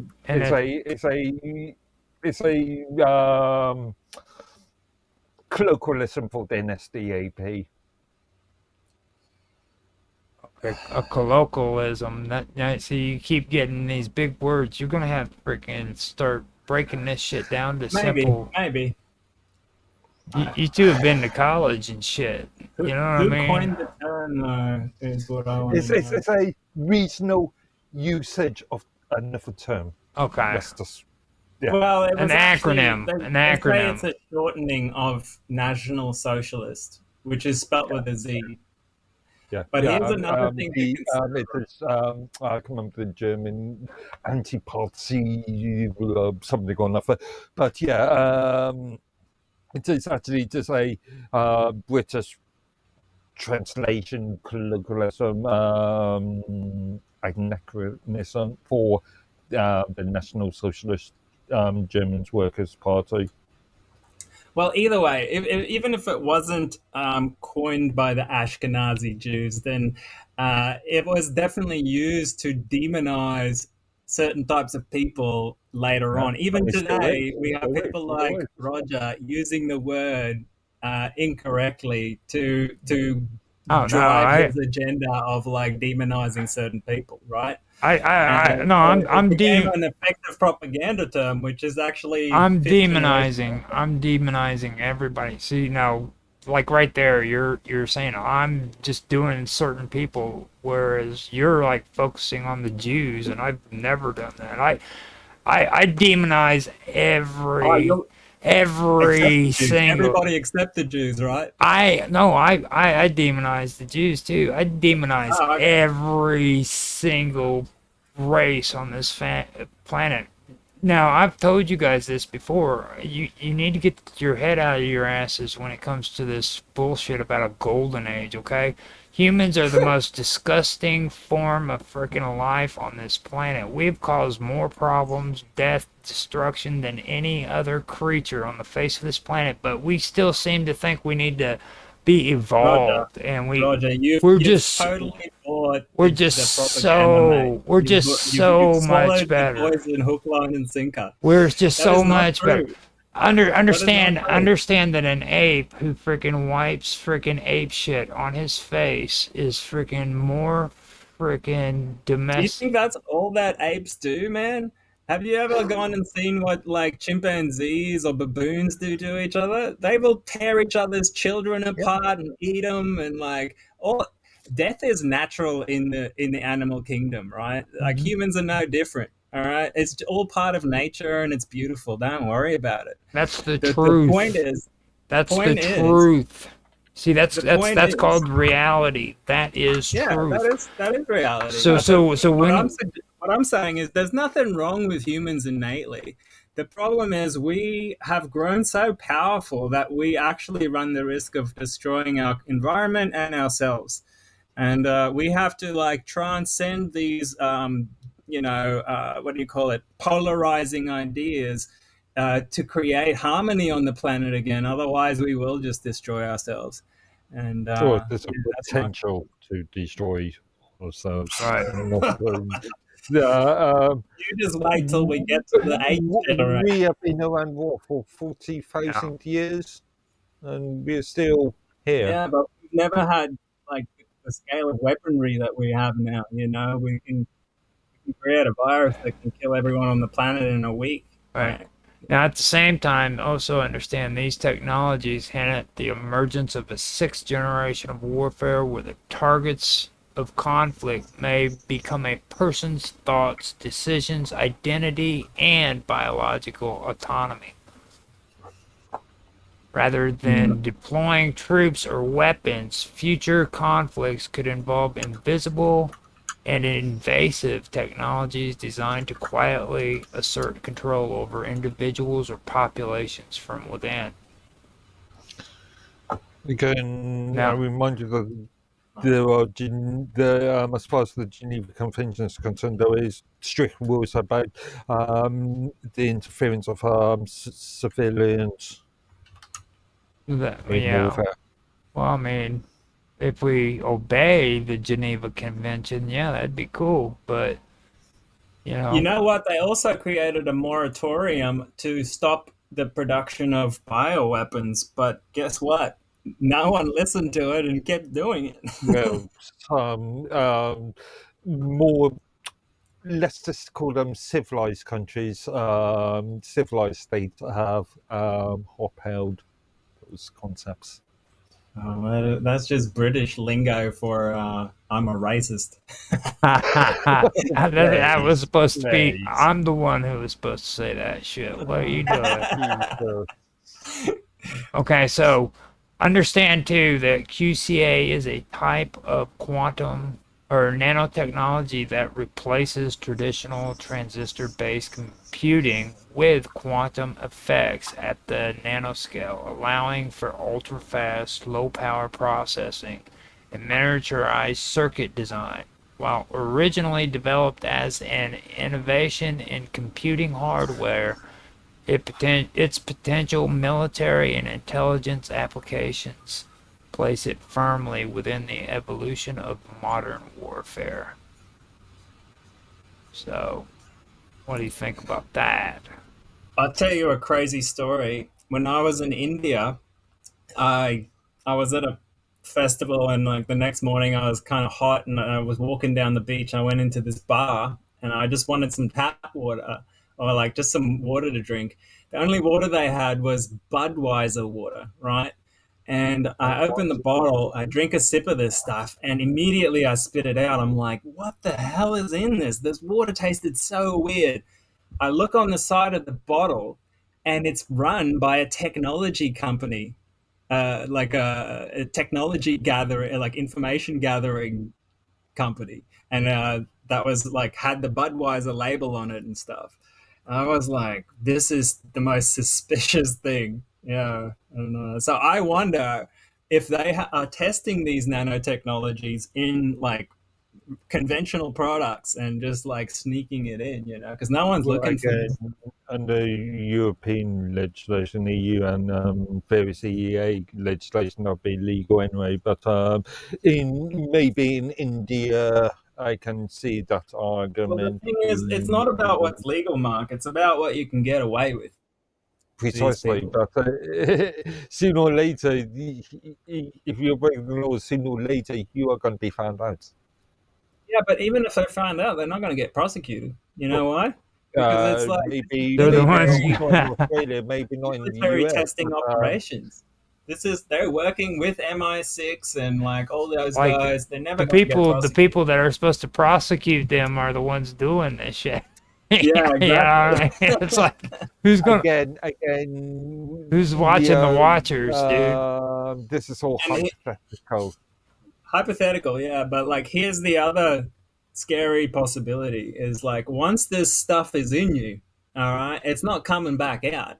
And like if you develop something that has a kill switch, for example, like let's say I can shoot a certain radio frequency at your body, and the nanotechnology turns on and fries your brain. You've got ultimate control over someone at that point. You literally have a kill switch for everyone that's had this stuff. And then that would not be hard to design, you know what I mean? And I wouldn't be surprised if that make this comment just for the purpose of the audience.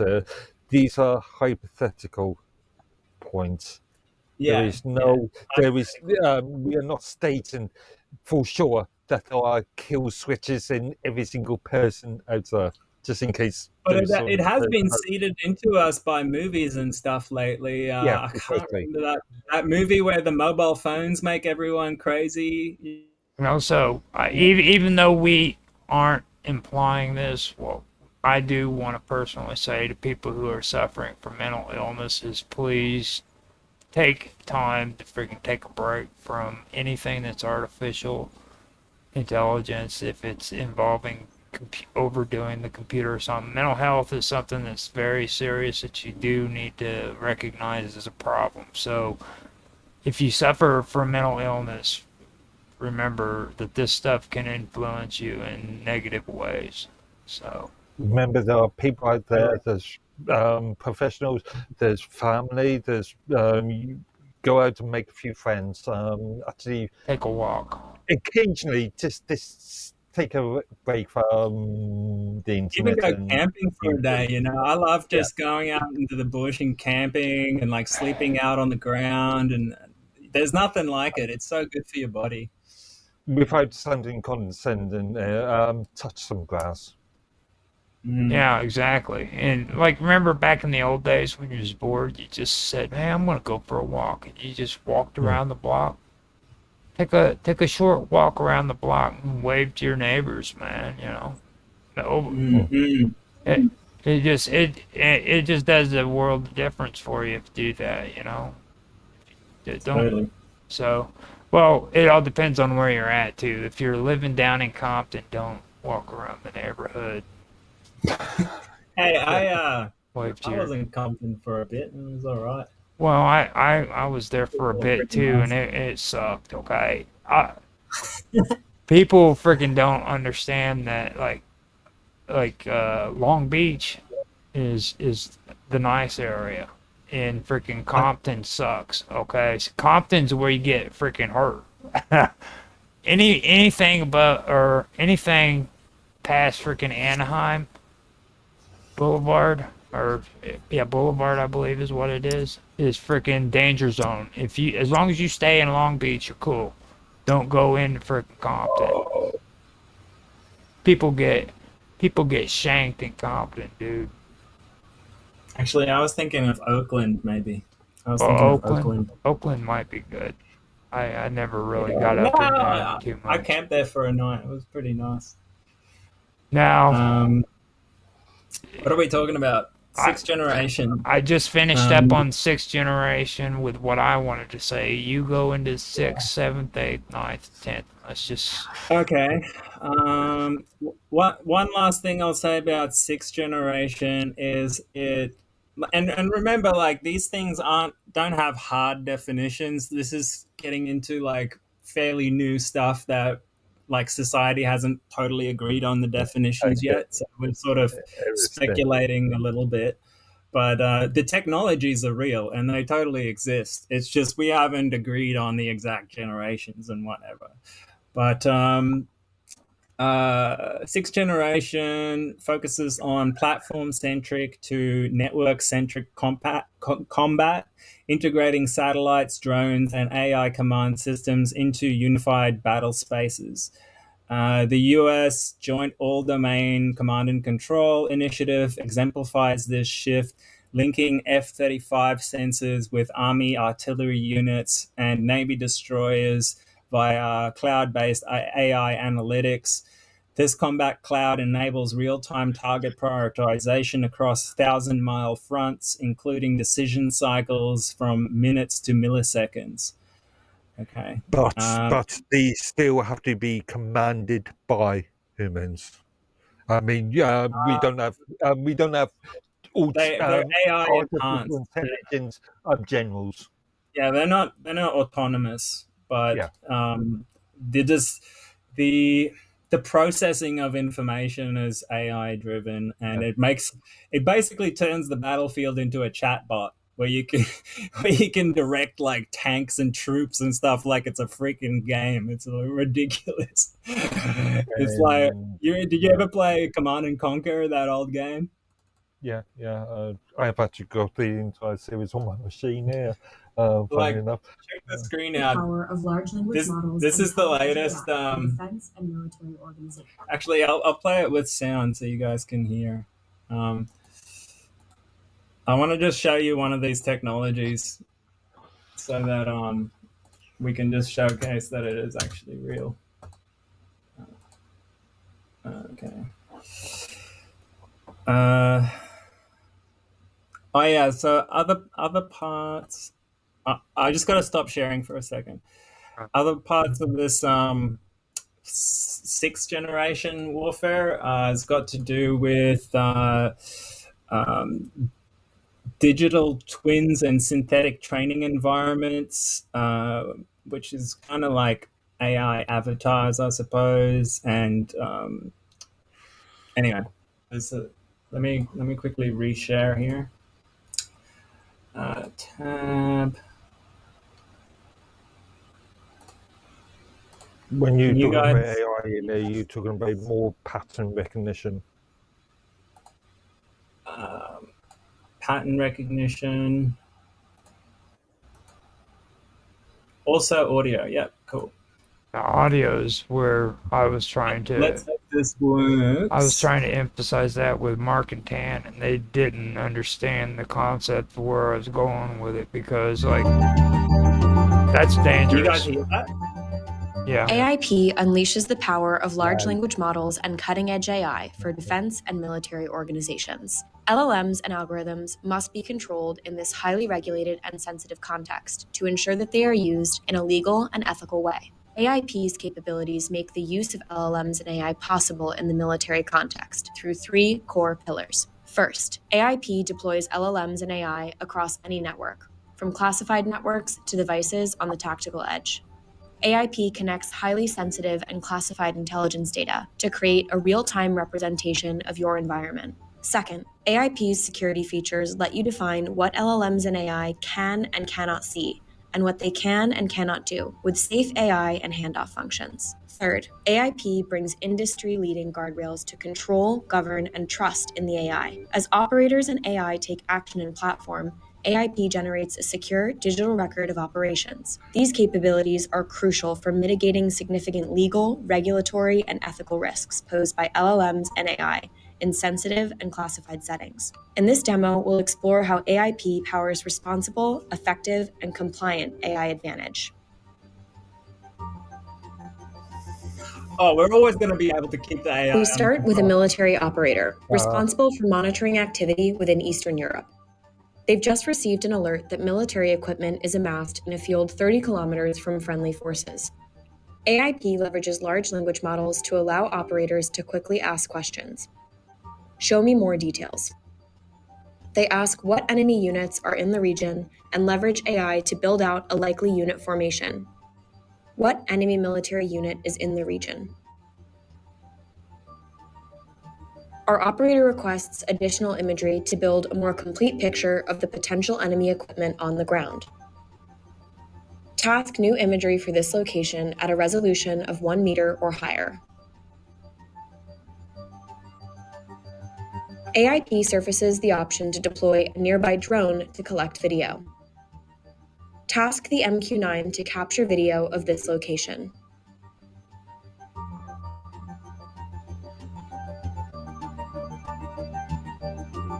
The footage confirms a potential threat.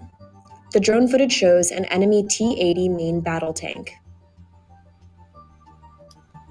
Generate 3 courses of action to target this enemy equipment. The operator uses AIP to generate 3 possible courses of action to target this enemy equipment. Next, they use AIP to automatically send these options up the chain of command. Send these 3 options to my commander for review. Let's look under the hood. As our operator poses questions, the LLM is traversing a data foundation of real-time information, integrated from across public and classified sources. Data is automatically tagged and protected by classification markings, and AIP enforces which parts of the organization the LLM has access to, while respecting an individual's permissions, role, and need to know. For example, the LLM shown cannot access soldier health data by policy. Every response from AIP retains links back to the underlying data records, propagating the correct classifications as well as enabling transparency for the user, who can investigate as necessary. This functionality is critical and essential to responsible use of LLMs and AI in military contexts. Our commander must now assess the 3 possible courses of action generated by AIP to neutralize the buildup of enemy equipment. The system highlights key information for each course of action to assist decision-making, such as the time required and status of supplies. Our commander selects a course of action. Approve course of action 3. AIP has established which unit is closest to the enemy tank.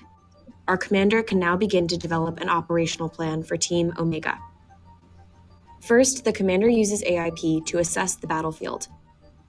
Analyze the battlefield considering a striker vehicle and a platoon-sized unit. An automated terrain analysis model processes all existing geospatial intelligence to understand unit maneuverability. From here, AIP suggests the optimal route based on the unit's composition and the traversability of the terrain. Generate a route from Team Omega to the enemy equipment. Then, our commander validates the unit's supply of the munition needed to engage the enemy equipment. How many Javelin missiles does Team Omega have? Next, Anyway, you get the point. Yeah. It's basically turned into Command and Conquer style. Yeah. It is a pity that the video didn't use AI for volume microphone volume microphone levels. Yeah. It was up and down all the time. What's that? If you noticed the volume level on the speaker was up and down. Like was it low? No, it was high. No, up for when she started sentences, it was way up, and then when she went into actual the details, it went down. It's just, maybe I should have muted my microphone because it's meant to be getting audio from the tab, but I also have cancellation. I think it was the video itself. It sounded like the video. No, the video was consistent. It must have been my noise cancelling on the microphone. Anyway, I'll mute myself on the next one. No, don't worry about it. It's not that. It's not so. that. Could you kind of hear it though? Yeah, we heard it. Yeah, no, we it came out clearly. It was just. It was really, really loud. Really? Yeah, it was really. I'll turn it down. It wasn't you. It was like he said. It was like because like even on YouTube, you'll hear freaking videos where it's just insanely loud when it could have whoever made the video could have actually put a little effort into doing good volume audio. You know what I mean? Maybe I'll just. I've mentioned this to you in past with some of our previous videos, where the intro and the music in between is out of context or volume context with how we our own volumes. Yeah. Well, I mean, So now, sorry. Go ahead. So now we'll talk a little bit about seventh generation warfare, which by this definition is subjugation through perception management, which includes neurocognitive weapons and subliminal messaging. Emerging seventh generation tactics target the human nervous system directly. DARPA's next generation neurosurgical neurotechnology program aims to develop helmets that interface with a soldier's motor cortexes in their brain, but dual use potential exists for ultrasonic mind altering devices.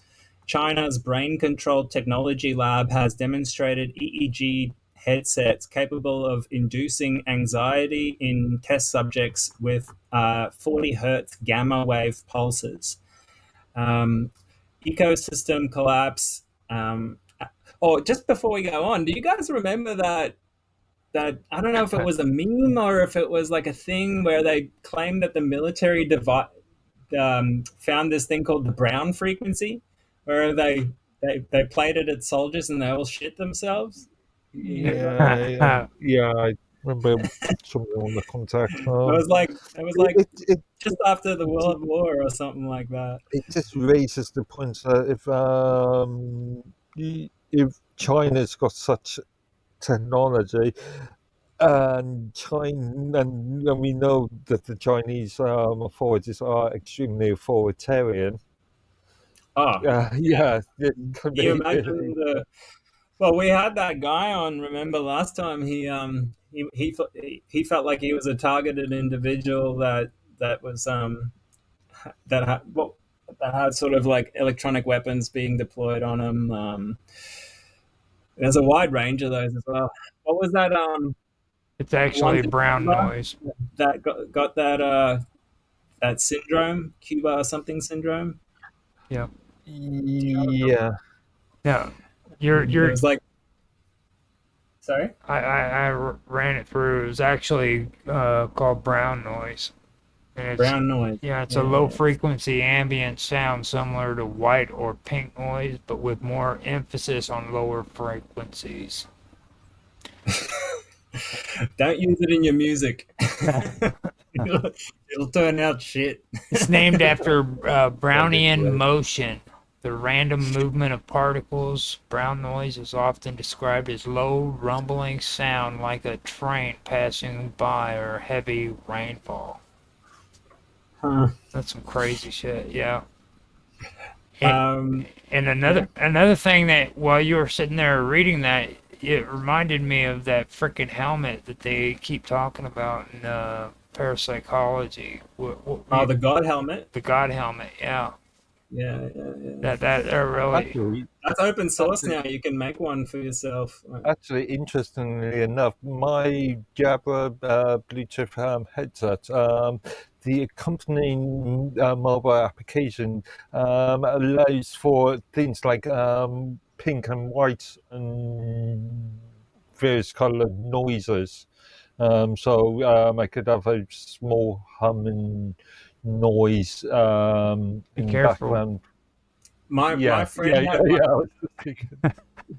I'm just looking at it. Don't mess with the brown noise. You'll shit yourself. Yeah.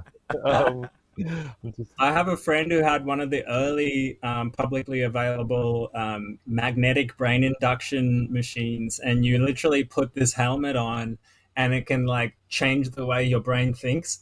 And I was testing out all these different frequencies and I'm like amped up one of them, and man, it gave me a headache for like a month. It was fucking not good. Yeah. Decided not to mess with that stuff anymore. I tried to have a conversation with Nancy and her buddy who they have issues with frequencies and stuff on her show, and it's like especially when it comes to her, like she has the same issue that Summer has, where if she gets around electricity, she can actually make electrical appliances and stuff, mess up shit, is what she says. And Summer says the same thing, and it's when I listen to him talk, it always makes me think of like gamma and theta. You know what I mean? With the brain, because they'll freaking get around certain towers and things like that, and it'll fuck with their heads. Yeah, if I remember rightly, me and Nancy was talking about old CRT monitors and TVs and the sort of frequency noise that they made, which, if you remember back in the 90s, some people are more sensitive to them. It was very obvious. I can feel it when I walk past a transformer, like one of those big transformers. It feels like my skin is vibrating. Like I could literally feel the electricity in the air. So yeah, it makes you wonder what that stuff does to your cells. Yeah, I want to live next to one of those. But another one is in what are we talking? Sixth generation warfare? Seventh generation warfare. Yeah. Ecosystem collapse as a strategic leverage. Seventh generation strategies weaponize environmental systems. The 2025 Mekong River drought, exacerbated by Chinese dam releases timed to cripple Vietnamese rice harvests, illustrate climate warfare tactics. Similarly, Russia's forestry sabotage units used genetically modified bark beetles to decimate Baltic timber industries, masking attacks as natural infestations. That also goes back to our previous conversation about World War One and the Turks poisoning Middle Eastern desert rails. But you also have to imply, though, it is first generation, don't get me wrong. But it also, you have to incorporate the technology into it. So it does take it up to another level. That actually is that's a legitimate robot. That could actually be seventh generation. Because we haven't even discussed genetically modified. The concept's exactly the same as what we were talking in relation to first, second generation, third generation. But it's just the application. It's just the method the methodology, the science behind it. You know what I mean? Like that really is a good, because genetically modified GMOs is all I'm gonna say. GMOs is something that people really do need to take a look at when it comes to freaking warfare. Like this could be not only warfare, but like freaking propaganda and persuading the public. Like if you have control over the seed, then you rule the world. And everybody knows that when it comes to genetically modified freaking seeds, the plants don't produce seeds. It's like you have to buy freaking each seeds because it doesn't produce babies. You know what I mean? So like if you people have to be very careful with genetically modified stuff because there's so many different payloads you could engineer in there, and it would go undetected for generations potentially. Yeah. So that's I would stay away from that stuff. Potentially, yeah. That is. That's valid. That's valid. That definitely could be a seventh generation because it's not mentioned in any of the other ones.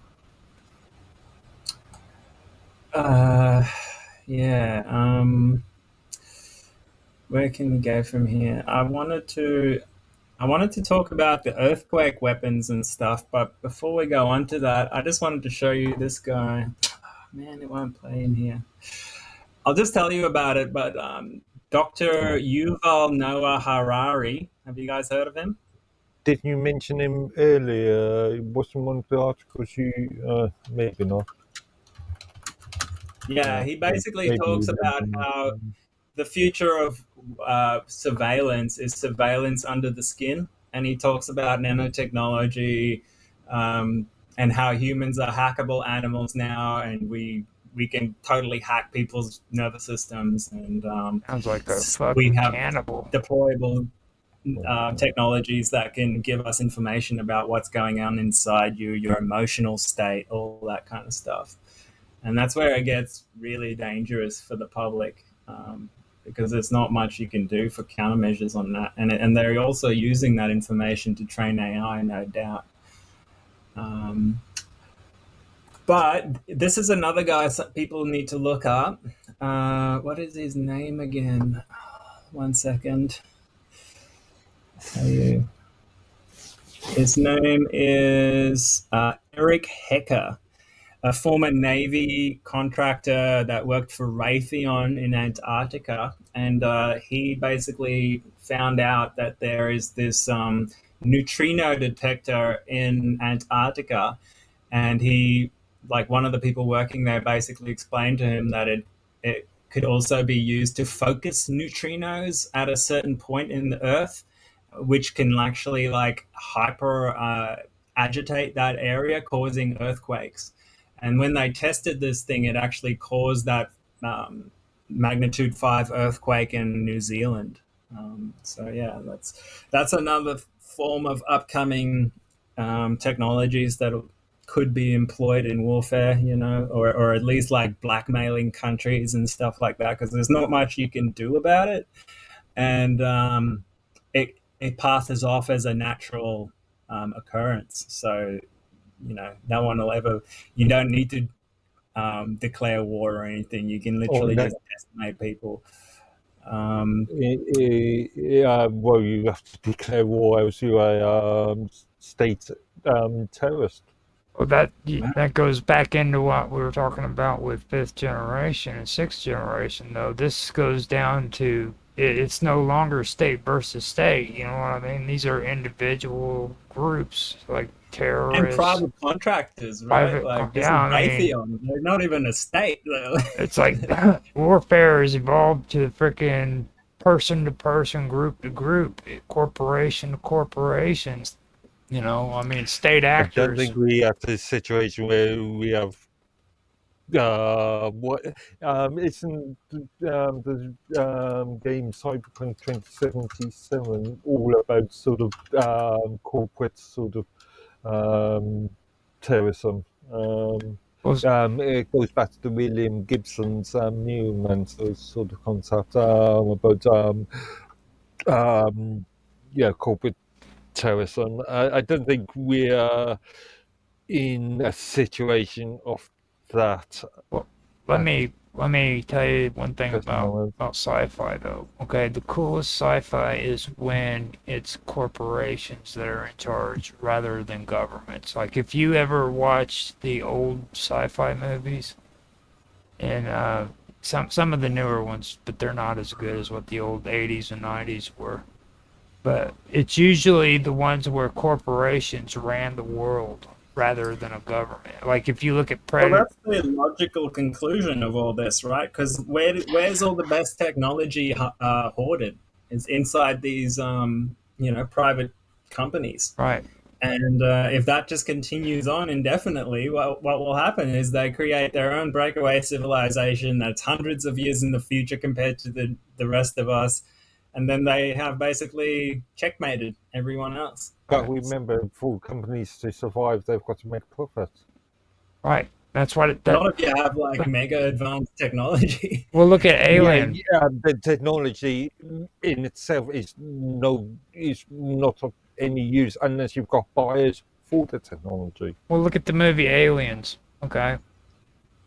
Understand that Ripley worked for a corporation.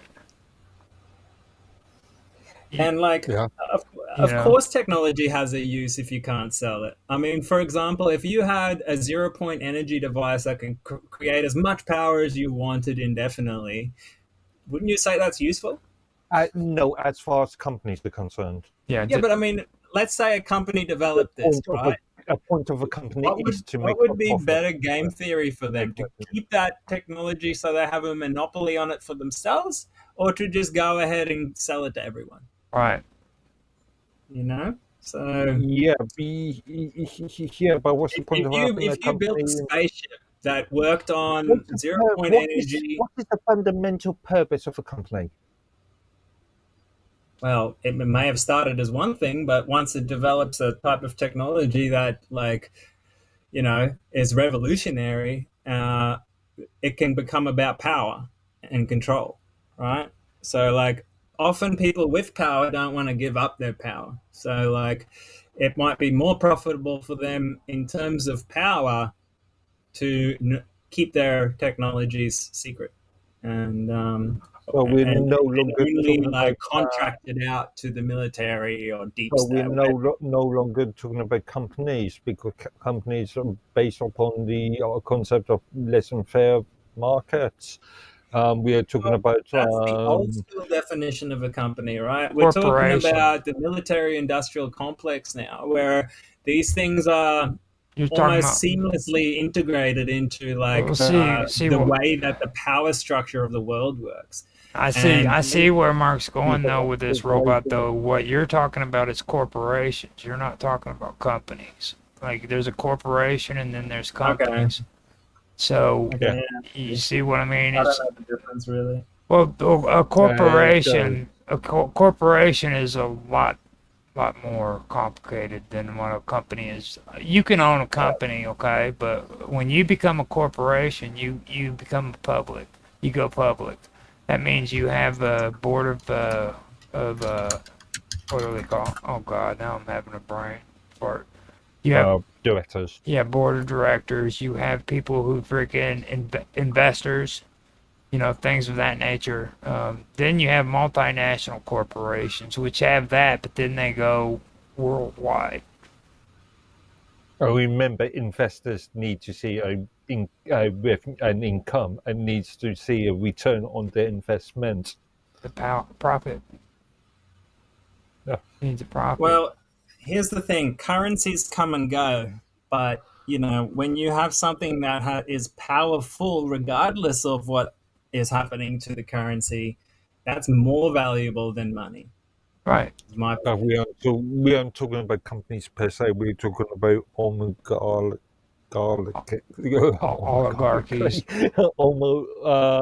Oligarchies.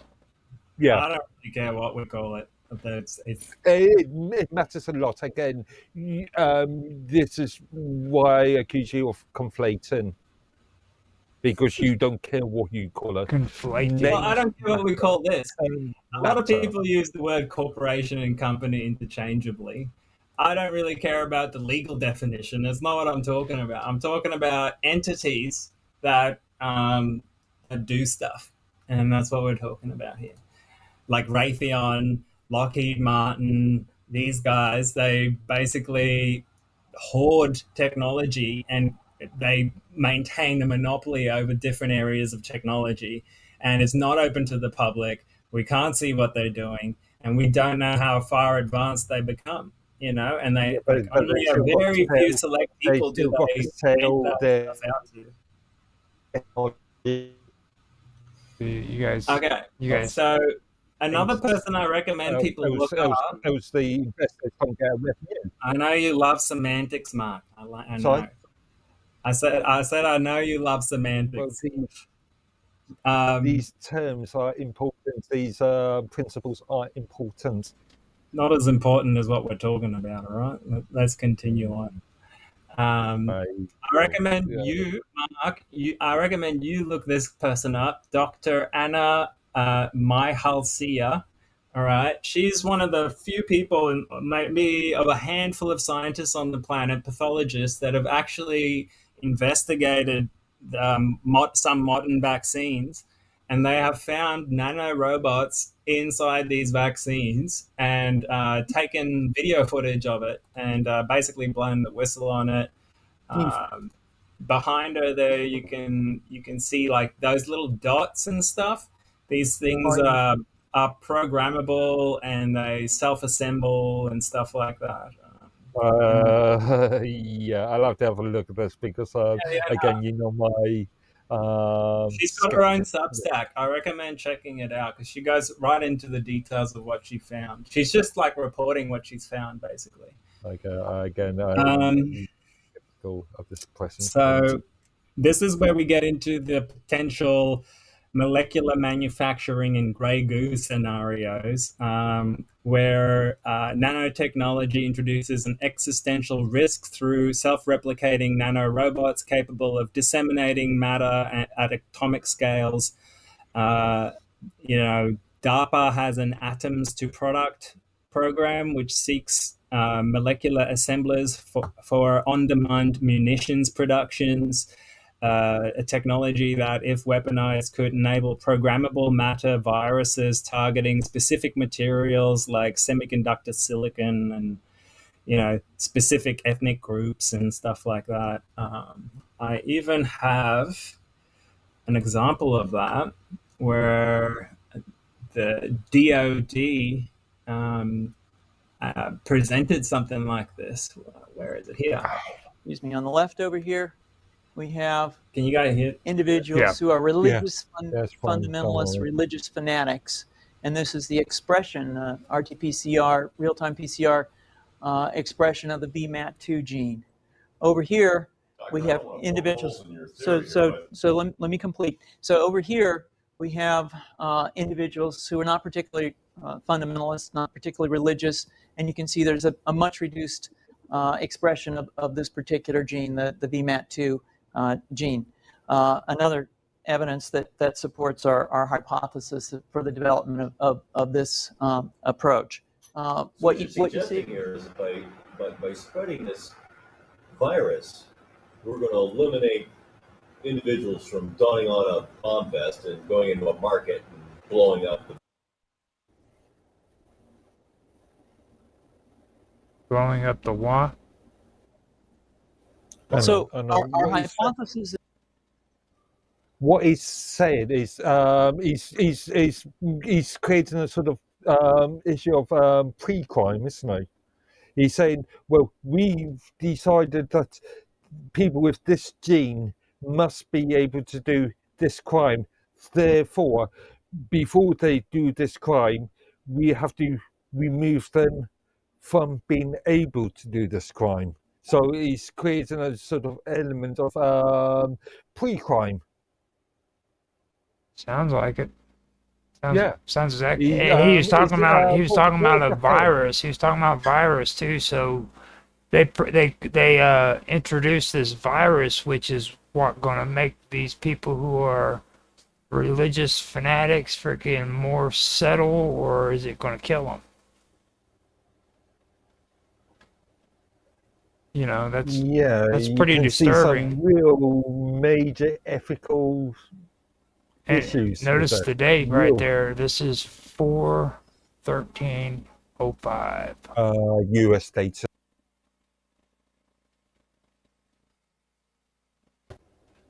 It's pretty. So just last month? Yeah, pretty intense. Or month before, no. Sorry. Mr. Robot. 2 months ago. Mr. Robot. 2 months ago.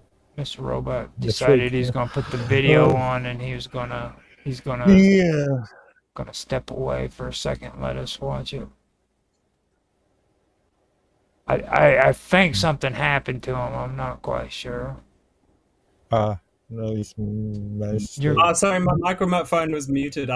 You're sitting there talking the whole time, weren't you, dude? Yeah. I figured you were. I thought. Anyway. Go ahead. So the guy just to cut a long story short, the guy who's presenting, he is marketing this as a FunVax, which is fundamentalism vaccine. And he wants to make a vaccine that turns this gene off in these people, which will theoretically make them less fundamentalist, right? Less religious, okay? And immediately this military guy in the crowd says, so you're saying we could make a virus that that does the same thing? It'll stop a terrorist from blowing up a building or something? So immediately the military guys do let's let's kill these people with viruses, But yeah, this is 20 years ago, mind you. Like, you can just imagine how much further they've taken this technology. And just because somebody has got a, let's say, gene, and I'm skeptical to say there is such a thing as a religious gene or fundamentalist gene. Correlation is causation, you know what I mean? So you're totally right. Well, are gonna. They've evolved into the jealous gene. You need to understand that now. What that is, that's the God gene that he has posted up there on his list. And what's his name? They consider him the evilest man in the world. He's a scientist. He created this gene where he believes, like my traits. Okay, if I freaking have certain traits, there's some traits that I got from the generations before me in my family. They've been passed down. Okay, and I pass traits down to my other generations on the genetic level. So there's certain characteristics that freaking my descendants will pick up from that I have, just like I picked up from generations before me. Yep. I do think they found like certain genes that predispose people to being psychopaths. Even in one lifetime, your genes get augmented by your environment and what you eat, and like how much weight you've gained, all sorts of stuff. I would argue that if you got let's say if you have been brought up in a certain theologic religious doctrine, that doesn't actually produce genes. It's the same mindset. There's a difference between genetics and mindset. But they found that there's a correlation. Like mindsets can influence your genes. They found out. So. And Mark, let me point out before you get riled up. Okay, the man I am referring to is literally considered one of the evilest men on the face of the planet. The guy who came up with the concept of the God gene. Okay. Yeah, and this gets into the whole like DMT and spiritual discussion as well. Because I mean, if you shut down production of your DMT or like genes that influence your spiritual neurology, you could just theoretically turn people into psychopaths, and or like drones. It's scary. We don't want that.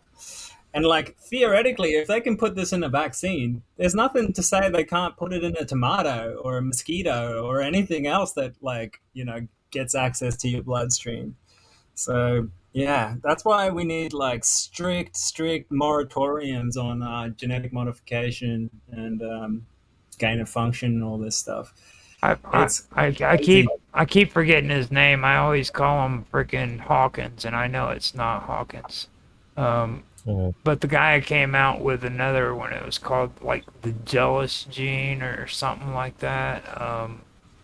And he's just freaking completely 100% against religion. You know what I mean? And I keep Hawkins, something like that. But he's a real freaking horrible asshole. When you sit and you listen to his lectures too, he's just his main goal is to freaking attack religious people. And it seems like an agenda of a group of people on the planet. Yeah, it's like, and that's the one thing that I do not agree with when it comes to freaking science. I do love science, but you keep science and religion separate. And science has become a religion for some people. That's because I see these drones that attacked the Russian planes recently, just a couple of days. Also, just before you move on, just because you're religious doesn't mean that you're going to blow up something. There are moderates, there are extremists, there are Richard Dawkins. Yeah. Richard Dawkins, and it was the selfish gene. He's a creep. Okay. Yeah, that makes sense, actually. It took me a while. Now, I have got 15 more minutes before I have to call this off, because here at 10 o'clock my time, I'm going to simulcast Jaffe's show. Okay. I will just quickly do a 10-minute roundup, and then we can just round ourselves up afterwards. So 9th generation talks about lethal autonomous weapon systems, which are basically the next step where we give these robots autonomy to go and kill shit. Basically, they just give them, and Israel has actually used this in Gaza to an extent, where they give these drones like kill lists, and they just go and do facial recognition until they find them and go kill them, and that is crazy to me that we are now doing stuff like that. This is like one small step away from a Skynet situation, right? But we still need people to determine that. We aren't having some sort of artificial intelligence. Like the latest AIs are lying to people, reproducing themselves, recoding themselves. How long is it going to be when we lose control of these things? You know what I mean? It's just so dangerous. I don't know how we're doing this stuff. Well, I brought it up. I brought this up to you before about the movie Screamers. You really need to go and watch that movie, dude. You will freaking love it, because Screamers came out in 1995, and they were talking about this shit. Okay. Now, have you watched the movie War Games? Well, War Games, yes. Yeah, what, the 1984? Yeah, that's why it inspired me to freaking talk about freaking that in our first episode of freaking the internet is a scam, dude, because, people freaking have been pushed this idea that freaking that hackers. I think we also discussed this last year in another discussion, I seem to remember. Yeah, it was in the internet gaming, in my internet podcast, or my gaming Iran podcast. has an autonomous drone network that leverages commercial quadricopters modified with 3D printed shrapnel charges by routing control signals through Tor networks and Bitcoin-paid AWS service. Tehran maintains plausible deniability while targeting Saudi oil facilities. That's a lot of marketing terms. Well, no, I mean, like, they're basically, it's crazy. And so here, 10th generation is planetary scale existential threats. And I actually have a short video on that. You guys may be extremely quick about this one then. Yeah. We only got 15 minutes. 10 minutes, rather. Trump. Oh, man, I can't play it. Do you guys remember Trump was in the White House the other day and he said, we have these secret weapons that no one knows about? Do you remember that? I try not to watch anything about Trump anymore. I don't take as much interest in US politics as you do. I've got my own concerns in this country. Well, it was huge news. It was around the Chinese tariffs, right? And but I just wanted to say this. There you go. You got it. You got a bunch of globalists that are into the occult and Satanism who got life extension technology, but it doesn't work perfect. And they got a bunch of incredible weapons. Yes, they have antimatter weapons. They even leaked it to scare the Chinese, but I know from the equations they've got them. The equations for atomic bombs are 127 years old. Equations for hydrogen bombs are 99 years old. And the equations for antimatter bombs are about 70 years old. And in the last 20 years, the United States purified and prepared antimatter warheads. They've only simulated, but they believe will probably destroy large parts of the solar system if detonated here. Probably would take the sun out if they detonate it. So what? I mean, so what? Okay, so you got antimatter bombs. What does that even mean? Doomsday bombs. So yeah, what would be there if these things that it exist? And I would say did exist. What be the end goal? Well, I definitely wouldn't want to test one of those out, right? What was the end goal for the nuclear bomb, dude? Seriously. I mean, come on, think about that real quick before you say that again, because that's what was the freaking end result for creating the nuclear bomb? The Damocles sword argument. Okay. It can still kill everyone on the planet if there's a nuclear war. You know what I mean? It doesn't stop these crazy bastards from making. They don't care, dude. What the result? You know what I mean? It's like that doesn't even. It also means their lives as well. Now, this is all. But think about this, right? Think about this. We know that they have UAP technology. They can go to the moon. They can go to Mars. They can go anywhere they want. Now, if you set up a colony on the moon or on Mars, what do you care if, like, you can hold the world hostage and say, I can blow up your planet with just like a tiny little bomb if you don't do what I say. You know what I mean? So, like, when you start talking about planetary, galactic scale civilizations, these kinds of weapons do become strategically important.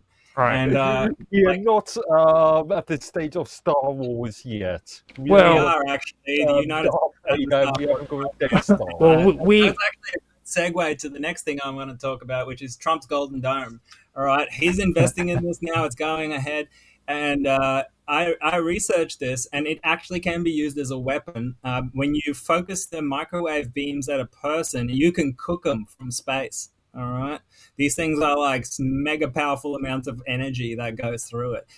It's meant to be geostationary over a facility to transmit the power to Earth. But if they suddenly move that satellite somewhere else and target some, like a town, you can cook a whole town at once. You know what I mean? So that's why Musk didn't get involved. If that's true, then why are we so concerned about finding renewable energy sources? Well, we aren't. We aren't. Well, in Britain, we are. That's what they're telling you, dude. Listen. That's fifth generation warfare. Please. You are now telling me that I shouldn't believe anything except for what you say. Love you to death, Mark. I love you to death, Mark. You're the Messiah. I love you to death. We're telling you should question authority. All right. I would never. Including you. I would never tell Mark to question authority. He would be lost. I question everything. I question authority. I question everything. That's right. I wouldn't be on the stream and having these discussions. Exactly. Now, with that being said, we are 5 minutes till freaking 9:30 my time. Which at this point I want to have you guys tell everybody where they can find you so that freaking they can get in touch with you on the internet. So. With that being said, let's start with you, Mr. Edworthy, because robots started both times, so now it's your turn. Okay. Very straightforward. I'm on Minds.com under the username Medworthy, so Medworthy. Okay. Now, what about you, Mr. Robot? You can find my music here on Rumble under Hacker Radio, or you can get yourself the Element app and come join our discussion group called Tinfoil Hat Club. If you put hashtag conspiracy-theory into the search, then you'll find us there. There's a little explore rooms button there. And when you go into the public rooms, you can go hashtag and then put conspiracy-theory,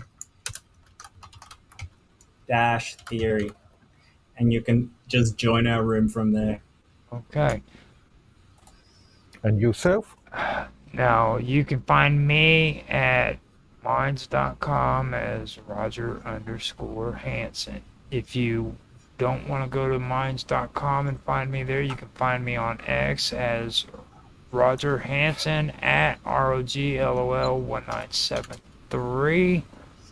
As well as that, you can find me and the Praetorian on Rumble and YouTube. And I also do my streams on Twitch under Infamous 1969. On DLive, I'm again Roger _Hanson, and on Kick, I believe I'm _Hanson too, Roger _Hanson. So you can find me on all of those platforms, and I usually always answer a comment. So if you have any comments that you'd like to make, please feel free to make a comment. With that being said, I'd like to say like, subscribe, share, make comments. Feel free to freaking make a comment. We'd love to hear what you have to say. If you want to contact these two and you can't remember how to find them after what they just said here, just make a comment in the comment section and I will tell them that you sent a message to them, and they might answer you. I don't know that. Oh, definitely. I want more people to come jam with us, so feel free. More the merrier. So with that being said, I'd like to thank each and every person for watching who actually did watch. If you watch later too, thank you for stopping by and watching, and I hope you have a good day, good afternoon, morning, evening. Good morning, night, whatever. Yeah, because we're from all around the world. That's the one thing about our shows, man. We got somebody coming from one side of the world, and then another from another side of the world, and then you got me who comes from the United States, the greatest country ever freaking created. Yeah. You know, I would just say the whole planet is great, and even though we talked about a lot of war, I'm actually anti-war, and I just want to bring this knowledge to the people so that we can make better political decisions in the future to have a better outcome for humanity. So peace to everyone. Thanks for listening. What about you, Mark? You got anything that you want to say that's spiritual? Great Britain, the greatest nation on the earth. Oh my God. Okay, with that, we are going to go, guys. I hope you enjoyed. Have a good night. That was good. Sweet. That was good fun. God. You know, this part of Untethered started off rough. You know what I mean? Not this episode, but like the 3 episodes that pertain to this started out rough, like with Moloch and everything. But I got to admit, it actually turned out to be good because, like, I like that. That was great. You know, because the last one I did with Tan, and we did freaking the dead popes. I didn't listen to the one. It actually turned out pretty good, and I was really surprised. Friggin' Tan actually enjoyed it. Yeah, all right. He actually enjoyed it. I was like really surprised by it. So. Tan's open-minded. He's not religious. Not with Catholics. He likes anything religious, even if it's a conspiracy. Well, as long as it's real. You better treat the Catholic religion with kid gloves is all I gotta say, because if you say something that's really too aggressive towards him, he will go freaking ape shit, dude. Really? Yeah, he will go ape shit. Especially. I'm not a big fan of Catholic religion, to be honest. Well, especially when me and Bob Dub started talking about duality, and she started getting into feminism versus masculism. That's when freaking you and Mark and Tan all started getting crazy, thinking it was about gender and shit. And I was talking to freaking Bob Dub about like duality and like the feminine aspects of this or that or this, and he started getting all crazy with his freaking Catholic freaking shit. See, this is fifth generation warfare. Like, we've all been programmed with these different agendas, or like, you know, just triggers the programming. Yeah. We should have a conversation about self-agency. Yeah. Yeah. Now, Totally. I do have to let you guys know this one, these last freaking 4 episodes are for Untethered season. We're actually up to 9. Now we got 10, 11, and 12. And then after that, freaking, I don't know what you guys want to do. Freaking Roger's real-time talk show with me. When's that? That'll be after this one. This is that one's. What, tonight? No, not tonight. Okay. Are you gonna call it a different show or what? Well, it's Roger's real-time talk show. Okay. And this is current events. I apologize for flaring off at you a bit earlier, but you sort of triggered me a bit. I can't say I'm surprised. I can't say I'm surprised. It was good that you guys freaking was able to talk it up. That's the reason why I wanted you to respond for it, Mark. Don't leave it unsettled. You know what I mean? Freaking talk it out. Get it out there, man. You know. No, I don't know. You should trigger me more. It entertains me. It entertains me, but I just worry about other people. Like, fuck, what have I walked into here? Some kind of domestic dispute. Okay. So now I will turn off all the other ones. So are we talking about the show next week? Oh, after next week? No, the after. Yeah. No, we've got 3 more episodes of Untethered, is what I'm saying, because this should be the 9th episode. And after that, I was wanting to know if you guys wanted to do Roger's real-time talk show with me. What would be the? Well, that one's subject that one is the political history, and we're talking about going over Europe. And Europe is, I think, when we do that one, we need to talk about the EU. Just start freaking. So really similar to what we did last year. Sort of, yeah. And now we sort of started off this week's. What about the UN and Okay, getting everything set up for another episode of WoW Talk. Doing my audio test first and waiting for Beam to kick in. Just started Rumble Studios, and Rumble Studios should have X Pro and D Live starting up now. Beam stream just started, so I'm gonna go to my channel page and listen. So it sounds good, and Beam. Going to take that back to my Rumble Studio, or my Beam Studio, however they call that. Let me see. I'm gonna have to hit refresh on regular Rumble so that I can see if WoW Talk has started there. Let's see what's going on. Yeah, I'm getting everything set up now, but here in a minute.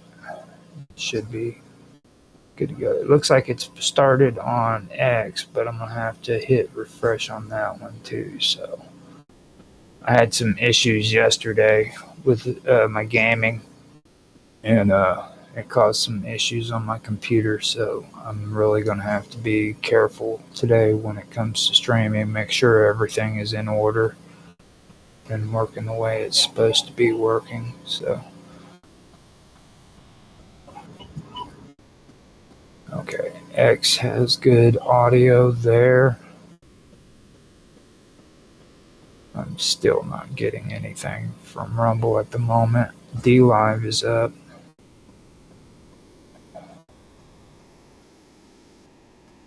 D Live sounds good. Twitch is up. Twitch sounds good. Kick is up. And Kick sounds good. Now let's go to YouTube, see how that sounds. Okay, so sounds like that. Sounds like that one sounds good too. So Rumble is finally up. Okay, so Rumble sounds good too. So I have got that going. I probably should. I probably don't have to start doing setup a half an hour before the hour. It is pretty amazing how fast this all starts out. I'm really surprised at how fast it is. But I don't know. It just seems better to be prepared that way. Freaking, I know that everything is up and running and in perfect order. So let's get started. Now, I've been showcasing Mr. Robot's music for the last week on all of the different streams I've been doing. I don't know if I've done any of them here on Wild Talk, but I can put some of it out here. I've been doing a lot from Austin and old John Clark, however you call him. You know, I usually call him John, but I've been doing their music a lot on the other ones, but I haven't really had a chance to really put any of Mr. Robot stuff out until here recently. Now, if you guys want to find out where to go to listen to his music, he usually does his streams on Rumble as Killuminati or Killuminati. I always have a hard time saying that word. As you can tell, I'm a bad enunciator. But that's where you can find him on there. If you can't find him, just reach out to me. I can give you the links to help you out. We're also on Elements Chat if you guys are interested. We've changed Minds.com's chat for the Elements Matrix over to the actual Elements platform, so you can find us there together. I also have Live with Roger Hanson on there, as well as Wild Talk, so there is a place for anybody who wants to go onto Elements that is strictly for the wonderful world of weirdness. We've got our own chat group there, so you're more than welcome to go there. You can go on Skype, and you can also go on Discord. We're on all three of those. So feel free to join us if you guys want to. On X, on my account there, which is Roger Hanson at ROGLOL1973. If you go into my description, you'll find, or the About Me section, I guess you'd say, you can find the link to the Elements chat on there. So that's for future reference if anybody really even cares. You know what I mean? But that's up to you. Now, I just put a new song.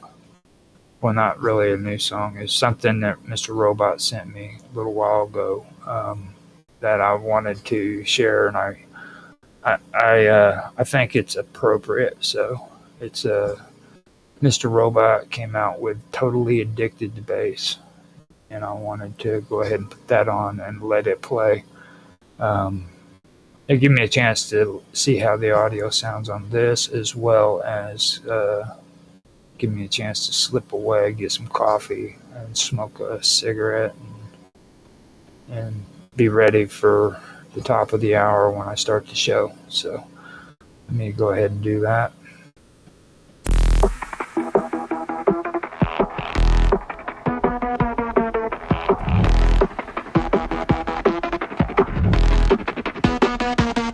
It's been too long and I feel the need. I got two pale hands and my head hanging low. Body shaking from my need again. There is nothing to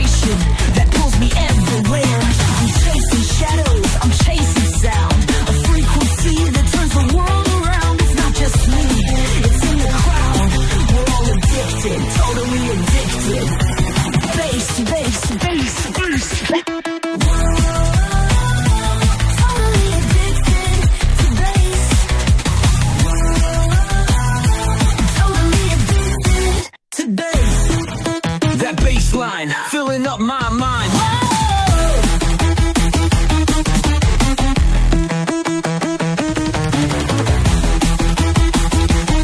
In the dark, the bassline calls, it breaks the silence. It breaks the walls of primal force. I can't ignore it, it's in my blood. It's in my core, I'm lost in the echo. I'm found in the beat, a rhythm that makes me feel complete. It's more than sound, it's more than time. It's a universal, endless rhyme. The night is young, the beat is strong. It's where I feel I truly belong. A sea of bodies, a shared desire. The bass ignites a collective fire. We're all connected, we're all the same. The bassline whispers with secret name. It's not just music, it's not just sound. It's the heartbeat of the underground.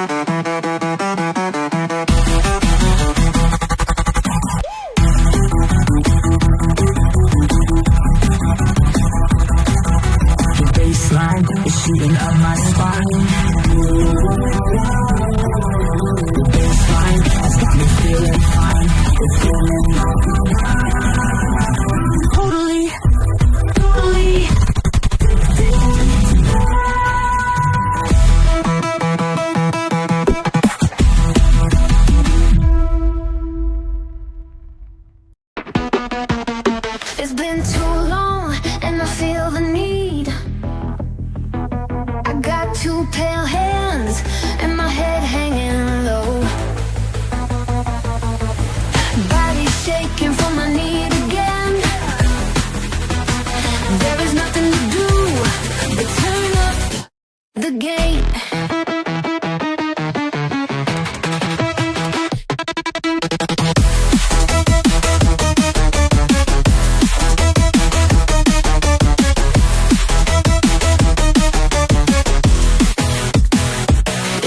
From my feet and buzzes to my brain. I look up at the stage, getting ready for the show. Around me a crowd, we all in the know.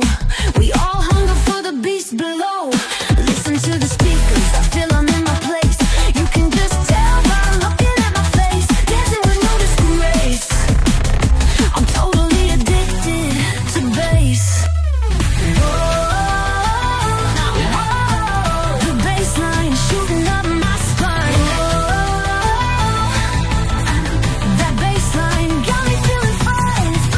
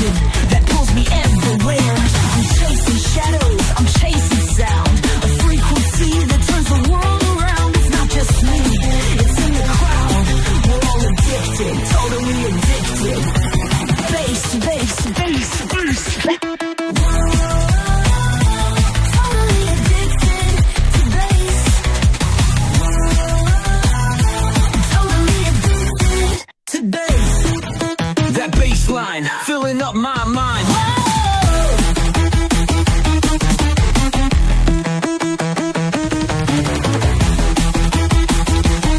In the dark, the bassline calls, it breaks the silence. It breaks the walls of primal force. I can't ignore it, it's in my blood. It's in my core, I'm lost in the echo. I'm found in the beat, a rhythm that makes me feel complete. It's more than sound, it's more than time. It's a universal, endless rhyme. The night is young, the beat is strong. It's where I feel I truly belong. A sea of bodies, a shared desire. The bass ignites a collective fire. We're all connected, we're all the same. The bassline whispers with secret name. It's not just music, it's not just sound. It's the heartbeat of the underground.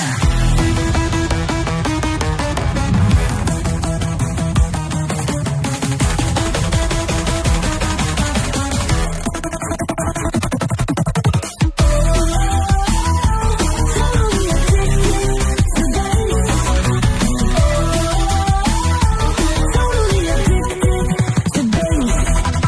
Neon lights, flashing colors in my sight. Music takes control as I step into the night. Vibrations in the air like whispers in my ear. The echo of the bass is the only thing I hear. Bassline moving. Totally addicted to bass. Totally addicted to bass. Caught in the groove where my soul intertwines. Can't escape the pull. Can't resist the beat. And this sky shift is very totally addicted to the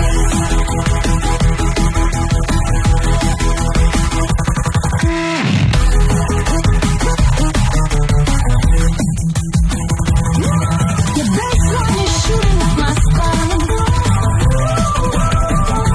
has got me feeling fine. It's filling up my mind.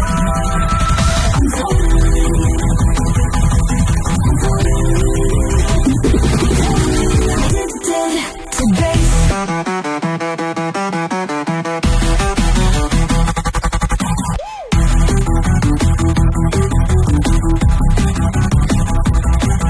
The bassline is shooting up my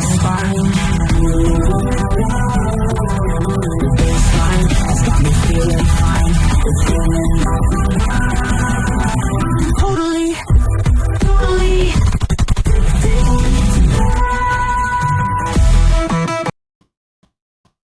All right, so I am back.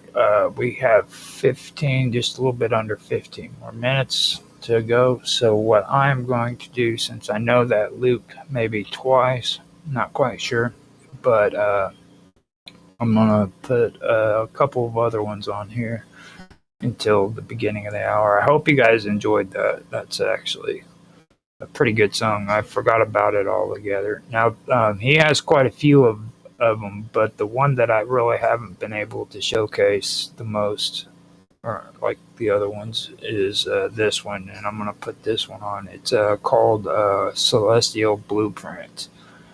I will put another one on afterwards. I just need to go grab some coffee. Drank my cup down pretty low, so it's almost empty. I have to fill it back up. So I'm gonna put this on, and I hope you guys enjoy this. And I will be back to put maybe one, maybe two more songs on so you guys can enjoy them before the hour. So here we go.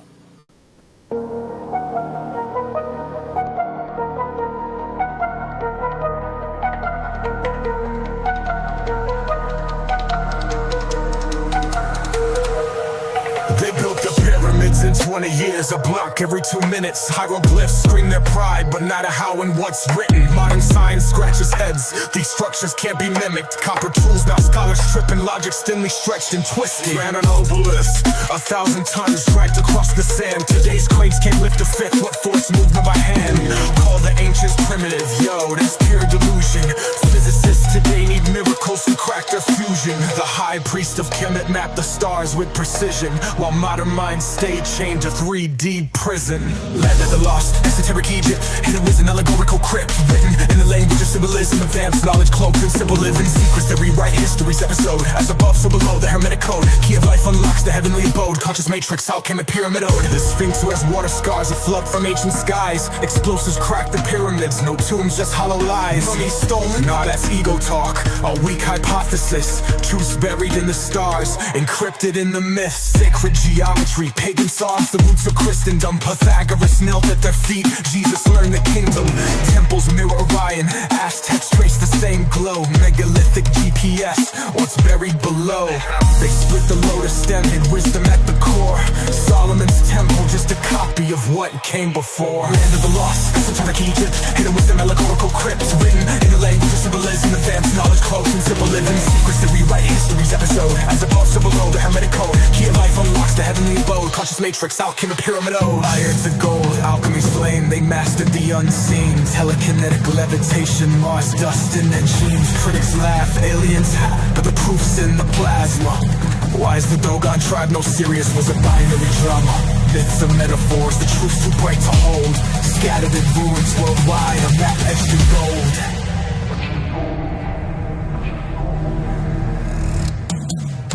They call themselves Negeru, gods with cosmic ships, gifted fire, math, and law, then dip beyond the eclipse. Now academia's gatekeepers mock what they can't measure, but the scales of Ma'at weigh soul, not tech or treasure. The Zep Tepe dawn when gods walked as king, left blueprints in Gobekli Tepe and the Nazca line. The unmutainless truth burns through the scholar's denial. We're echoes of starlight reclaiming our trial. When you stare at the sky, feel the ache in your chest. That's ancestral memory. We're all cosmic guests. The pyramids home a hill, rising cold and divine. As above, so below, till the world's realigned. Land of the lost, esoteric Egypt, truth's the spiral, eternity's in the language of symbolism, the gods we've been missing.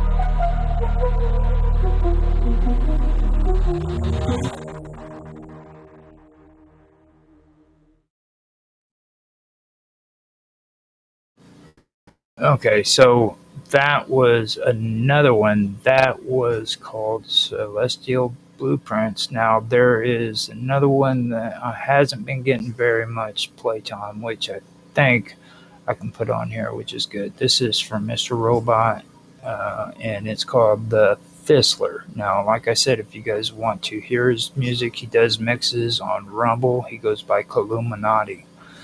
And if you need help finding them, just let me know, and I can send you or aim you in the right direction. I also want to say thanks to Mark from Dragus Production too. He's been doing a lot of things for helping us and supporting us, so appreciate that. So with that being said, I'm gonna go ahead and do this one from Mr. Robot. It's called The Thistler. Theophilus Thistler, the thistle sifter is sifting a sieve full of unsifted thistles. Trust 3,000 thistles through the thick of his thumb. 3,000 thistles through the thick of his thumb. 3,000 thistles through the thick of his thumb. Theophilus Thistler, the thistle sifter is sifting a sieve full of unsifted thistles. Trust 3,000 thistles through the thick of his thumb. 3,000 thistles. Mr. Robot rolled around and rolled round, and if Mr. Robot rolled around and rolled round, where is the round roll? Mr. Robot rolled round. Where is the round roll? Mr. Robot rolled round. Mr. Robot rolled round. Mr. Robot rolled round. And if Mr. Robot rolled and rolled round, and if Mr. Robot rolled around and rolled round, where is the round roll? Mr.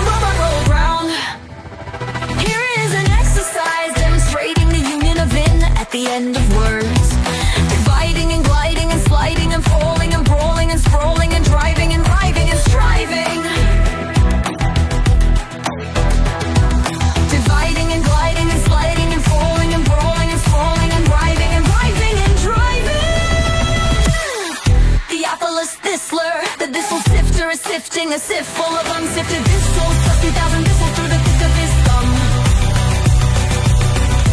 Plus 3,000 thistles through the thick of his thumb.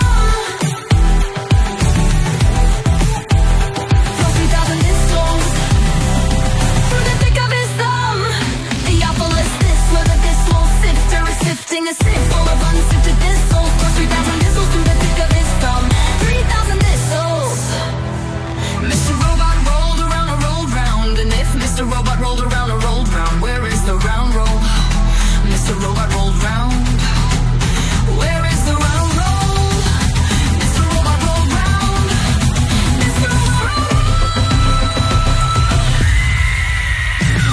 Mr. Robot rolled around and rolled round, and if Mr. Robot rolled around and rolled round, where is the round roll? Mr. Robot rolled round. Where is the round roll? Mr. Robot rolled round. Where is the round roll? Mr. Robot rolled round. Where is the round roll? Mr. Robot rolled round. Where is the round roll? Mr. Robot rolled round. Where is the round roll? Mr. Robot rolled round. Where is the round roll? Mr. Robot rolled round. Hardly had his Hail Highness heard the easy hedgehog when he hit the hummingbee by the hunter who had horrible beetles in the human hall. I love to hear the horse's hard iron hooves go hammer, hammer, hammer, hammer, hammer on the easy highway. I hit my horse hard. I'm going around to hunt up hogs. Theophilus Thistler. Theophilus Thistler. Theophilus Thistler. Theophilus Thistler. Theophilus Thistler.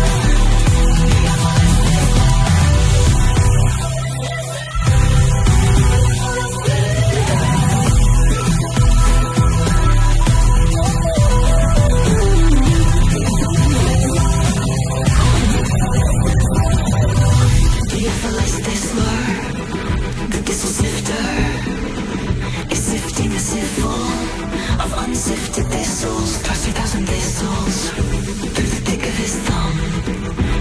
3,000 thistles through the thick of his thumb. Theophilus Thistler, thistle sifter. Theophilus Thistler, the thistle sifter. All right, so now I have 2 minutes, but there's just one small problem. I have forgotten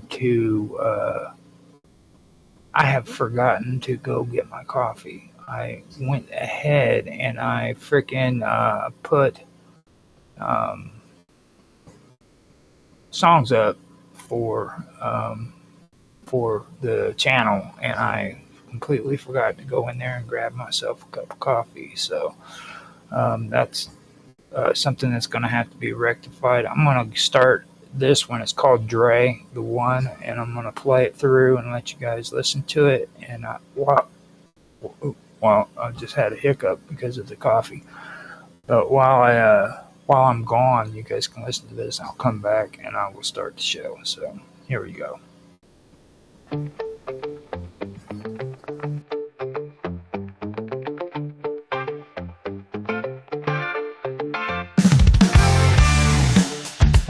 Oh man, yeah. It's a Lisa, baby. Check me out, right? Hey, I keep it moving, coming right into the prime time. I do not think I belong on the sideline. Oh, you don't like my style? Okay, likewise. Bye. Do not try to cross me if you're in your right mind. See me shine bright, shining like a supernova, lighting up the night sky. Put me in the limelight, like-minded people stay connected like I'm Wi-Fi. Only crushing bangers like it is my 9-5. No, I'm never lazy when I write rhymes. People give me high fives. Always deliver, cause that is my style. So what you know about it? Think that you can do it like I doubt it. Yo. I do it like that. Drop another banger, then I bring it right back. Right into the hit song just for fun. They can't do it like me because I am the one. I am the one.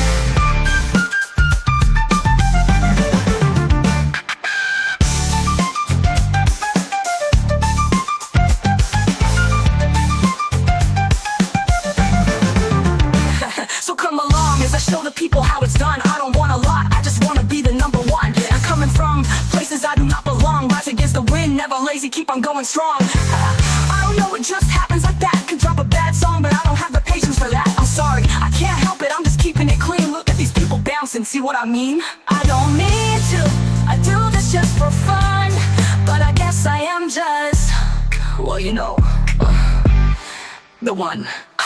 Ooh, I do it like that. Drop another banger, then I bring it right back. I did the hit song just for fun. They can't do it like me because I am the one. I am the one. So what you know about that?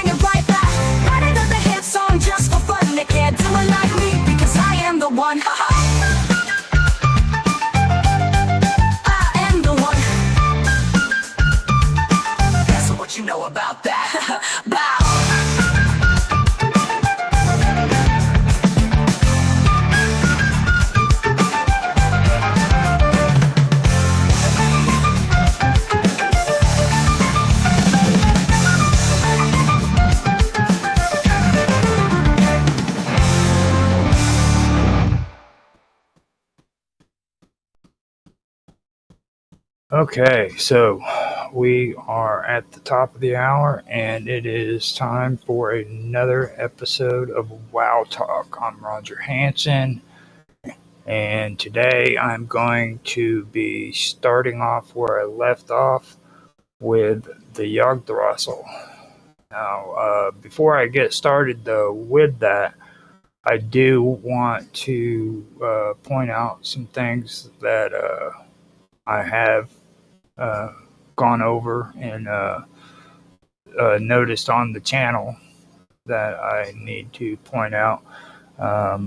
So far, by the way it looks, we are doing good when it comes to what we've been getting for views and everything. And all of our views since I started taking over on doing all of this has been organic, okay? And what that means is that none of it is promoted. And when I say promoted, what I'm talking about is there's usually an option where you can pay money for views, and that's what I'm referring to when I say promoted. None of my content is promoted whatsoever. So when you see views on our channel, you're seeing the actual views. You're seeing what people have actually seen it, not the amount of money that's been put into the videos and to bring the views up, okay? Now, for that, we've been doing pretty good, and here in the last 6 months, I'd say within the 6 months, within a 6 month 1 year period, I've had to go through and delete a lot of videos off of YouTube that I really didn't want to do it because of a situation with Creative Commons where when you put somebody else's content on your channel, you have to have a conversation or a discussion or something that alters the video. Well, we had tons and tons of videos that were on there that didn't have that, and they kept getting hit for Creative Commons issues. So eventually what I had to do is delete that. I also went in and I cleaned up all of the comments in the comments section and ended up doing it from scratch. The only comments that were left was like the achievements that happened on YouTube, messages that John had put out, things of that nature, but everything else that wasn't related to the wonderful world of weirdness got taken off. So that kind of set us back on the analytics. And so far, it looks like we've been doing good. The only time that we've had issues in the last 6 months, I think the worst part was when I had to do uploads. And this is where the the thing is that I have to bring it up. No matter what, I'm going to let you guys know there's going to be content put on that channel. Okay, it upset a few people. Quite a few people did leave because of it, but there's something that I have to say. I'm sorry to see you go, but content has to go up. All right, and it's going to continue to go up. And I have so many other projects that I'm doing right now that I don't have the time to manage my scheduling when it comes to these videos. So when I go in and I do uploads and I schedule them, there's going to be a lot of them. So the best thing I can say for anybody who has a problem with that and still wants to watch the videos and watch this everything when they come out is turn the notifications off. You know what I mean? Because there's going to be a lot of them. And if you come onto the channel and everything and you're a regular, you will get our channel's videos in your recommendations on your main YouTube channel. So just keep that in mind. Don't worry about having notifications. I just don't want people to become upset because I have tons and tons of videos that are being scheduled on there. And like I said, I have no other choice. I have to do that because I do have other shows that I put on the internet. If you're not on YouTube and you're on like Kick or you're on Twitch or Rumble even, well, maybe not Rumble as much, but DLive or X, you'll know that I have like different videos with different topics and stuff, and those actually go on different channels too, so, for YouTube and Rumble. So just be aware of that. I have other projects that I do that don't pertain to the wonderful world of weirdness. It's like I've even got my own channel that goes along those lines called The Strange, or Strange Stories. It used to be called The Strange, The Bizarre, The Unusual. I like it, but the name was too long, so I changed it to Strange Stories. But I have that one too, which I've been working with, as well as working with the wonderful world of weirdness. So I've got a lot of things going on here. And like I said, this channel, even though it doesn't have all of the amazing views like it had in the previous or in the past, it still does get views, and it's still going to get views because I'm going to post content on here for people if they want to watch it or if they don't. If you don't want to watch it, I don't want you to be upset. Just move on. You know what I mean? Because I don't like getting on YouTube and watching stuff that don't pertain to my likes or my dislikes, and that's one reason why I try to keep things at an organic reach kind of situation, because whenever you promote videos, that's kind of what you're doing. You're pushing content on people who aren't even interested in the stuff that you're putting on there, and I don't want to do that. So, and plus organic reach is way better than promoting content any day, So with that being said, I'd like to say thank you to those who do support the channel, and on all of the platforms too. That's Rumble, that's Beam, that's also X, also DLive, Twitch, Kick, and YouTube. So I thank you guys all for your support and everything. And with that, I guess I can stop talking about the wonderful world of weirdness's business side of things. I try to put in a time in my WoW talks to where I can go over what's going on with the channel, because I want to say it again, and I mean this to every single one of you, the ones especially who's been on this channel from the beginning, okay? This is a community-based channel. That means that if you guys want to be on this channel and make your own streams, you are more than welcome to. If you just want to do an episode where you want to come on, you are more than welcome to, because you are a part of the community and you're a part of us.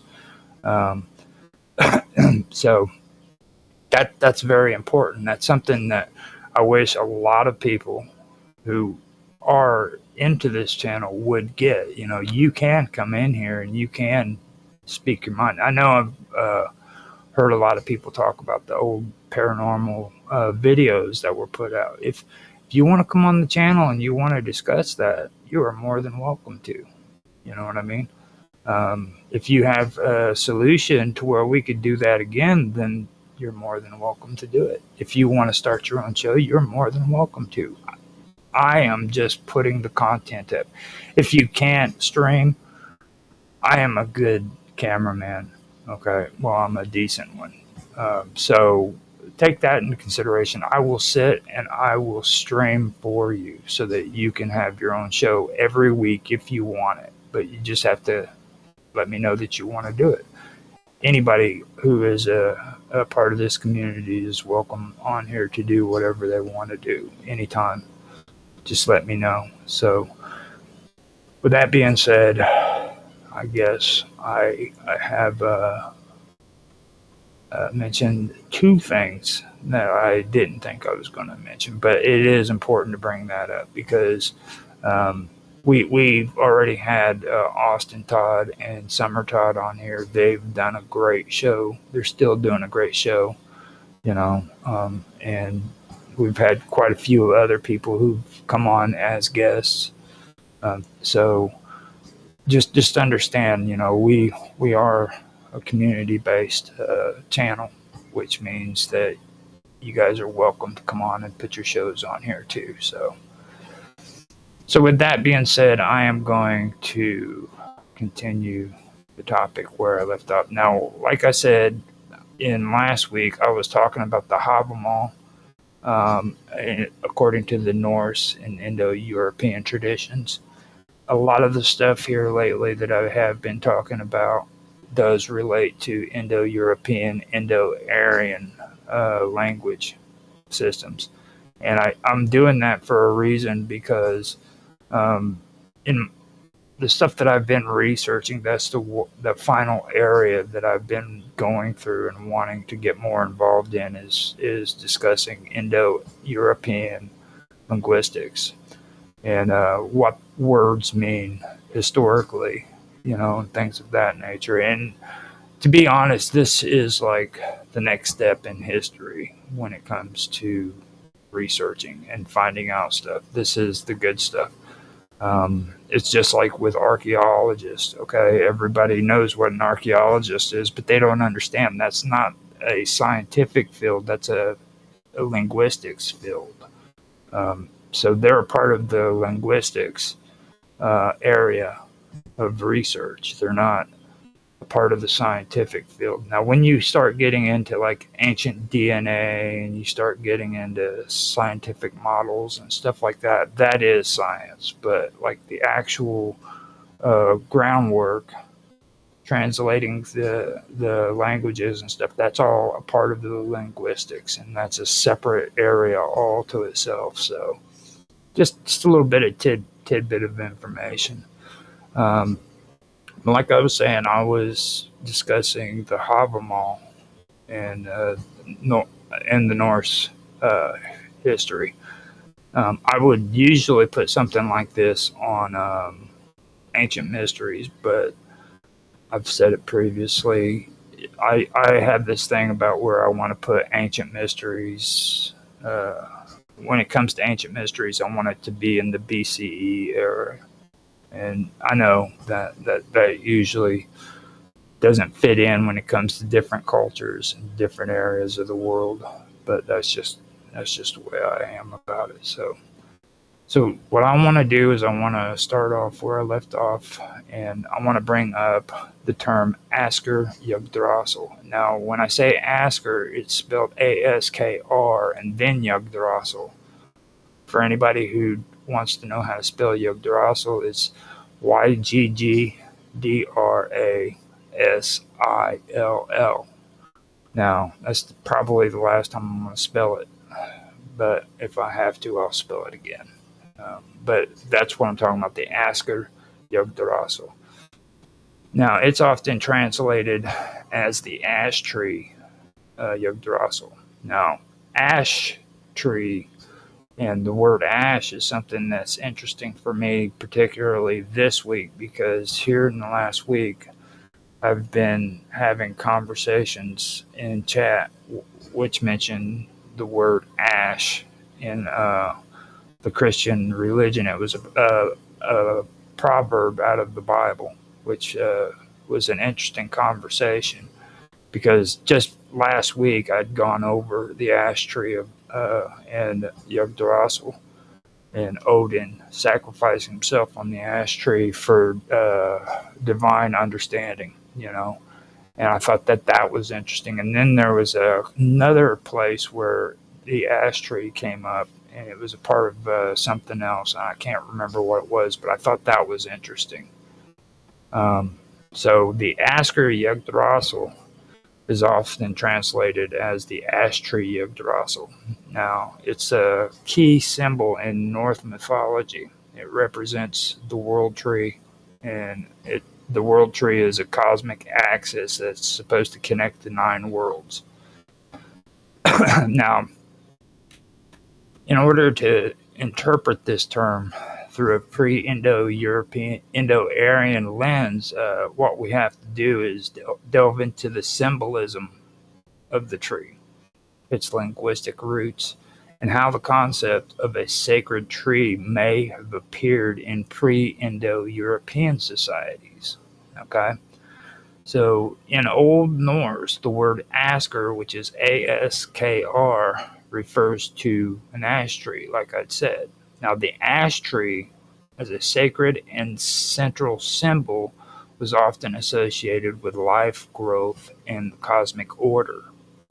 Now, the ash tree is considered a world tree, a concept that is deeply rooted in animistic traditions, where trees are seen as sacred beings with spiritual significance.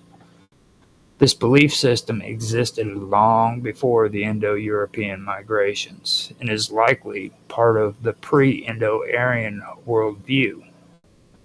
Now, I had a misunderstanding of those two terms, Indo-European migrations and the pre-Indo-Aryan and the Indo-Aryan words, okay? At one time, I thought that it was one and the same, and that what they had done is they wanted to be politically correct and they changed the name, but that isn't the case. There's actually two separate things going on there, you know what I mean? And I do want to point that out. So just so people are understanding that they're two separate things. So in the pre-Indo-Aryan languages, the ash tree or similar trees like the ash tree would have had a spiritual significance tied to their role in the landscape. Now, trees were often seen as gateways between different realms, representing both life and death, a connection between the material world and the spiritual realms, things of that nature. Now, the ash tree, being particularly tall and enduring, would have symbolized stability, eternity, and spiritual transcendence. Okay? Trees, particularly large, enduring trees, like the ash tree, were often thought of as the central axis mundi, the world axis that connects the heavens, earth, and the underworld. Now, in pre-Indo-Aryan cultures, sacred groves were often sites of spiritual power and communication with the divine. The ash tree, as part of these groves, would have held immense significance in rituals. Now, the ash tree could also be seen as a tree of life, an archetype present in many ancient cultures, which represent the flow of life through all realms, right? Now, the name Yggdrasil itself is complex and may not have had an exact pre-Indo-Aryan equivalent, but it carries deep symbolic meaning, okay? The name Yggdrasil is usually interpreted as Yag's horse, which is YGG, and then Yag's horse, or Odin's horse. But its components can also be analyzed through the lens of pre-Indo-Aryan symbolism as well. Now, the name Yag, which is YGG, is one of Odin's many epithets, which can be associated with a spirit of the dead or shamanic guide. The word Yag could be connected to the idea of a guide or leader of the dead, a figure that helps souls pass through different realms. Now, the second part of the name Drasil, which is Drasill, is often interpreted as horse, symbolizing a spiritual mount or vehicle. Now, in pre-Indo-Aryan traditions, animals were frequently used as symbols of transformation or spiritual guides, with horses often being seen as the vehicle that carries the soul between the physical and the spiritual worlds. Now, pre-Indo-Aryan cultures likely had an axis mundi that was a tree or sacred structure connected to heavens, earth, and the underworld. Now, this would be the center of the world where all realms intersected. The world tree served as the focal point of existence, much like the sacred tree or mountain in pre-Indo-Aryan belief systems. I was getting ready to say the mountain, tree, like the sacred tree or mountain, because usually the tree and the mountain are connected, and that was something that I had started this year's episodes of Strange Stories with, was Mount Fuji and the Suicide Forest. And like whenever I go through this stuff and I hear about it and the connection between the mountains and the trees, it just kind of it resonates on that whole story. You know what I mean? So if you guys ever get a chance, go back over to Strange Stories, watch my first episodes this year for that, because I was talking about Mount Fuji and the Suicide Forest. And it's just really amazing when it comes to how they're connected. They're interconnected between the mountain, the sacred mountains, and the sacred trees.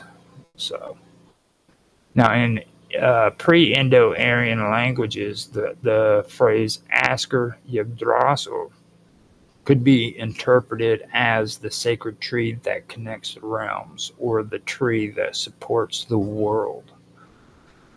This would be in line with ancient beliefs about the interconnectedness of all things and the idea that a single central tree or structure could connect different planes of existence.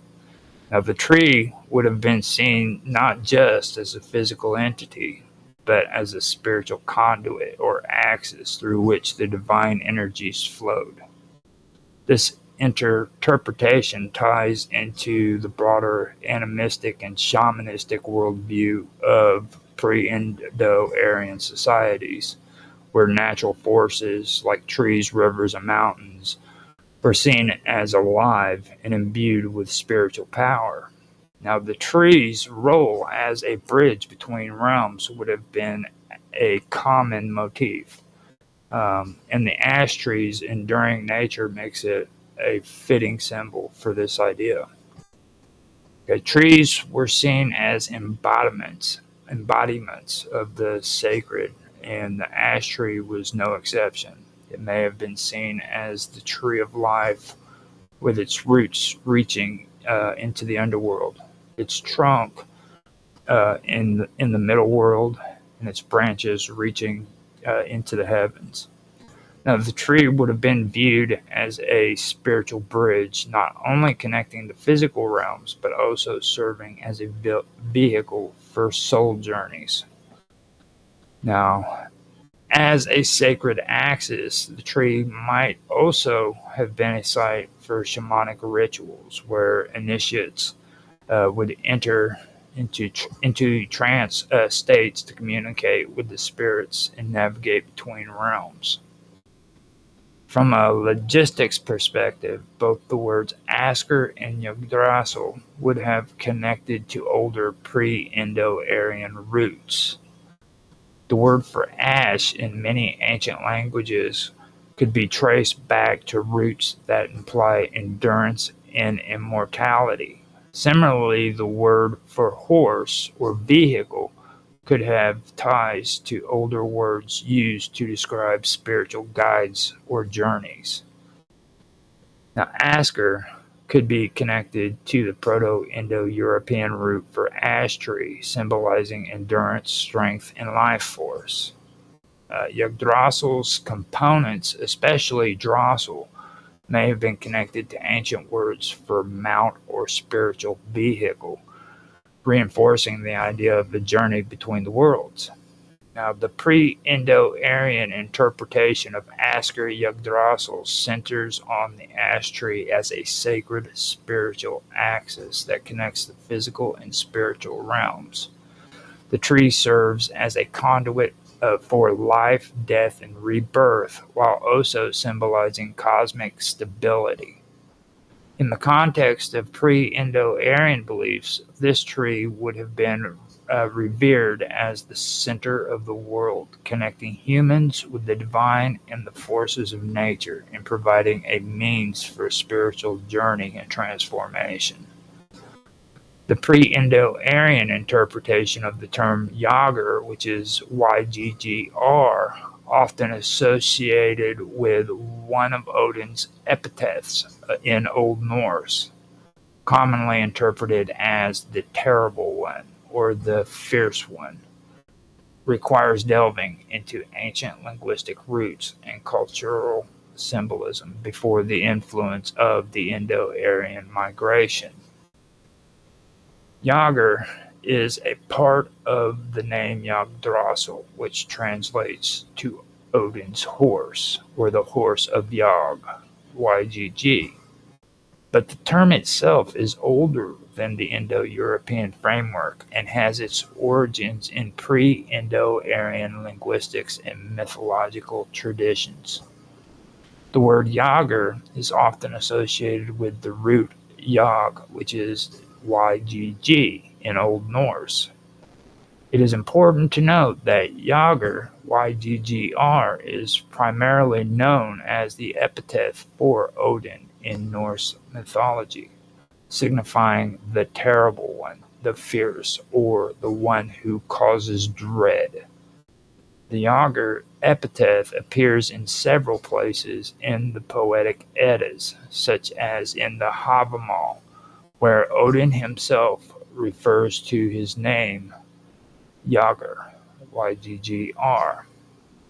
However, from a pre-Indo-Aryan perspective, we would be looking at Yager as a part of a broader animistic or shamanistic tradition that predates the Indo-European migrations.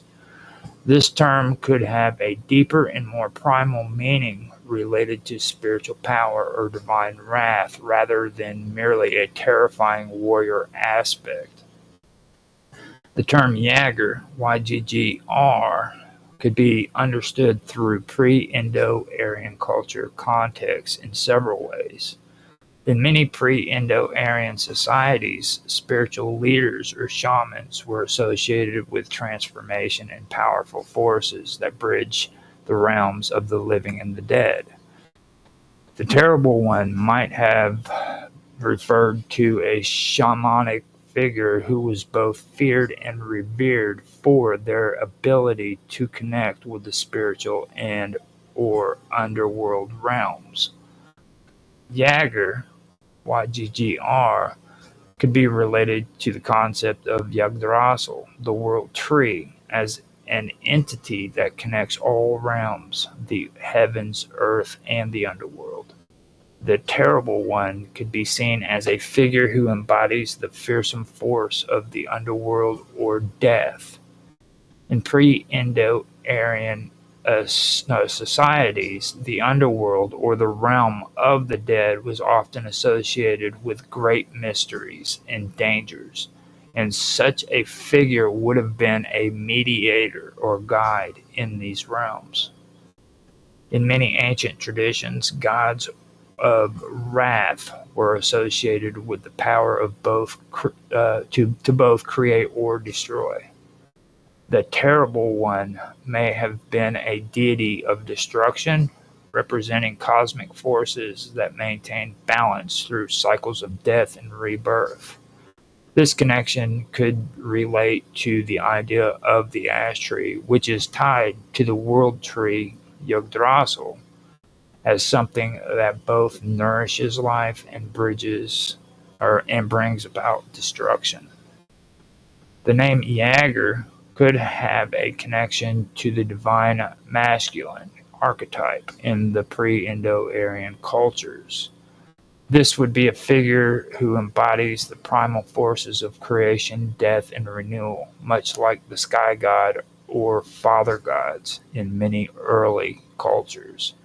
This archetype would be associated with both the fierce aspects of nature and the nurturing role of sustaining life through the natural cycles.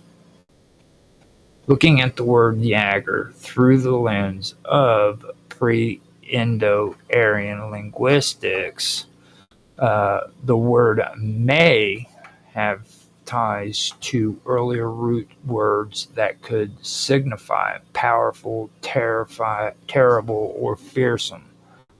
The root Jager or similar sounding roots could be related to terms that express the concept of terrible power or intense force. These might reflect a shamanic power that invokes fear in others or represents cosmic upheaval. In Indo-Aryan societies, death and the underworld were often associated with spiritual renewal. The figures who were feared in life could be seen as powerful in their connection to these realms. The term Jaeger may have embodied this paradox, an aspect of divinity that represents death, but also the potential of renewal and or transformation. Now, the figure associated with Jaeger, YGGR, could have been a priest king or shaman figure in pre-Indo-Aryan cultures, revered for their ability to mediate between worlds, the world of the living and the world of the dead. The name Jaeger, YGGR, would carry connotations of a figure who was both terrifying and revered, one who could wield the power of life and death. In shamanistic cultures, the shaman or spiritual leader often went through rites of passage that involved symbolic death, whether through rituals of sacrifice or trance journeys, to access the underworld and return with knowledge. In this sense, the Jaeger, YGGR, could refer to a shamanic journey to the realm of death, from which the individual would return with wisdom or power that could influence the living world. Now, in Norse mythology, Odin, as Jaeger, YGGR, sacrifices himself by hanging from the world tree, Yggdrasil, to gain the knowledge of the runes. This sacrifice represents the ultimate shamanic journey in which the self is given over to the tree, which symbolizes the axis between the worlds. The fact that Odin is Jaeger, YGGR, the Terrible One, could reflect the terrifying nature of the journey, an initiation into cosmic knowledge that involves a confrontation with death, sacrifice, and the fearsome forces of the universe. The pre-Indo-Aryan interpretation of Jaeger is complex and multifaceted. It connects to shamanic animistic traditions where the figure associated with this name would be a fearsome and revered spiritual figure who mediated between the realms of life and death. The term likely embodies the terrifying power of the forces of destruction, while also symbolizing the potential for transformation and rebirth. This interpretation aligns with broader pre-Indo-Aryan views of the cosmos as a dynamic, cyclical system governed by life, death, and spiritual transcendence. The pre-Indo-Aryan interpretation of the term Yagya, which is WGGIA, add the I before the A this time, if we take it as a variant of Yag, which is YGG, or as a related form, would require us to examine the term within the context of pre-Indo-European linguistics and cultural frameworks. Given that the exact word Yaggia, YGGIA, isn't directly attested in Old Norse texts, but could be derived from similar terms, it's helpful to break down its possible meaning based on roots and cultural significance that would have existed before the Indo-European migrations. If we assume Yaggia is a variant of Yag, YGG, the root Yag, YGG in Old Norse is most famously associated with Odin and is often interpreted as the Terrible One or the Fierce One. It's the first part of the compound Yggdrasil, the world tree, which is Odin's horse. Okay? The root itself is associated with cosmic power, fear, and the underworld. This would imply that Yaggia could carry similar connotations with divine force, and that's Yaggia, YGGIA. It would carry similar connotations of divine force, spiritual intensity, and cosmic significance. The pre-Indo-Aryan interpretation of Yaggia would need to focus on animistic, shamanistic, and spiritual meanings that were present in cultures before the spread of Indo-European languages. The root Yag, YGG, is often interpreted as embodying fierce, destructive, or fearsome powers. The pre-Indo-Aryan societies where spiritual power was often closely tied to death, rebirth, and the cosmos. Yaggia might refer to a divine figure or fierce association with the fearsome aspects of nature. This figure would likely be connected to transcendence and sacrifice, representing the force that brings both destruction and creativity.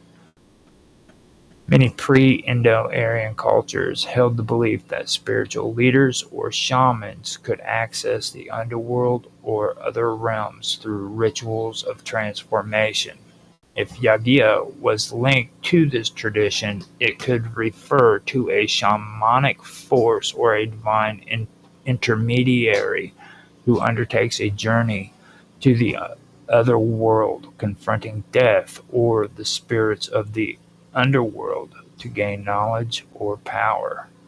The concept of fear and death in this context would not only symbolize destruction, but also the power of renewal. So if Yaggia, YGGIA, is associated with the world tree or Yggdrasil, then it could represent the central axis that connects all realms, the heavens, earth, and the underworld. The world tree in many traditions serves as the axis around which the cosmos revolves, and figures associated with it, like Odin, are those who mediate between these realms. In pre-Indo-Aryan terms, Yaggia, YGGIA, could refer to the spiritual force that brings these worlds, or bridges these worlds, maintaining cosmic order and facilitating the cycle of life and death. In the pre-Indo-Aryan worldview, there was often a deep connection between cosmic balance and the cycle of life and death. Yagya could represent a divine figure who maintains this balance through sacrifice, a process that involves both death and rebirth. The concept of sacrifice was prevalent in many ancient traditions, and a figure like Yagya might symbolize the necessity of self-sacrifice for the greater cosmic good, allowing for the continued flow of life, death, and transformation. In terms of linguistics, Yagya might derive from the same Proto-Indo-European roots that underlie the term Yag, YGG. While Proto-Indo-European is not directly related to pre-Indo-Aryan languages, the linguistic roots in the pre-Indo-Aryan context could focus on the concept of primal force, spiritual power, and the balance of opposites: life, death, creation, destruction. This aligns with the role of divine figures in these traditions, who are often associated with maintaining the cosmic balance. The pre-Indo-Aryan interpretation of Yagya might also draw parallels to other ancient mythologies that have gods or spiritual figures associated with life, death, and cosmic cycles. In some shamanic traditions, the underworld is not just a place of death, but also a place of transformation and spiritual renewal. The figure of Yagya, YGGIA, might represent the transcendence of death or the convergence of the physical and spiritual worlds. Sacrificial deities or spiritual guides in pre-Indo-Aryan cultures were often connected to the axis mundi, the world tree or cosmic pillar, where they would guide souls or maintain balance between the realms. If Yagya is indeed related to the world tree, it would represent not only a cosmic connection, but also the primal energy that sustains the universe. In pre-Indo-Aryan cosmologies, the world tree is central to the universe's order and may embody both the terrestrial and celestial realms or elements of existence. Yagya could thus represent the sacred power that sustains this order. The association with Yagya with a shamanic journey to the underworld would be central to its role in pre-Indo-Aryan spiritual traditions. It could symbolize the spiritual guide who, through their connection with the cosmic forces, is able to cross boundaries and return with knowledge of power to the living. That was pretty good. Now, in pre-Indo-Aryan interpretations of Yagya, the pre-Indo-Aryan interpretation of Yagya likely ties into themes of divine power, sacrifice, cosmic balance, and shamanic transformation. It would be understood as a figure force embodying the terrible or fierce aspects of the cosmos associated with life, death, and rebirth, as well as a mediator between the worlds. The figure of Yagya would embody the deep primal spiritual forces that were central to pre-Indo-Aryan beliefs about the universe and the cycles of existence. Okay, so after that, what I do want to do is go into the interpretation of Igwa. Now that is spelled Igwja, and we will cover that here in a minute. What I want to do is step away. I'm going to put on a song and come back with a with the second part to this. But what I want to do is I need to go to the bathroom real quick, and that gets a little complicated. So here you go. This one is just Mr. Robot saying, "Let the good times roll." Come on, honey, let the good times roll.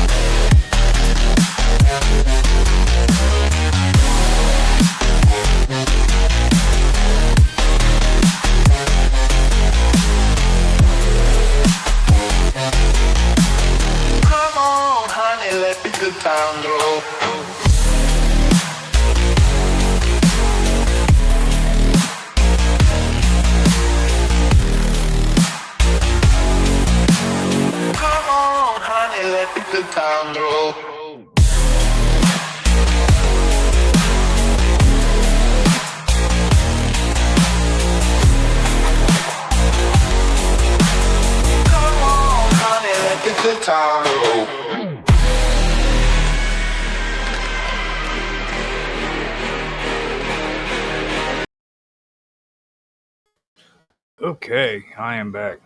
Yeah, Mr. Robot, he's on a roll. He's been coming out with some good stuff. Like I said, if you guys want to check him out, you can find him on Rumble. He goes by Columinati.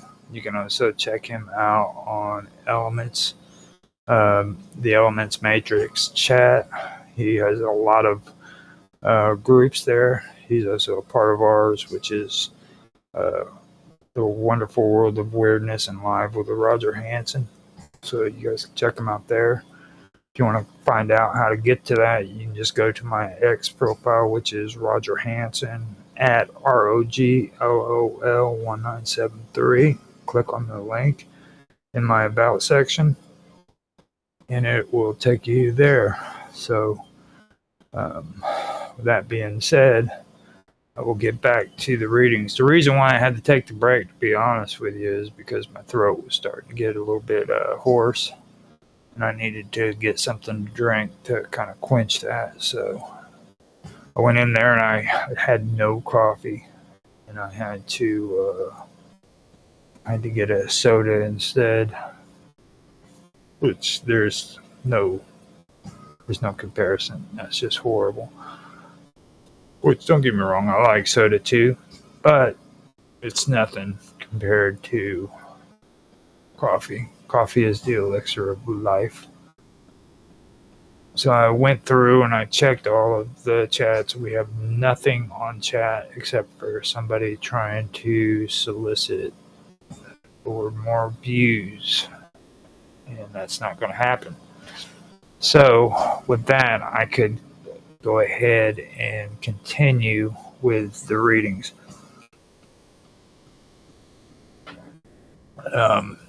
I left off on going into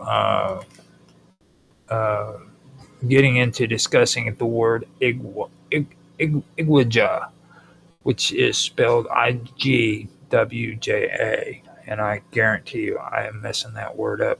Igzwa,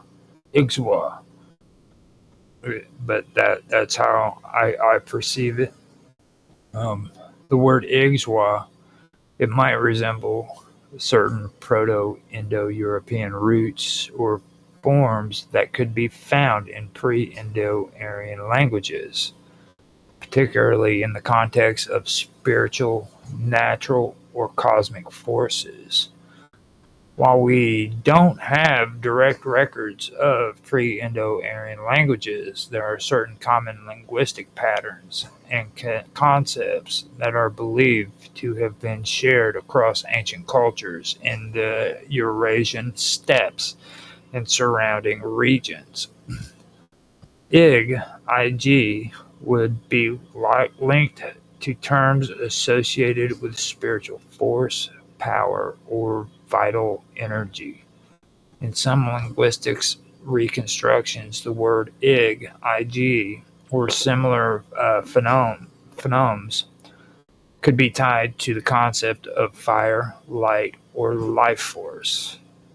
In a pre-Indo-Aryan context, this might relate to a divine or cosmic force that gives life or sustains existence. The ending Waja or Waja, WJA, or just JA, could signify a concept of motion, change, or movement, common in many ancient languages to denote a dynamic process or force. It might be linked to the concept of transformation or passage, a journey or cycle which is central in many early belief systems that involve spiritual or cosmic transitions. Given these phonetic considerations, Ixwa could potentially refer to a cosmic force or spiritual energy that plays a central role in the cycles of life, death, and rebirth. In pre-Indo-Aryan traditions, this force would likely be associated with natural elements like fire, light, or energy, all of which are seen as foundational to existence. The root ig, or something similar, in many ancient traditions often refers to a life-giving force or spiritual energy. For instance, in shamanic cultures, there is often a belief in a vital force that animates all living things. Ixwa might represent this force that flows through the world, sustaining both life and death. The suffix zwa, which is WJA, could symbolize the process of transformation or movement between realms. In pre-Indo-Aryan cosmologies, the journey between the physical and spiritual realms is often marked by the crossing of boundaries, whether through death, shamanic rites, or other forms of spiritual passage. Ixwa could represent a force or being that facilitates or embodies this transformative process.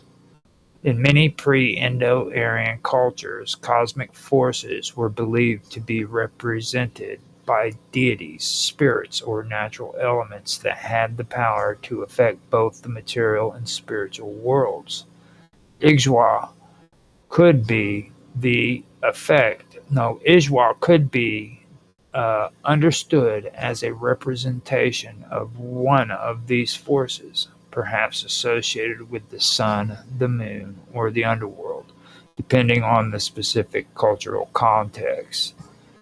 This would align with the idea of a force that governs the cycle of creation and destruction, much like the concept of the world tree or axis mundi in later Indo-European traditions.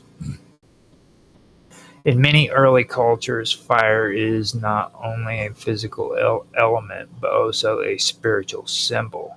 It represents both creation and destruction. The association of Ig with fire or light would align with the pre-Indo-Aryan belief in the purifying and transformative powers of fire. The idea of spiritual transformation and the passage between worlds could be central to the meaning of Igshwa. In pre-Indo-Aryan traditions, shamans were often seen as mediators between the human world and the spiritual world. Igshwa might represent a shamanic journey or a cosmic force that facilitates these transitions. In many ancient cosmologies, natural phenomena such as storms, lightning, sunrise, and sunset were seen as manifestations of divine or spiritual forces. If Igshwa is linked to these elements, it could be interpreted as a force of change, power, or transformation that is both present and in the natural world and in the spiritual realm. In a pre-Indo-Aryan context, Igshwa could be understood as a cosmic or spiritual force that embodies vital energy, transformation, and movement. It might represent a divine force or spiritual intermediary that facilitates the passage between different realms, whether between life and death, the physical and spiritual worlds, or the cycles of the cosmos. This interpretation would align with the broader shamanic, animistic, and spiritual traditions of early cultures, where forces of nature and spirit were closely intertwined. The term Der, which is Dher, in the context of pre-Indo-Aryan linguistics, would likely have roots in early languages and cultures predating the Indo-Aryan language family. While there isn't a direct or established record of Dher, in known pre-Indo-Aryan texts, we can attempt to infer its meaning by examining possible phonetic roots, cultural context, and spiritual significance. Der could be seen as related to early linguistic forms that carry connotations of stability, firmness, or holding.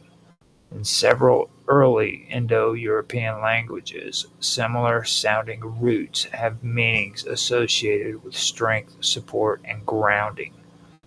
Der, could be connected to Proto-Indo-European words like der, at the beginning.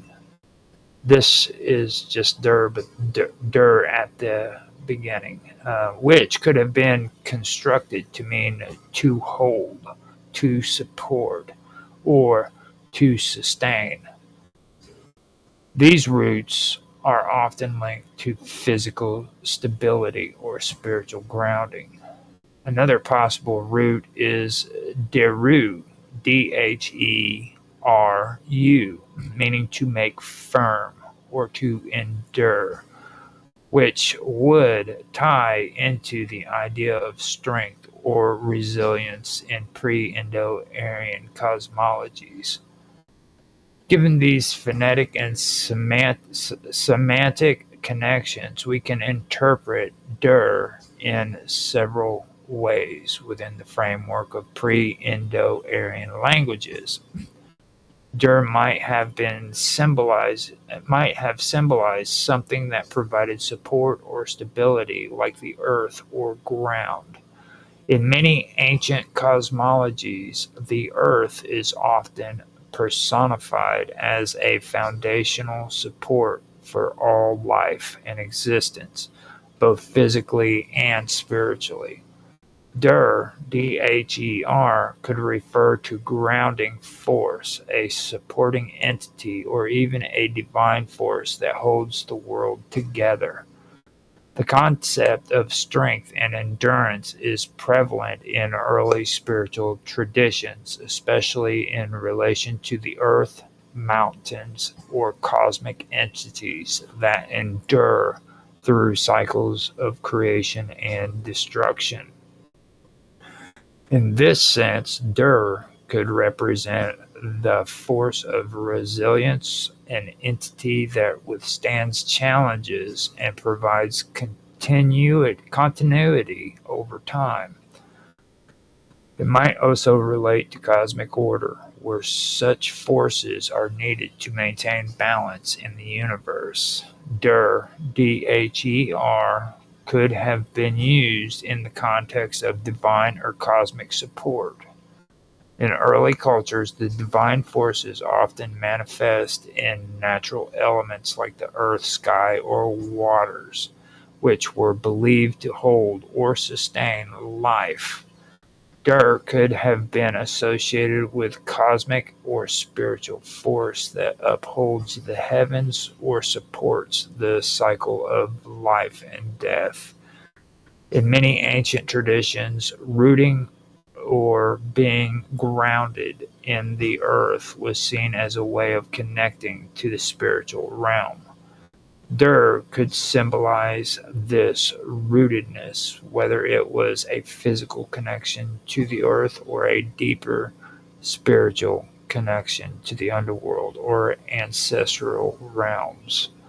This could also be connected to the idea of divine fertility, where the earth is seen as a source of life and spiritual growth. In early spiritual systems, Dur could be tied to the practice of shamanism, where the shaman could descend into the underworld and no could descend into the underworld to seek wisdom or healing. The earth and its foundational entities were often seen as a portal or medium through which one could access other realms of existence. Dur might then symbolize this earthly connection with which serves as both a physical and spiritual foundation for those who seek to communicate with the divine or ancestors. Similar to the concept of the axis mundi or world tree, Dur could also represent the cosmic axis that connects different realms, such as the heavens, earth, and the underworld. This would tie it to the notion of stability and balance, where forces of creation and destruction are harmonized by the central support of grounding principles. The Sanskrit root Dhr means to hold, to sustain, to support, which is very close to the meaning inferred from Dher or Dur, Dher. This connection suggests that the term may have carried similar connotations in the pre-Indo-Aryan linguistic context as it does in later Indo-Aryan traditions. This could reinforce the idea that Dher, representing something foundational, supporting, and enduring.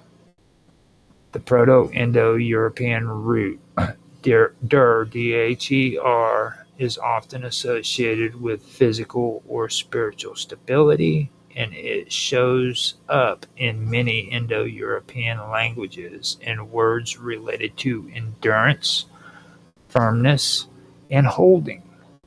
This suggests that the term Dhr, could have had a deep primal significance for early cultures, representing something that supports the cosmic order or earthly stability. In pre-Indo-Aryan context, Der, D-H-E-R, likely refers to something that provided stability, support, and strength, both physically and spiritually. It could symbolize the earth, cosmic forces, or divine energies that sustain and uphold the world. The term is closely tied to concepts of grounding, resilience, and endurance, which are foundational to early belief systems and cosmologies. This interpretation aligns with broader shamanic and animistic worldviews, where natural forces and elements were seen as living spiritual entities that maintain balance and harmony in the cosmos. So this was actually pretty good. I'm hoping that I am doing all right on this. I believe I will stop it here and continue later on, because the next topic I'm going to go into, I'm going to dive deeper into the topic of the Turl, which is Turl. Now the Turl is where we start. Well, we've discussed the Yggdrasil. We've also discussed the symbolism with Der and the Igwa. But now we're going to start talking about the Turl, and that is the mythical bird, which is in Hungarian folklore. Now we've been talking about the Nords, which is cool, and I love talking about the Nords, don't get me wrong, but there's more to it. There's always more to it. This is Indo-European, Indo-Aryan linguistics, and believe it or not, the Hungarians are thick into it. You know what I mean? That's where a lot of this stuff goes into. The Hungarians, the Romanians, and that area right there, as well as the Germanic and the Nordic. It's all interconnected, and then you have the Russian steppe. So I'm probably not going to be able to like get into all of the stuff that pertains to Indo-European linguistics, but I will do my damnedest at doing it. And the next one is going to be about the Turl. It's going to be about the mythical bird that is supposed to be, or birds. I believe there might be more than one. I'm not quite sure. I have to go back over that. But it holds significance because these are the birds that are on the world tree. And it's a very important part of it. The symbolism and everything, has to do with eagles and falcons. I've always talked about there's a connection with a lot of these religions and belief systems that connects the serpent with the bird, and you'll see it all over the world in different cultures, in different civilizations, and there's a reason for that. So this is where I want to get into that, and hopefully I don't make it too boring for you guys. If you're into stuff like this, then this is good stuff. But if you're not really into this, I apologize. I understand if you don't want to watch it or listen to it, but I hope you do. This is very, very good stuff. This is stuff that I was eventually led to because of my love for ancient history, to be honest. This is the gold nugget, you know what I mean? The cream on the crop. The cream of the crop is how you're supposed to say that, I guess. But this is it, After this, you go back into prehistory and you start talking about how cavemen used to kill animals and stuff. Yeah, and if they committed murder and things of that nature, which is cool too, don't get me wrong, but it's not a part of history. So with that being said, I'm going to check the chats and see if there's anybody there. Ruceris started following me on Beam Stream. Thank you for the follow. I understand, or I appreciate that. I believe that was on Beam Stream. If it wasn't, it was on Kick. I can check that. Yeah, it's not that. It is on Beam. Thank you for the follow. Thanks for everybody who has watched the stream. I do appreciate that. It doesn't look like we have anybody who has made any comments. So, Mr. Nice said, love the light from London. Oh, love and light from London, UK. An awesome channel. Thank you, Mr. Nice. I appreciate that. Thank you for leaving a comment on YouTube. That's very appreciative. Thank you for stopping by. And again, I'd like to also point towards Dragus Production. If you guys want to listen to some pretty good content, check them out. They have their show going on tonight. There's actually 3 of them. There's Censorship Sucks, which is going on right now, I believe. And then there's Paranormal Investigation, which a guy by the name of Jack does. I like his stuff. He's got some good stuff. Check him out. That should be going on here in a little bit. And then you have Vixen's Vault, which is also another good show that they do, and they do it back to back tonight. Censorship Sucks is also on Sunday nights if you guys want to check that out. And you can find them on Rumble. You can find them on DLive, Twitch, as well as Kick. And just so you know, Dragus Production is also streamed on radio. So you can check them out on the radio too. So good shows. That was me giving a plug for my buddy Mark, because he does support me a lot on these shows. If you guys have the chance to go in and show some appreciation to him, do that. He's a pretty good guy. So with that being said, I am done giving out plugs. I am done with the show, and I am sick of talking, dude. I ran out of coffee too. How the hell does a guy like me run out of coffee? It shouldn't even be happening. So with that being said, you can check me out on Rumble, Beam, X, DLive, Twitch, Kick, and YouTube as well, for the wonderful world of weirdness. And on YouTube, I also have a channel called Strange Stories. Check that out as well. If you stop by, like, subscribe, make a comment, all that good stuff, like everybody's supposed to tell you at the end of the show.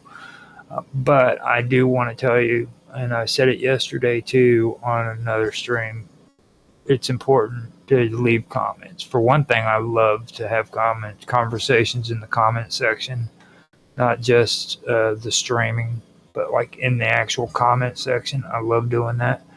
And for another thing, for anybody out there who is streamers, okay, you need to understand that activity, okay? Channel activity is just as important as your algorithms.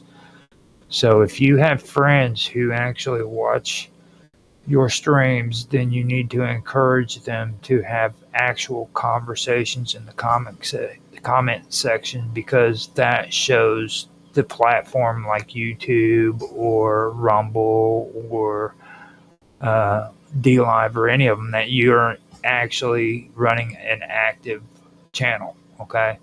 And your active channel is going to get more attention than a channel that doesn't get very much activity whatsoever. So it's very important to get into that comment section and start having a conversation with people who make comments with you. Even if it's just thank you, make a comment in response to anybody who makes a comment on your section and encourage them to do it, because it's very important.